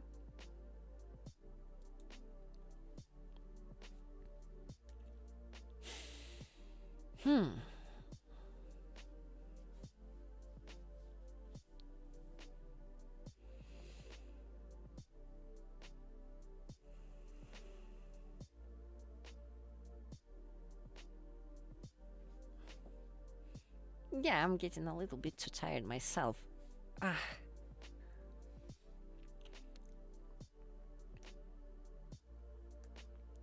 Anyways, the save room, explained Butler, quickening his pace.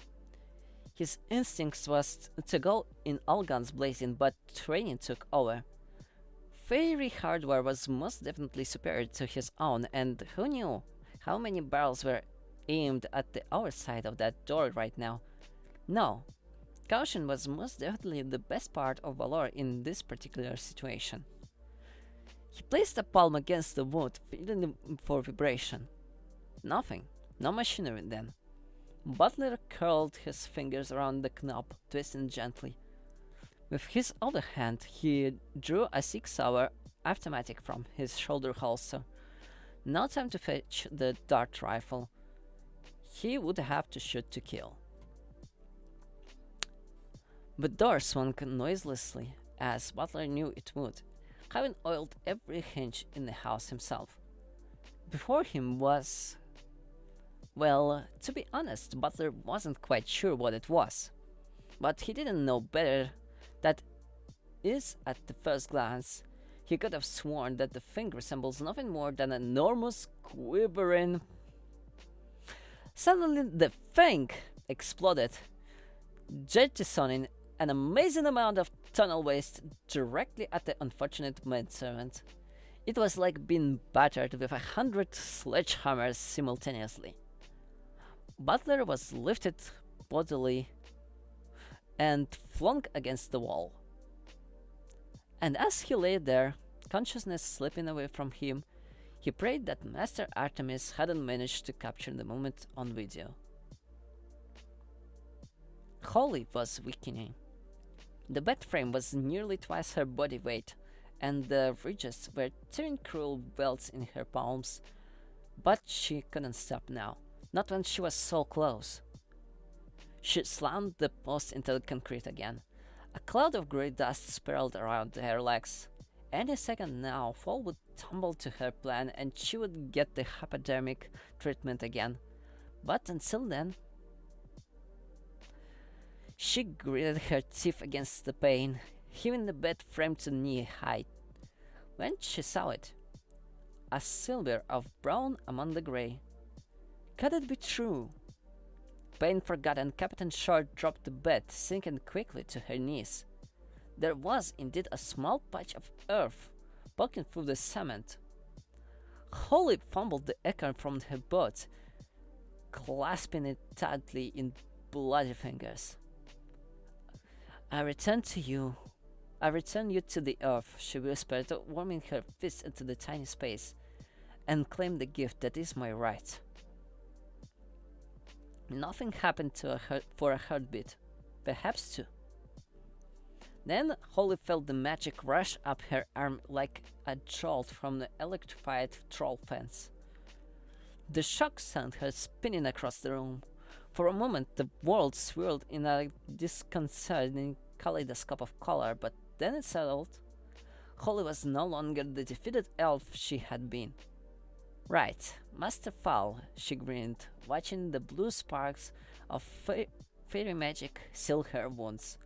Let's see what I have to do to get your permission to leave this place. Drop everything, sulked Joliet. Drop everything and check the prisoner. She flicked blunt tresses expertly over her shoulder. He must think I'm his maid or something. She hammered on the sealed door with the flat of her hand. I'm coming in now, fairy girl, so if you're doing anything embarrassing, please stop. Gerald punched the combination into the keypad. And no, I don't have your vegetables or your washed fruit, but it's not my fault. Artemis insisted. I calmed right down. Joliet stopped talking because there was nobody listening. She was preaching to an empty room. She waited for her brain to pass on an explanation. Nothing came. Eventually, the notion to take another look filtered down. She took a tentative step into the concrete cube. Nothing. Only a slight shimmering in the shadows, like a mist. It was probably these stupid glasses. How were you supposed to see anything wearing mirrored sunglasses underground? And they were so 90s. They weren't even retro yet. Joliet glanced guiltily at the monitor. Just a quick peek. What harm would it do? She whipped up the frames, sending her eyeballs spinning around the room. In that instant, a figure materialized before her, just stepped out of the thin air. It was Holly. She was smiling. Oh, it's you. How did you... The fairy interrupted with a wave of her hand. Why don't you take off those glasses, Joliet? They really don't suit you. She's right, thought Joliet. And what a lovely voice. Like a chair all on its own. How could you agree with a voice like that? Sure. Keep my glasses off. Cool voice, by the way. Do-re-mi and all that. Holly decided not to try deciphering Juliet's comments. It was hard enough when the girl was in full control of her brain. Now, a simple question. No problem. What a great idea. How many people in the house? Joliet thought. One and one and one. And another one? No, Mrs. Fowl wasn't there. 3, she said finally. Me and Butler and, of course, Artemis. Mrs. Fowl was here, but she went bye-bye, then she went bye-bye. Joliet giggled. She'd made a joke. A good one, too. Holly drew a breath to ask for clarification, then thought better of it. A mistake, as it turned out. Has anyone else been here? Anyone like me? Joliet chewed her lip. There was one little man, in a uniform like yours. Not cute, though. Not one bit. Just shouted and smoked a smelly cigar. Terrible complexion. Red as a tomato. Holly almost smiled. Ruth had calmed himself. Not that the negotiation has been disastrous. No one else? Not that I know of. If you see that man again, tell him to lay out the red meat. He's just a coronary waiting to happen. He's just a coronary waiting to happen. Holly swallowed a grin. Joliet was the only human she knew who was probably more lucid under the mesmer. Okay, I'll tell him. Now, Joliet, I want you to stay in my room, and no matter what you hear, don't come out. Joliet, from this room? It's so boring.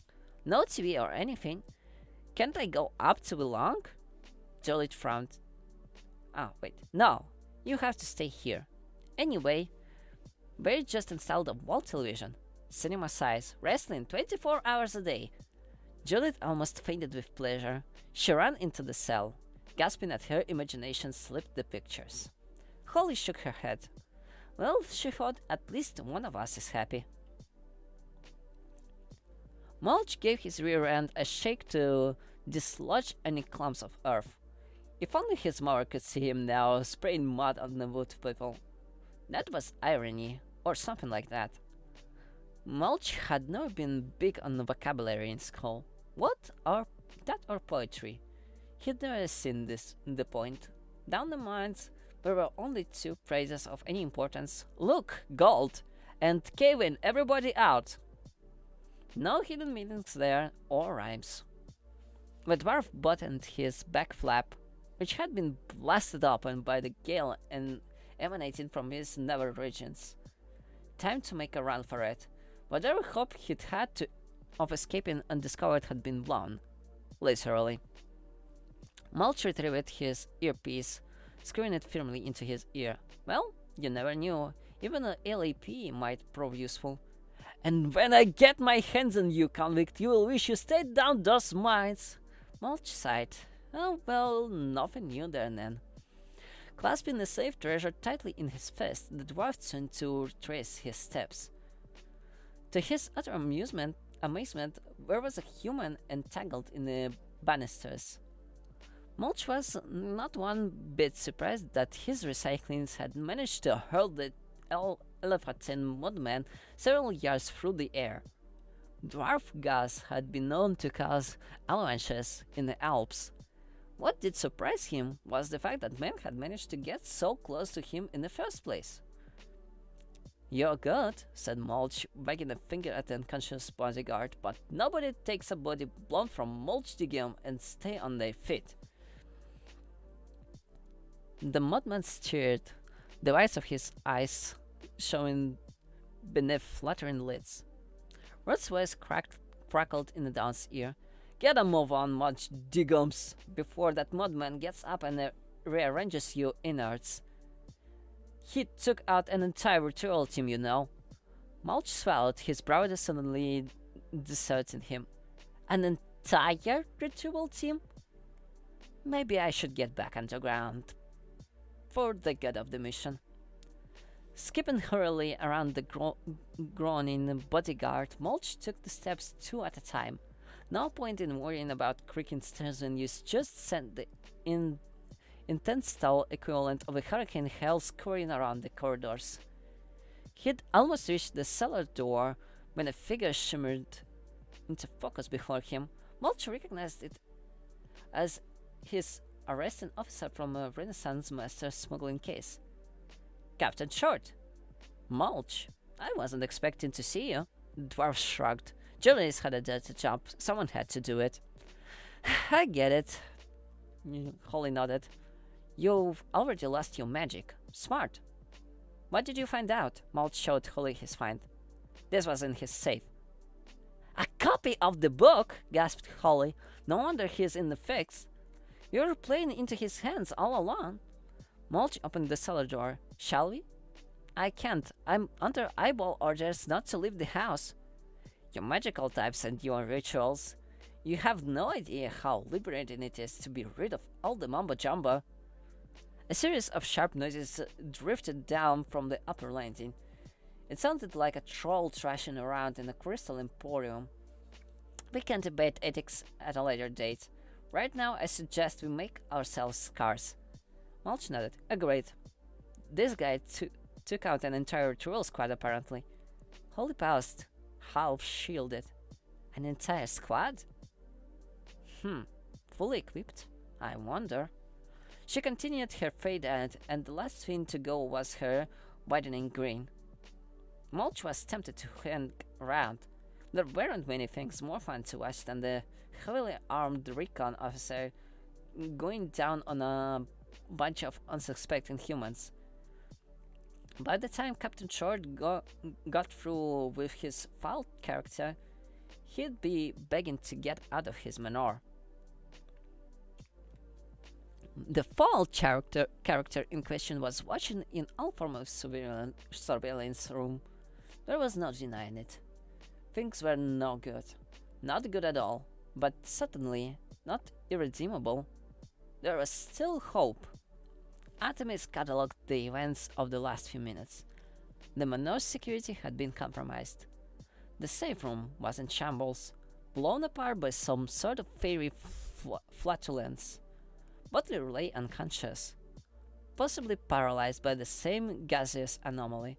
His hostage was Lyss in the house, her fairy powers restored to her. There was an unsightly creature in leather parts, burrowing holes beneath the foundation with no apparent regard for the fairy commandments. And the people had retrieved a copy of the book, one of the several copies as it happened, including one on disc in a Swiss vault.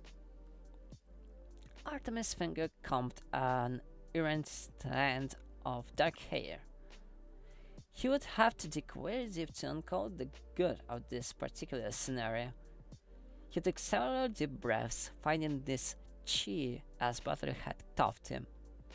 After several minutes' contemplation, he realized that this fact has been little to the overall strategies of both sides. Captain Short was still trapped in the manor, and the time stoppage period was running out. Soon the LAP would have no option but to launch the biobomb, and that was when Artemis Fowl would unveil his coup de grace. Of course, the whole thing depended on Commander Root.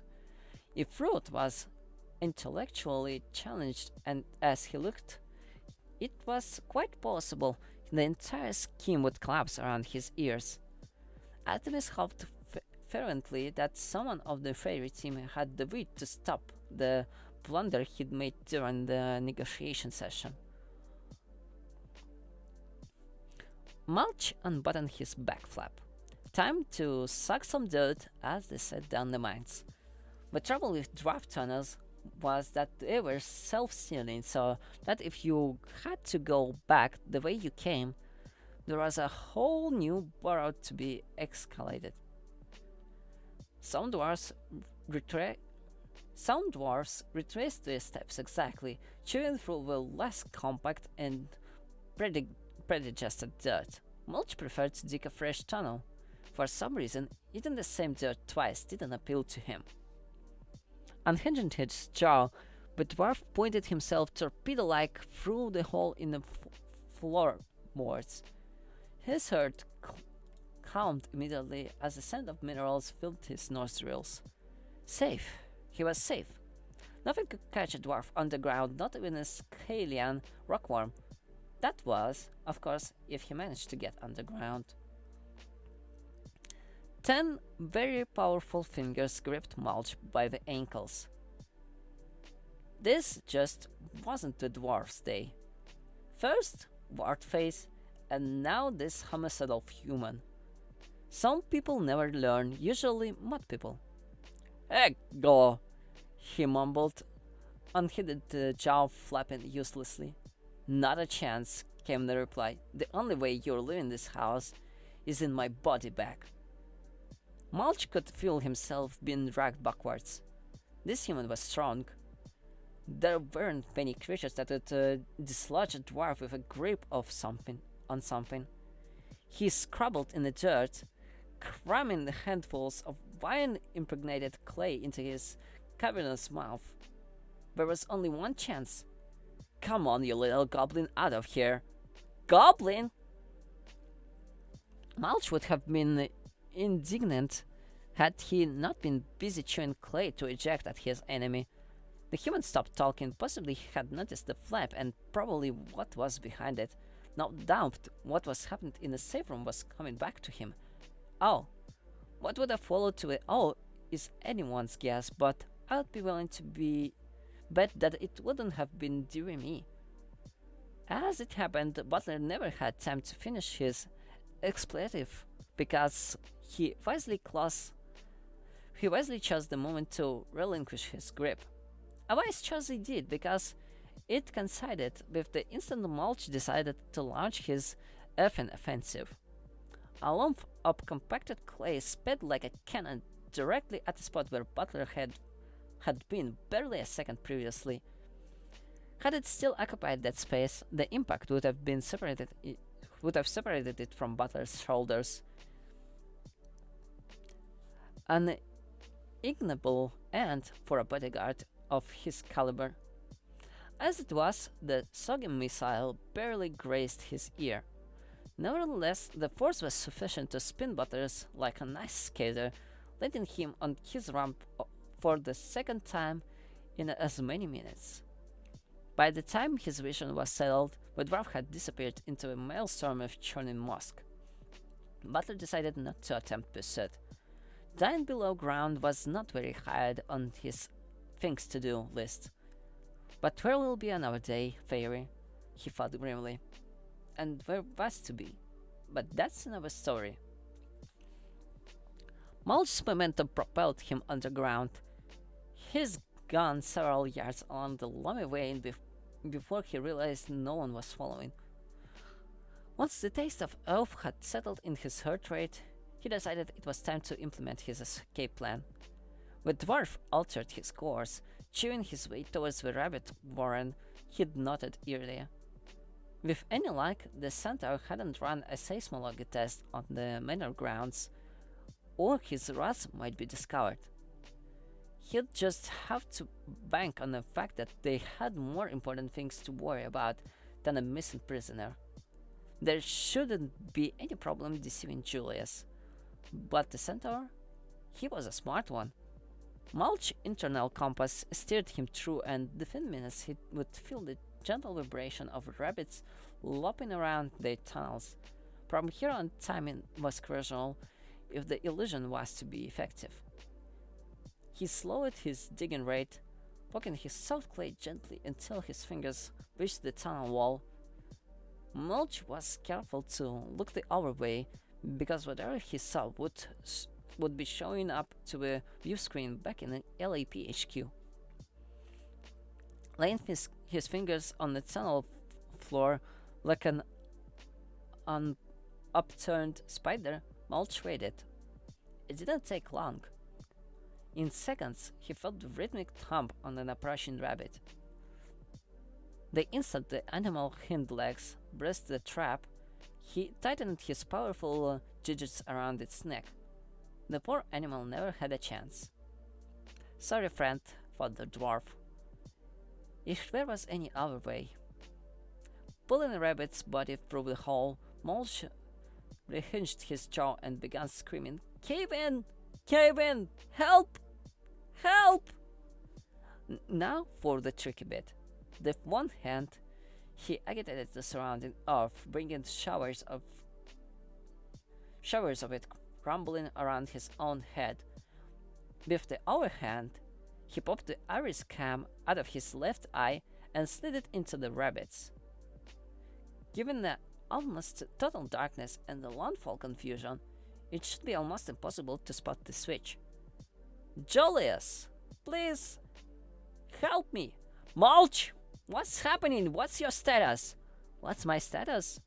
But the dwarf incredulously. Even in times of supposed crisis, the command couldn't abandon his precious protocol. The dwarf dragged his final scream out, pretending off to a gargling rattle. A bit melodramatic, perhaps, but Mulch never could resist theatrics. With a last regretful glance at the dying animal, he unhitched his jaw and went off to the southeast. Freedom beaconed.